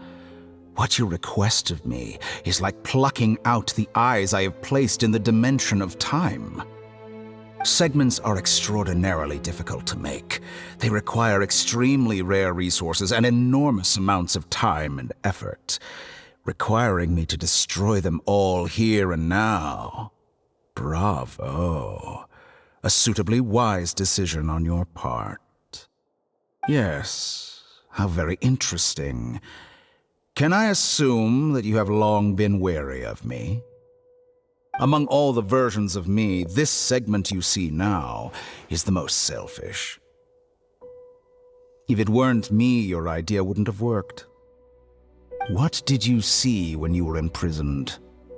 You were observing me, and that's how you know I've long grown tired of their doubts and endless arguments. Like you said, it's difficult to make peace with yourself. Being as smart as you are, have you managed to do that? I see. If you think all those versions of me are worth a gnosis, then deal. You sure didn't hesitate much. Is the relationship between all the versions of you really that bad? I don't think there's any need to dwell on that. The surplus versions of me can be exchanged for a gnosis. Do you think anyone can offer themselves at a higher price? Besides, with my abilities, it's only a matter of time until I find better perspectives. Perhaps it's best to say, you're just temporarily ahead. But what I'd like to know is, how can you be sure that I've really erased them? I can see your remaining honesty.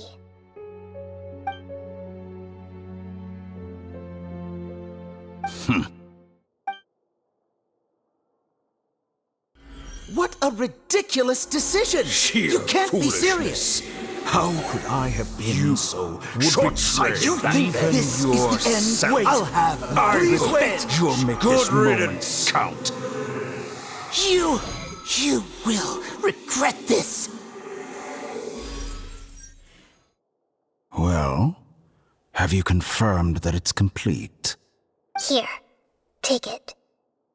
The future of Sumeru City will be in my hands alone. I will shut down the Akasha and let curiosity and the thirst for knowledge drive the realm of academics once again. There won't be any further gaps for you to exploit. It truly pains me that my academic achievements have never been appreciated in my homeland. Of course, I have no interest in being rejected by this city for a third time. Another chess piece. And where is your dendronosis? Don't be greedy, Harbinger of Snezhnaya. No, this is a different transaction. If you intend to turn off the Akasha anyway, then there's no further use for the Gnosis of Sumeru, is there? Besides, isn't it the Archon's duty to deliver what's desired of the Seeker?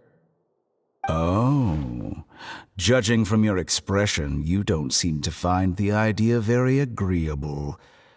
Then let's think of it this way. Since you're the god of wisdom, how about I exchange some knowledge with you? People exchanging knowledge with the God of Wisdom is the stuff of legends. Yet here you wish to exchange knowledge for the God of Wisdom's property. Arrogant as that is, it has piqued my interest. Let me ask you, have you in all your mighty knowledge ever heard the rumor that the skies of Tevat are fake? Huh?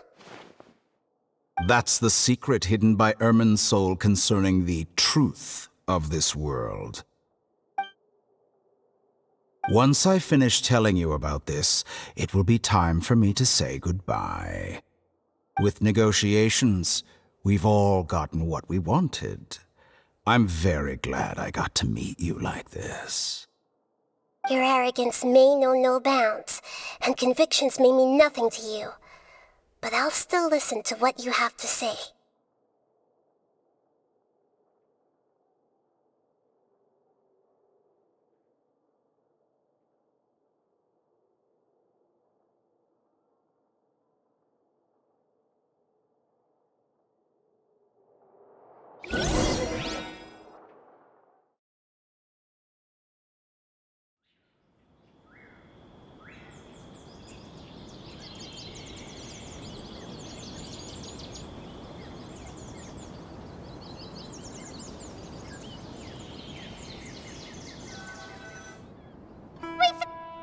Together! Okay, wake her up.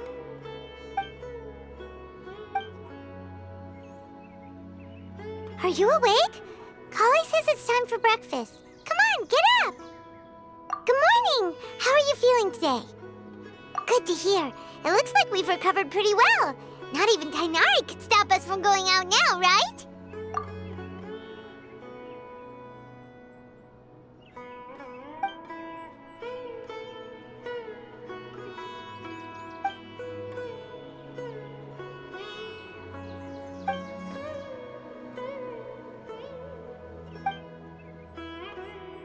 Come on, Traveler, let's go!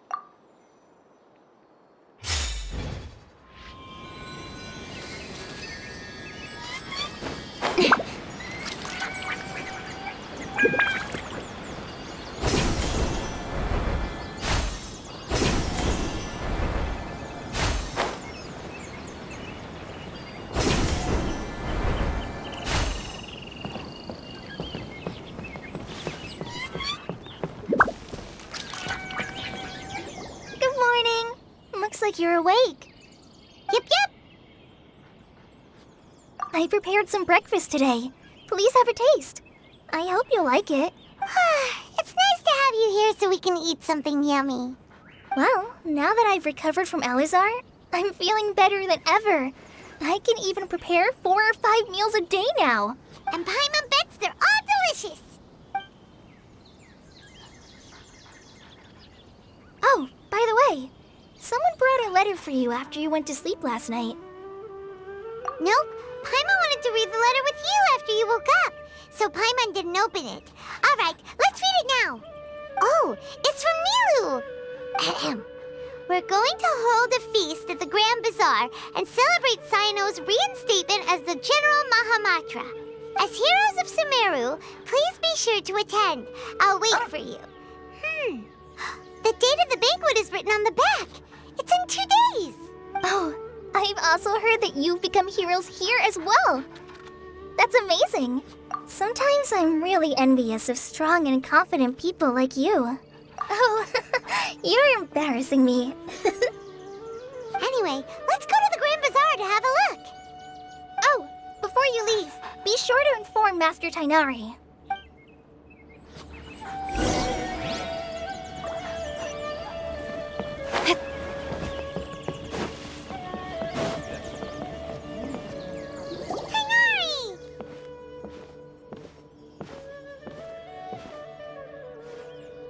Ah, good. We feel much better. How about you? I'm recovering well. Thanks for asking. But from the looks of it, you seem to be already busy with work again. It's fine. I'm not that busy. The Elazar patients have recovered, as well as Hypatia. For now, I only need to tend to my Forest Watcher duties. It seems once Irminsul started getting better, everything else started to recover too. Yes, but there are still some residual effects. The withering is one example. Though it won't spread anymore, the existing zones won't just disappear. We forest rangers will still need to do the work. By the way, we have some good news. Cyno got his position back. This news is hardly new. He had already mentioned it to me before. Huh? You mean he was already here? Why didn't he come to say hi to us? He visited once, but he was afraid of disturbing you while you were resting. He just asked me a few questions and left. Then you probably already know all about the celebration feast. Celebration feast?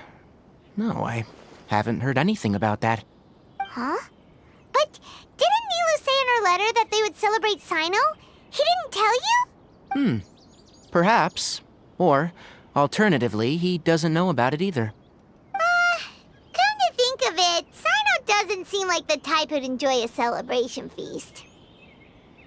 You and Kale are both Cyno's close friends.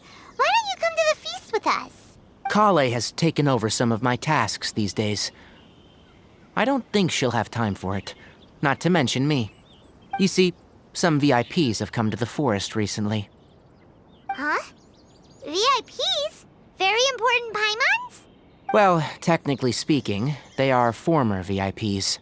The sages involved in recent incidents have begun their training in the Avidia Forest, and the people they had previously imprisoned have all been released. Huh? Yes, he's a little weak, but he isn't injured and his condition is stable.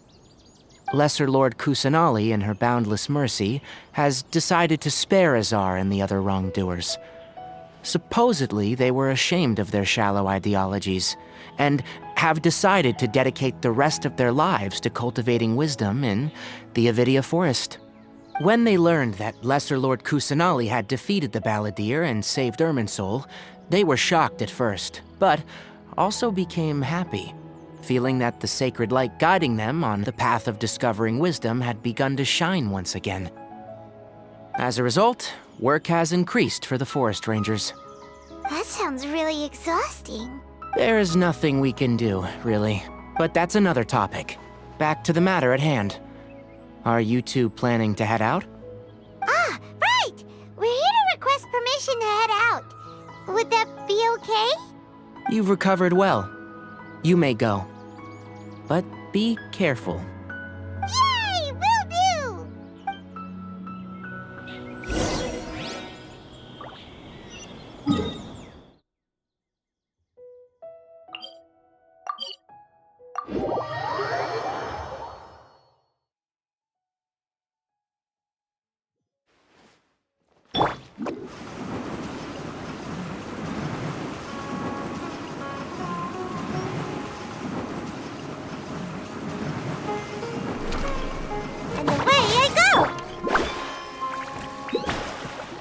Well, there won't be any problems if the feast starts at that time.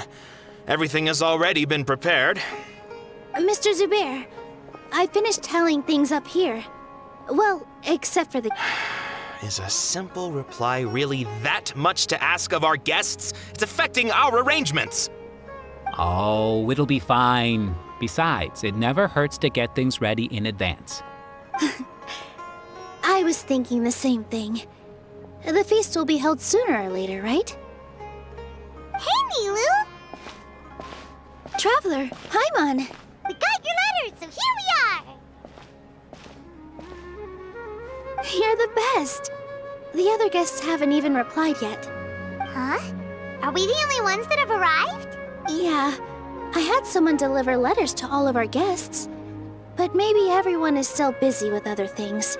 Look, I get it. Sumeru is in an extremely important period of transition right now, but even if your friends are important figures, they shouldn't just ignore your request like this. Nilou is Sumeru's #1 celebrity after all. You have no idea how happy I am to talk to people with good taste. If you consider enjoying Nilu's dances having good taste, then almost everybody has good taste. Because Paimon thinks everybody will love her performance. That's right. We all think she's amazing too. Nilou is an absolute favorite among those of us who frequent the Grand Bazaar. For Outlanders, you have a great eye. Master Zubair, let's have a vote for the most outstanding audience members next time. I think these two may win. Nonsense! It is not for us to determine the value of an audience. But indeed, we could try giving gifts to people with particularly good taste. I heard there's a device in Fontaine called a camera that can record people's appearances as pictures. Such pictures would make superb gifts. Ooh, good idea. You guys are so funny. There's really no need for that. I'm satisfied just being able to perform here. There's always a lot going on at the Grand Bazaar. Yeah, and that's why I love it here. Traveler and Paimon, could you help confirm if the letters were actually delivered? If for some reason they didn't receive the letters, then please tell everyone that there will be a feast here. Yeah, we can also check out how everything in Sumeru is going now. When I wrote the letters, I heard that Dia was in Port Ormos, and Alhaitham was at the Academia. As for Sino, we've only heard that he appears at the Academia from time to time. I'm not too sure about Ramon's whereabouts. My guess is that he's with Dia. As for Dunyarzad, I just hope she's feeling better. I sent her a letter, but I was afraid of disturbing her. If you have time, please ask about her for me. Okay, got it. Let's go, Traveler.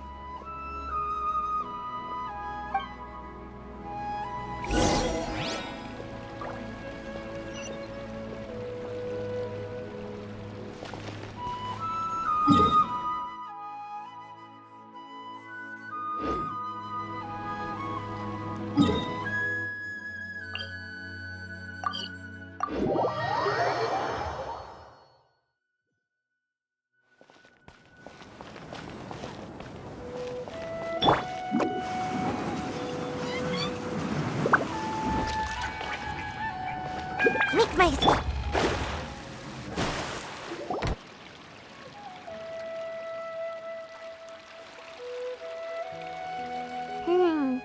We haven't seen Alhaitham anywhere.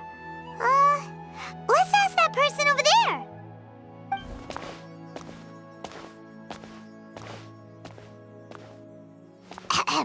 Hey there, have you seen Alhaitham around? Yes, it seems Scribe Alhaitham has gone to the House of Dana. You should be able to find him there. But you're already the second group of people I've seen looking for him today. He must be quite the busy man. Oh? Who else was looking for him? Mr. Cavey was just here asking about him. You wouldn't believe how terrible their relationship is. And now you two are here. Don't tell me everyone's here looking for gossip about the sages. No way! We're strictly here on business. Ah, I see. Sorry, I thought maybe everyone's as interested in rumors about the sages as I am.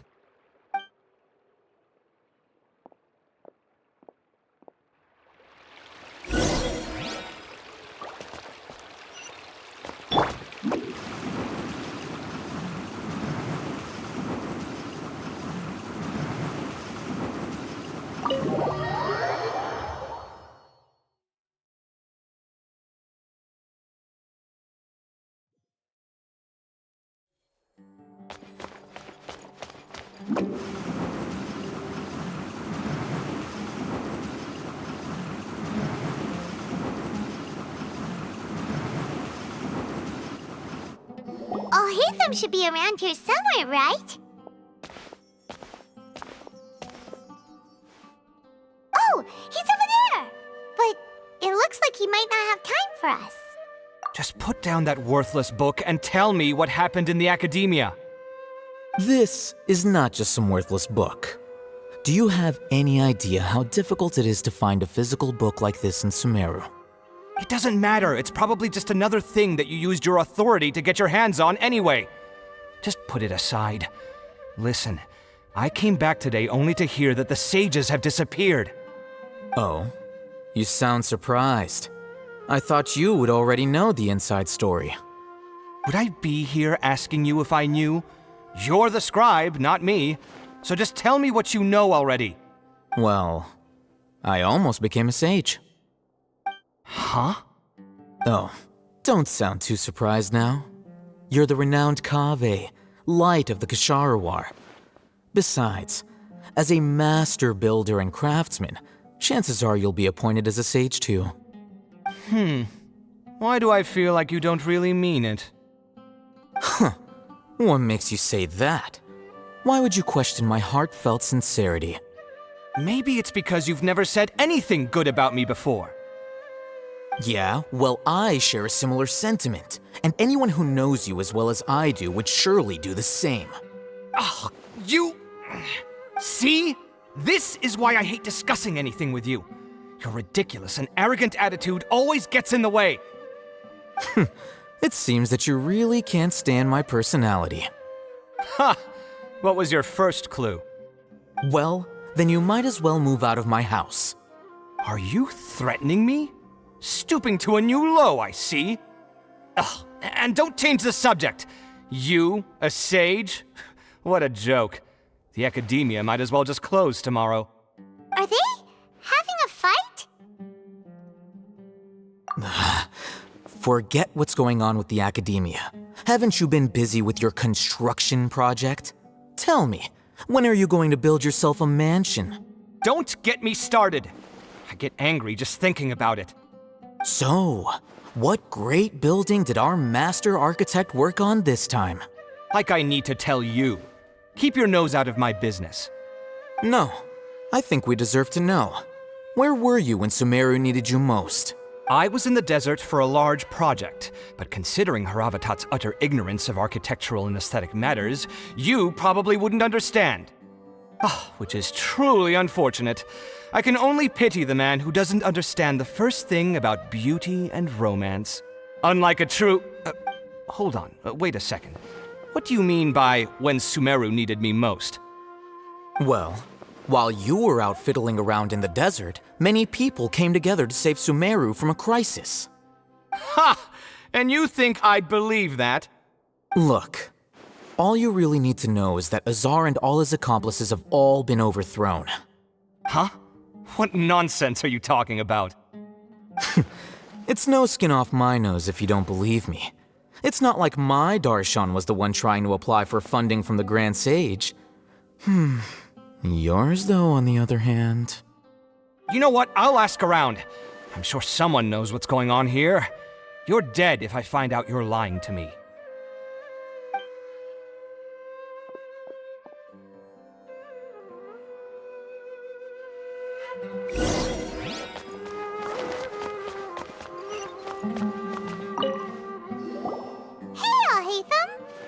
Oh, it's you two. We're running some errands for Nilou. Have you received her letter? Letter? Nilou said she sent out a letter inviting everyone to a celebration feast in 2 days at the Grand Bazaar. We'll also be celebrating Zaino's reinstatement as General Mahamatra. If she addressed the letter to all Hatham of the Academia, then the letter should have gone to my office. I've been busy these days, so I haven't had time to check for any new mail at my office. I only now have some free time to attend to personal matters. Have you always been so busy with your work? Of course not. I'm only busy these days because several sages have been dismissed recently and the whole academia was practically turned upside down. Tainari told us they all went to train in the Avidia Forest. Apparently they will spend the rest of their lives there. That is already the best possible ending for the likes of them. 4 of the 6 great sages were possessed by their desire for power and attempted to create a new god. In order to pull it off, they even imprisoned the other 2 rational sages. To imagine such things could take place in the academia. I don't know where to begin. Yeah, you're right. Huh. Feels kind of strange to hear them called that after all this time. But then again, the 6th grade schools sounded pretty impressive too. Yes, at least that's how they're supposed to sound. It's said that when the academia was first founded, the Dendro Archon herself established the 6 great schools, each representing one of the 6 different types of wisdom. Numerous Darshans have sprung up and faded. Only the 6 Darshans attaching themselves to the 6 great schools have stood the test of time and obtained permanent seats in the academia. Now, the 6 Darshans are nearly synonymous with the 6 great schools, and the leaders selected for the schools are the 6 great sages. Among the 6 great sages, there is one central leader, the Grand Sage. Unfortunately, only the sages from Vahumana and Amorta remain now. They were imprisoned for opposing Azar and were only rescued after Azar's downfall. So who's managing things in the other 4 schools now? Do they need to find someone new? Yes. Normally, new sages are selected based on a strict set of criteria. Oh, didn't you just say something about becoming a sage? If they pick you, then we'd have a huge connection in Sumeru. Yes, about that.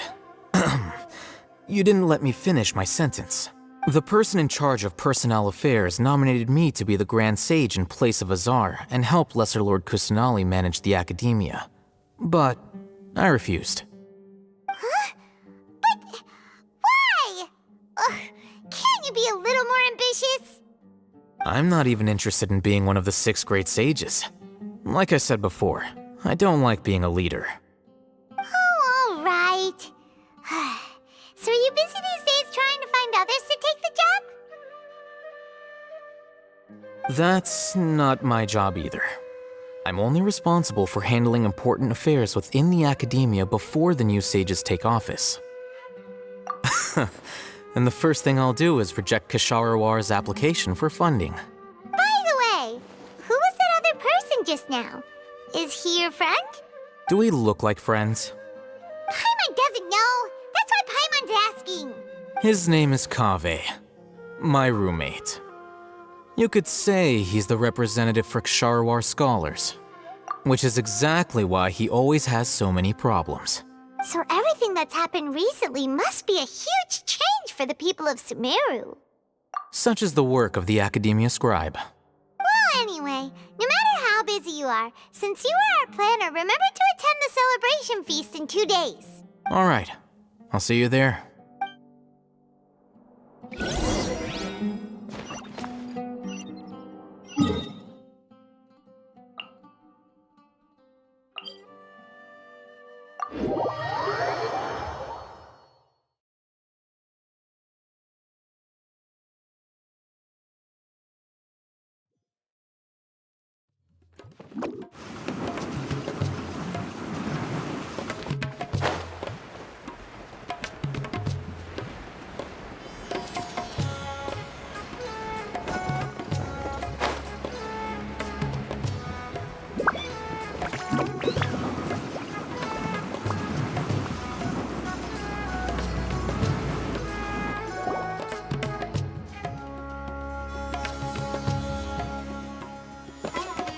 This is Port Ormos. Now where could you... Is that Paimon I hear? Huh? Oh, it's been a while. How are you doing? Dinyarzad! It's been so long since we've seen you! I'm doing well. I can go as far as saying I have never been happier in my entire life. I don't know if you've heard, but Alazar has completely disappeared, and all the patients have recovered. You kidding? Knowing them and the connections they've got, I'm sure they've heard about it. Yeah! That's right. My lady is feeling better now, so I'm accompanying her for a walk. Why do you still call me that, Dia? You've already informed my father of your resignation.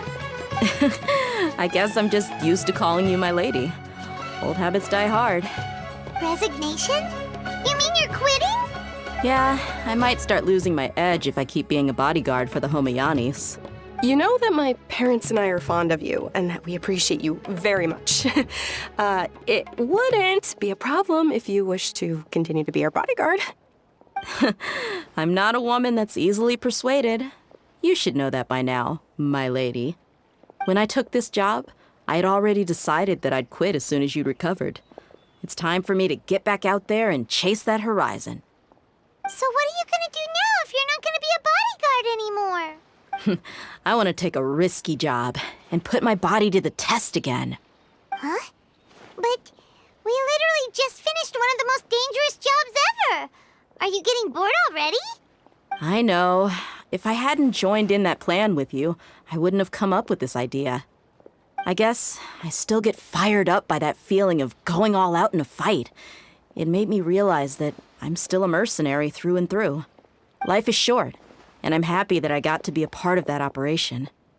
But the whole thing also made me realize that there are still many problems in Sumeru. And as a desert dweller, I'm still not completely ready to settle down on this side of the wall. Well, I remember a friend had someone bring you a message. You mean I'll hate them? I didn't expect him to still remember that. I thought he was joking. We just came from talking with Al-Haytham at the Academia. Did he tell you that he suggested that I come work at the Academia? What? I heard that Azar and his cronies fell from power, and Al-Haytham told me that now was a good time to find a job in the Academia, but only if I wanted to. Whoa. Paimon can't see you being anything other than a mercenary. Me neither. But I think Dia would look great dressed up as a scholar. Ugh, forget about it. I wouldn't last 10 seconds in there. Al-Haytham probably just liked the way I worked and knew I'm good in a fight. So he suggested I find some work in the Academia. But you know, if you take him up on the offer, Sino might actually agree and let you become a Matra. Because you're super amazing! The Matra have all the talent they need as long as they have Sino. I prefer to be free to live however I choose. In fact, I chose this job from the very start because I knew it'd be right up my alley. Even if being a mercenary means facing all kinds of danger. A lion has to return to the wild sooner or later. If anything, being your bodyguard has been unfamiliar territory for me. I don't want to see you go, but I'll respect your decision. I'm glad to hear you say that. Come on, no need for the sad face. It's not like we'll never meet again. Once the whole Dendro Archon thing is settled, everything in Sumeru will take a turn for the better. That makes me happy too. But a peaceful society will probably mean less demand for mercenaries like me. Before long, we'll be a dying breed. So I'd better get to work while I still can. Huh? But wait a second! You make it sound like you're leaving now! Well, no, not yet at least. I promised my lady I'd stick around until next week. So, have you been in Port Ormos this entire time? We were wondering if you had received a letter from Nilou. Oh, did Nilou write to us? She heard that you were seen in Port Ormos, so she sent the letter here. Huh. It was probably sent to the inn that we're staying at. My lady has been very energetic lately and keeps taking me on hikes, staying out even into the night. By the time we get back, the receptionist is usually off napping on the job. Right, and we tend to leave quite early in the morning, so the old man on duty is also usually dozing off. So what it really sounds like is that the person on duty is always asleep. I bet the letter's at the reception desk. I'll go check later. No wonder there wasn't a reply. You never received the letter. Good thing Nilou asked us to come and check on that. Sorry to make you two come all the way out here. It must be something important for Nilou to specifically write to us like that. Yes, she said they were preparing a victory feast in the Grand Bazaar, and will also be celebrating Sino's reinstatement as General Mahamatra. She was hoping you could come. Great! I'll be sure to attend. Count me in too. But is there some sort of dress code or anything for the feast? Can I just show up looking like this? Since it's being organized by Nilou, I don't think she'll be too picky about that. If anything, I think she wants to see us as our most natural selves. All right, then this is how I'll show up. The feast will be held in 2 days, so don't forget. Sure. Thank you so much for letting us know. We'll see you there. Oh, by the way, do you happen to know where Sino and Raman are? The General Mahamatra always comes and goes without a trace. Normally no one knows his whereabouts. Oh. But last time we met, he mentioned that he had something to do in Aru Village. You can try your luck there. As for Raman, your guess is as good as mine. I only remember he said that he had something to discuss with Sino. You can ask Sino when you meet him. Don't mention it. All right, on to our next stop.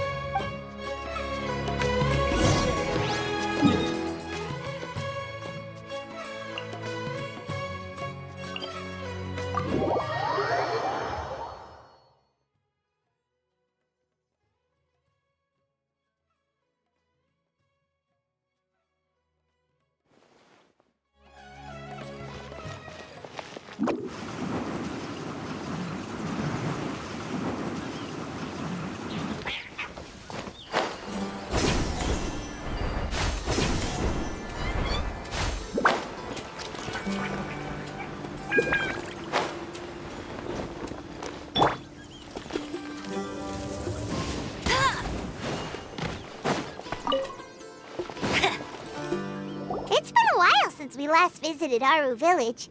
Ah, there's Sino!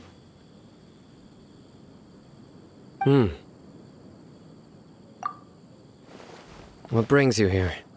We recovered well, and Tainari agreed to let us leave, so now we're out and about again. It seems Gandharvaville's medical treatment is still as good as ever. And Tainari is recovering well, too. That's good to hear. Yeah, you're the one who brought us to him when we lost consciousness, right? Thanks for that. You're welcome. Tainari has excellent medical skills, and Kale is quite attentive. It was the best place for you. But why are you just standing here like a dead tree? I'm meeting some people. Oh, you mean Candace? I've already talked with Candace and the village chief. They're still at the usual place. You can go there if you'd like to see them. But you know one of the people I'm meeting as well. Oh, by King Deshret's blessing, my friend suddenly appears in the desert. Don't tell me you've run into trouble and need us to help now. Raman! And, Sataria? Oh, you know me? Oh, well, you're pretty famous in the academia. Don't worry, these are our friends. No need to be so guarded.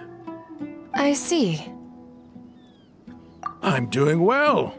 Many good things have happened recently. Same here. Really, I feel that my whole life has started to shine after suddenly finding a new direction. Oh, tell us everything. Yeah, you go ahead. Alright, well, I suppose I should start by saying I've decided to leave the academia. What? It's not that I've given up on being a scholar. Instead, you could say I've found a new identity.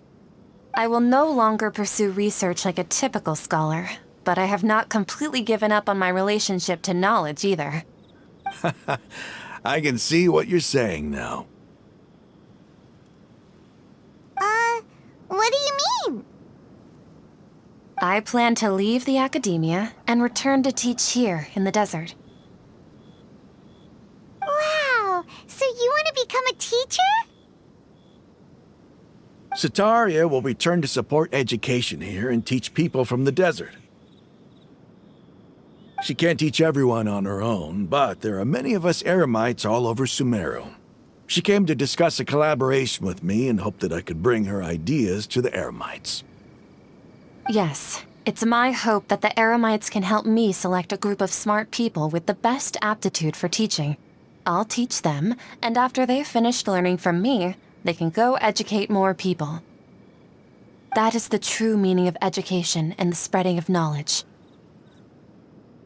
The people of King Deshret suffer from sandstorms, exile, and ignorance. Miss Sataria is more than welcome to come teach here. Her arrival is like a star shining in the desert night. The stars have always guided caravans, thieves, soldiers, and travelers who get lost in the night. They lead those in the dark out of trouble and back to safety. Oh, please. Where's all of this coming from? I'm starting to feel a little embarrassed. You deserve these compliments. Mercenaries are accustomed to danger and don't fear death, which is why we recognize extraordinary actions that common people would easily overlook. Setaria's idea will bring much good to many people. At first, I feared it was destined to fail. Everyone knows that the Academia doesn't allow scholars to teach in the desert without permission. As you know, all knowledge is under their surveillance and control, and very few desert dwellers are as lucky as me. But what I heard at that time has been haunting my heart, as if there were lightning bolts constantly bombarding my soul. Setaria, you tread a treacherous path, and the longer you ignore it, the tighter the Academia's grasp on you will become. Setaria, why haven't you gone home? Never forget that the desert that belongs to you lies elsewhere. Miss. These words sparked something in me, and I knew that I had to bring something back to my people after going home. I gathered up the courage to approach the Grand Sage, only to find that he was no longer at the Academia. Lord Sino told me that Azar didn't belong there anymore. Azar has received much-needed punishment. Though, if you ask me, it may have been too light. You probably have already heard. Lord Sino helped me obtain permission to leave the Academia for the desert, and accompanied me here to discuss collaboration with members of the Eremites. My plan was able to go smoothly thanks to him and Rahman. You're all doing so much for the desert. Aside from that, I also have some other business to discuss with Sino.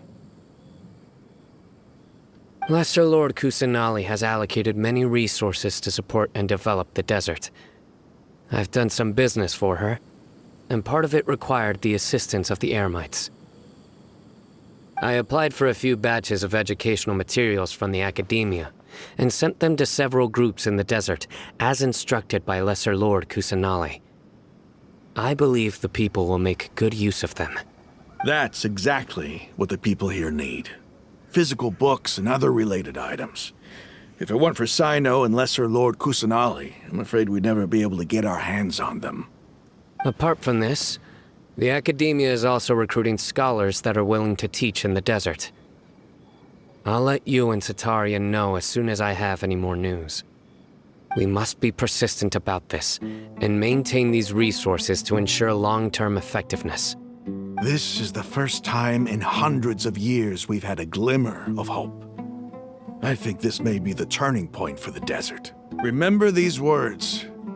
Here lies our faithful priest, Kasala. His wisdom is a miracle among the people, deserving of high praise and admiration. I hope people with wisdom like that priest will rise again among the desert dwellers. Then we'll once again see the wisdom and glory that once shook the world. Enough about us. Are you here to discuss some business too? No, not at all. We're actually here on behalf of Nilu. Nilu wanted to write to everyone, but she wasn't sure where the letters should be sent, so she asked us to come find everyone personally. A celebration feast will be held in 2 days at the Grand Bazaar.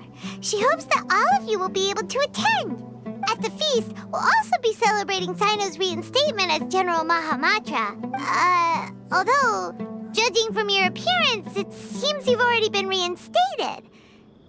Paimon thought you would only start working for the Academia after the feast. Celebration? Feast? It's the first I've heard of it. Tighnari was right. He really didn't know. This feast is for you, Sino. Sounds to me like you'll have to be there.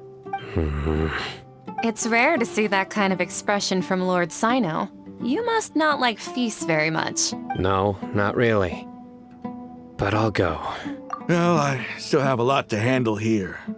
Besides, I need to look after Miss Setaria in the desert, so I'll have to pass. I'm afraid I won't be able to join you. Although, if you'd be so kind, please give a message to Miss Nilu for me. The message is, I'm sorry for how I treated you before, but now I understand the beauty of your dance. It's like a light shining in the sky. You and the art you symbolize are not only beautiful, but also lively and powerful. So much so that it was prohibited. Please keep dancing, and someday I'll be able to appreciate your art in person. Okay, we've got all that down. Our job here is complete as well. Oh, Sino, remember, party's in 2 days. Make sure you're there. Got it.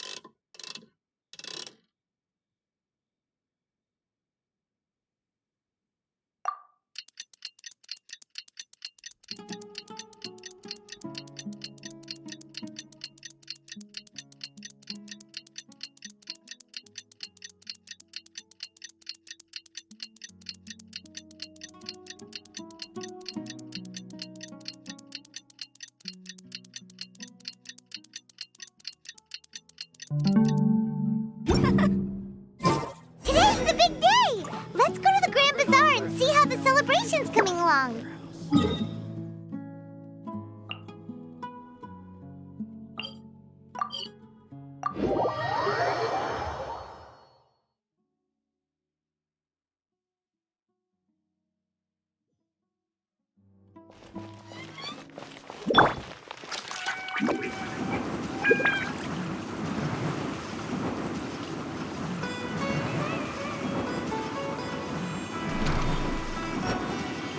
I'm out of here!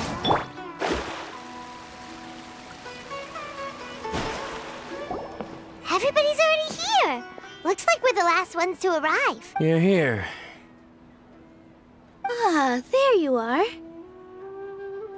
Well, look who finally decided to show up. You look like you came here immediately after finishing up some work. I'm very happy to see you here. But we're not late, are we?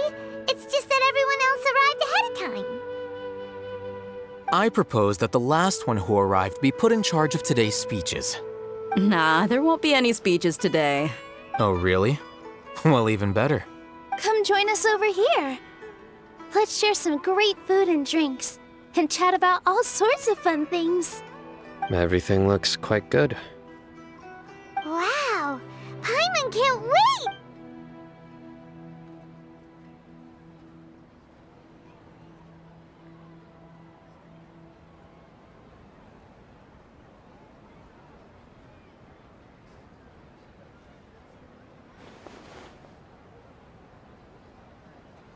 Whoa! It's so delicious!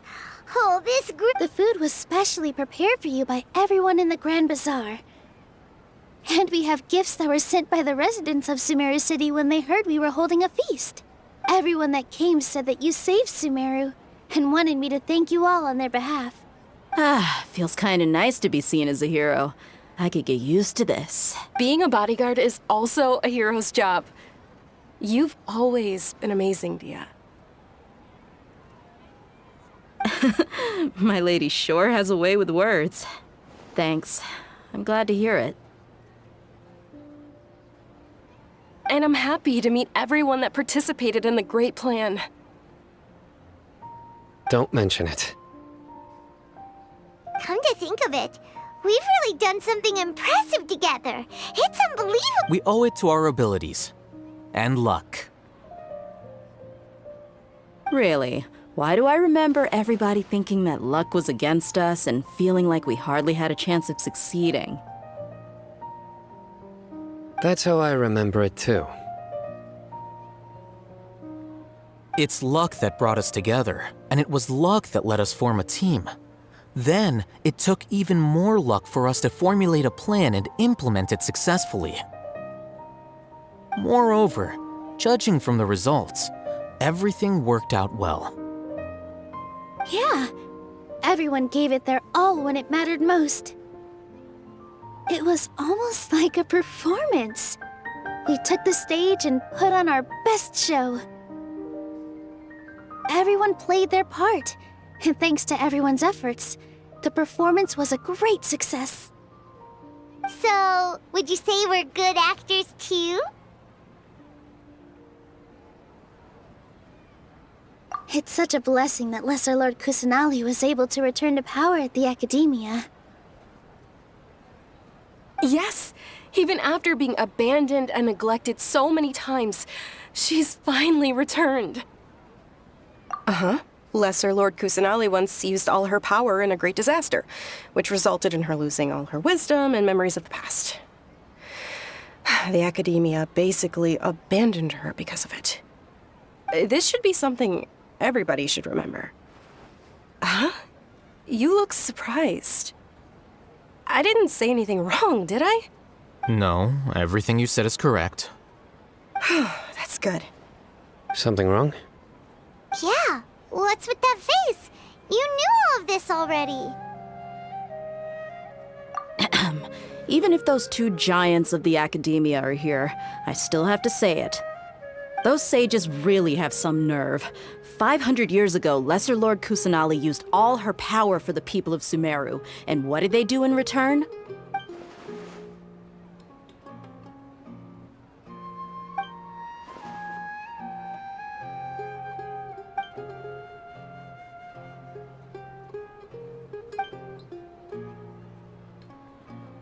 If you bite the hand that feeds you, don't act surprised when it turns into a knuckle sandwich, right, Sino? Perhaps I shouldn't say this, but their treatment of Lesser Lord Kusanali calls for a more severe punishment. You could simply tell Lesser Lord Kusanali that you wish to have Azar and his accomplices severely punished. I respect our deity's decision and won't interfere in any way. While we're on this topic, why didn't you accept the Academia's invitation to become the Grand Sage? Are you trying to say that I'm fit to be a sage? Not at all. But every person handling the selection process has said that you are the most suitable candidate to lead the Academia right now. Why? Because he dethroned Azar from power? Could you try to put it another way? This is a good thing, yet you're making it sound like I overthrew Azar for my own personal gain. But seriously, though, I always wondered if you had some personal motives behind it. I did have my own motive, but it had nothing to do with being a sage. If the rules of our nation were suddenly cast by the wayside, then it wouldn't be long until chaos ensued. I had no intention of letting their dreams disrupt my life. By that, you mean your life working as the Academia's scribe? Precisely. Wait, is that all? So, that's the only reason why you joined us and came up with all those plans? It's reason enough. You've certainly got quite the personality. You flatter me. All right then. How about you? You've already resumed work as the General Mahamatra, right? That's right.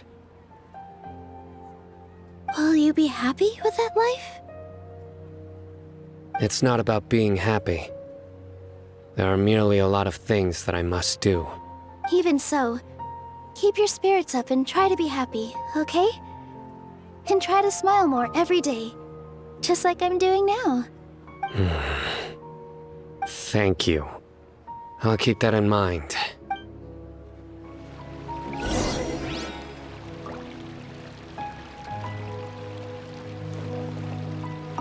There you... Well, how is it? Are you enjoying the feast today? If there's anything you're unhappy with, just let me know. I'll be sure to take note of it. That's good.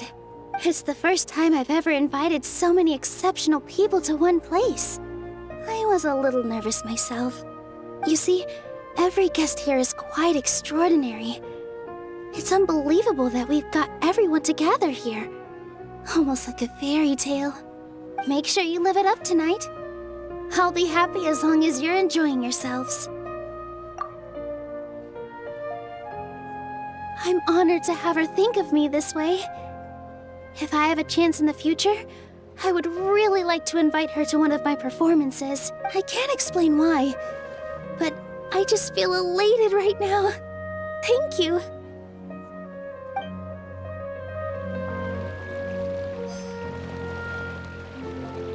I seldom participate in such lively gatherings, but the atmosphere here is quite good. No. This gathering today has a unique meaning. The Grand Bazaar is lively because the people here feel happiness from the bottom of their hearts. Unlike the farces at the Academia, that happiness is an emotion that'll be forever alien to those bookworms who have driven themselves insane by studying. I seem to have taken both keys when I left the house. Oh well.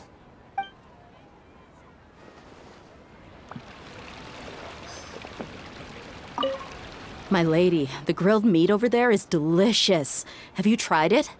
Yes, I also tried some fruit just now. Oh, they're very sweet. What an amazing place to relax. No wonder everybody likes to rest at the Grand Bazaar. You said it. Oh, look who else is here. Hello. Oh, I'm so happy Nilou invited everybody. Oh, now I have the chance to meet all the heroes. Hey, less of that polite chit-chat and more eating and drinking. The feast is about having fun, not stuffy formalities.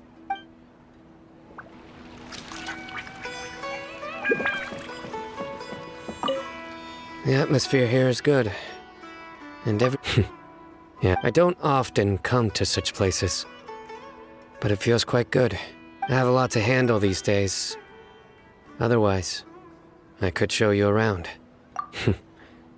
There's always next time. We're friends after all. This feast is pretty good. I like it.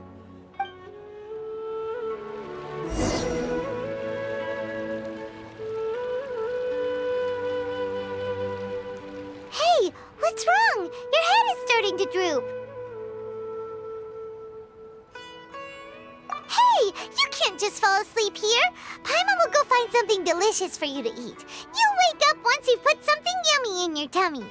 Of course, just wait here for Paimon.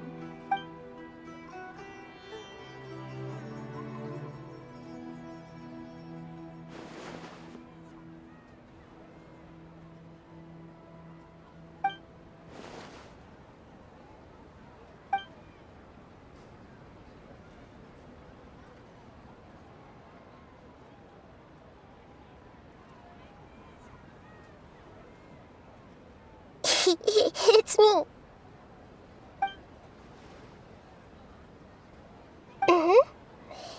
You may blame me for being a bit too self-indulgent. I was thinking about talking with you, and the next thing I knew, I had made a connection with you. The connection between us is amazing. It's like flora and the fence it grows upon. I heard there's an amazing celebration feast today at the Grand Bazaar. I wanted to have a look for myself, so I snuck in. Lately, I've been so busy dealing with all the fallout from recent events, so I really haven't had any free time. Although you've already helped me with a lot, there's still one more thing I hope you can help me with. Please say thank you to everyone for me. Oh, is it not convenient for you to do that for me? But if I just show up all of a sudden, people will become all quiet and stiff, won't they? What if I end up scaring them and ruining this wonderful feast? That'd be the last thing I want.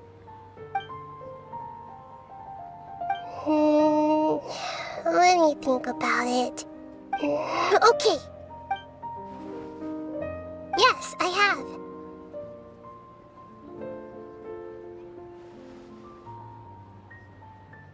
You said I should go thank everyone as myself, right? So... I've decided to borrow your body for the time being. Please don't blame me. The flora also climbs up to the fence to get closer to the sky.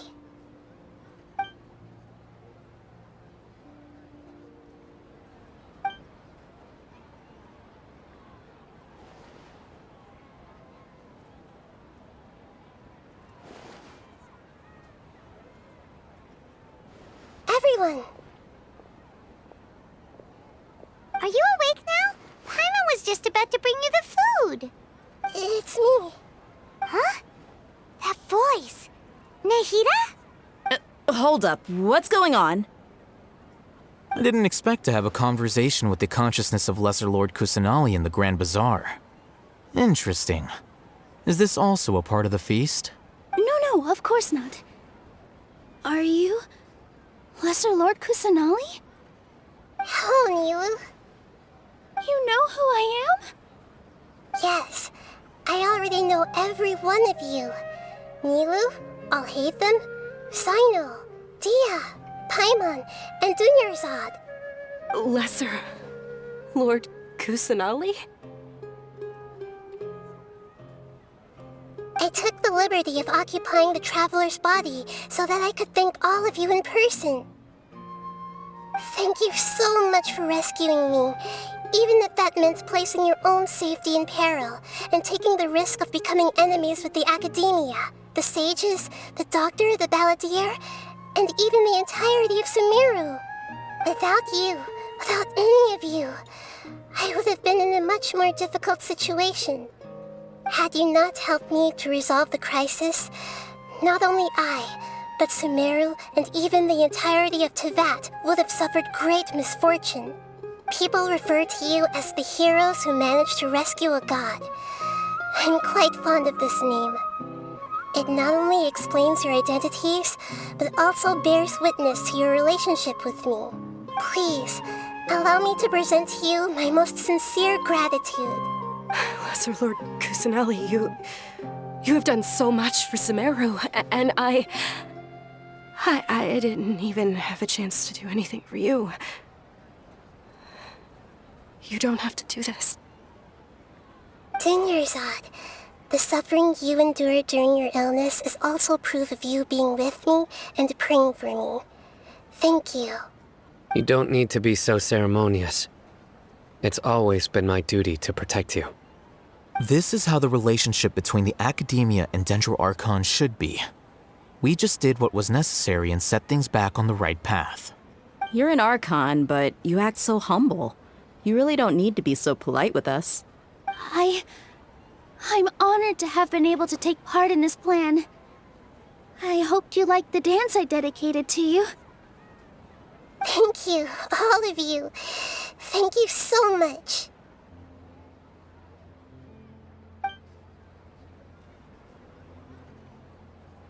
Yeah.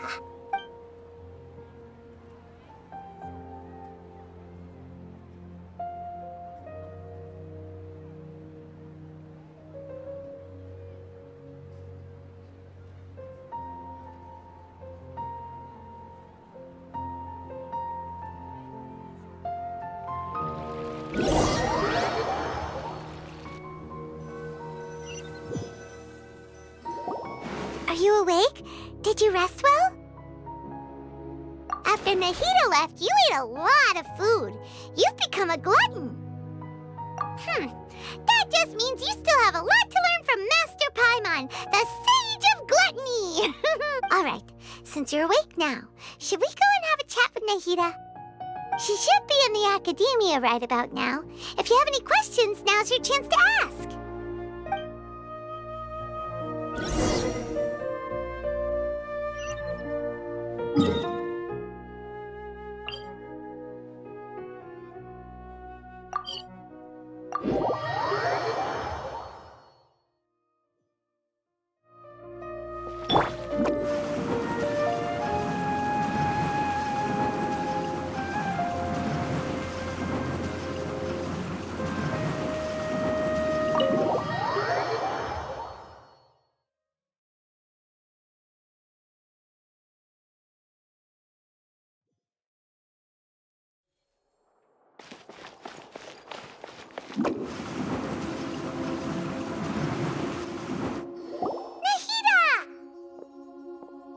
Hello, Traveler and Paimon. What a fantastic night. I'm still immersed in all the happiness and joy, like a candle floating on water. So are we, and that's why we're here to talk with you. Is there anything you want to know?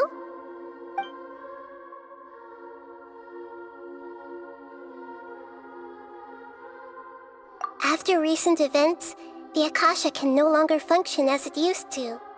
I've given it some thought, and have decided to shut it down permanently. But this is definitely not a bad thing. Even from the beginning, I've been planning to shut it down. The Akasha's centralized administration of knowledge has always restrained people's curiosity and curtailed the number of paths available to them. I don't think this is good for Sumeru. Although people may initially feel a little uncomfortable with the loss of the Akasha, they will soon understand that this life is more suitable for them. And as for the future of Sumeru, I'm preparing to regain control of the academia. The former sages have received their punishment, but the new sages have yet to be selected. I will oversee the process personally. I hope that the new 6th grade sages will be more focused on academics. Sumeru needs such leaders more than ever. The other big issue is the people of King Deshret. All the residents of the desert, in fact. They have been mistreated for far too long. I've already taken some measures to address this. It will take some time to rebuild everything, but no matter if it's culture, friendship, or trust, we will rebuild it. You mean, what happened after the doctor put you to sleep? You guessed correctly. The top-ranked Fatui Harbingers, up to number 3, possess power comparable to that of gods. I was no match for him in that kind of situation. However, in spite of the bad situation, I still managed to make a fair deal with the doctor. I'm sure you remember the entity that changed your fate, the Heavenly Principles. In fact, the Heavenly Principles has been quiet since the Conria disaster 500 years ago. I used this point as leverage against the doctor. I told him that the Heavenly Principles may be awakened if I destroy the Gnosis. Although it's just a bluff, he still fell for it. I assumed that the Heavenly Principles wouldn't just stand by and let such extensive damage to its laws take place. And as for what I exchanged for the Gnosis, the exchange served as both punishment for the doctor as well as a boon of new knowledge that I couldn't refuse as the God of Wisdom. He's still in a coma. I've hidden him like how one would hide a feather. I know you have many misgivings about him, but as someone who had become a god, he has retained a number of very useful features. Don't worry, I'll keep an eye on him and make sure he doesn't do any evil. In addition, there are still some mysteries left in him. Some things may be very clear from my perspective, but he is still yet to understand them himself. His future will be determined by fate. Is that where you're headed next? Fontaine, the Nation of Justice? As far as I know, that nation operates in a judicial system. Does their Archon personally judge people? No, there's a Chief Justice in Fontaine. Generally speaking, the Hydra Archon, Focalor, won't preside over individual trials. However, even then, Focalor will still make herself present at just about every trial. It seems that she just likes to immerse herself in that sort of atmosphere. As Archon, she still reserves the right to influence the final verdict. Anyway, let's just say she's got, a very unique personality. Are you sure? Isn't there something else you haven't asked about yet? Huh? You mean... About your brother. While you were resting at Gandharvaville, I took some time to perform an Irminsul search for information on your brother. Yeah! Isn't Irminsul a repository for all the information and memories of Teyvat? So there shouldn't be anything on her or her brother. This is true in your case. Irminsul indeed does not have any information on you. However, there must be something different about your brother. Because as it turns out, the world has recorded information on him after all. What? There's only one possible explanation. He belongs to this world.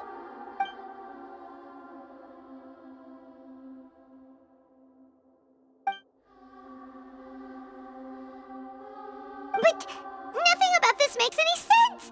Wasn't this your first trip to Teyvat? According to the records I was able to access, your sibling suddenly appeared in Conria. After the Conria disaster, he began his journey through the 7 nations of Tevat. But just as his journey was about to reach its conclusion, the Irminsul records on him suddenly become fuzzy. What do you mean, fuzzy? Did something happen to him? All I know for sure is that somebody, for reasons only they can know, is deliberately obfuscating his fate.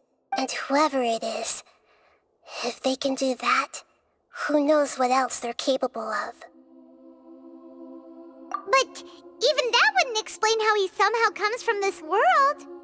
Something else I noticed was that according to these records, the Fatui have not classified your sibling as one of the Descenders. What's a Descender? Paimon's never heard of it. Look, I'm sure you must be curious about the information I received from the Fatui in return for my gnosis, right?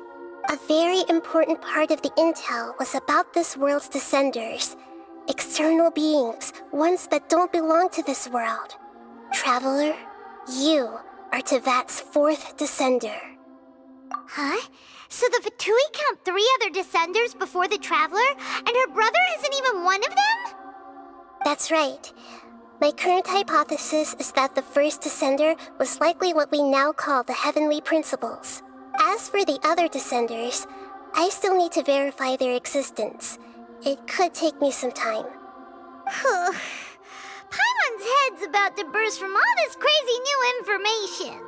And yet, even knowing all this, I'm sure you must still have a lot of unanswered questions. I must say, I truly regret that I can't help you more as the God of Wisdom. There are many questions in my heart as well. I will need some time to go through each one of them.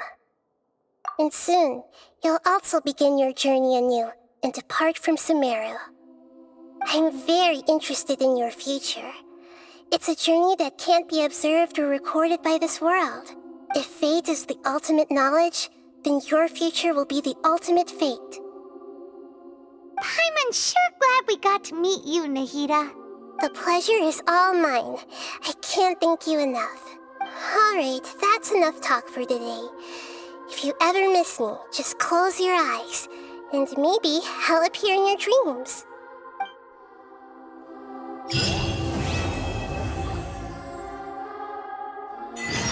You must have a whole bunch of questions after our last conversation with Nahida. Paimon was ready to ask her a million more questions, but didn't want to seem too pushy. Like, about these Descenders. So, does that just mean people like you who come traveling to Tevat from someplace else? And as for your brother... Whew, so many questions. Let's go find Nahida and see what else we can find out.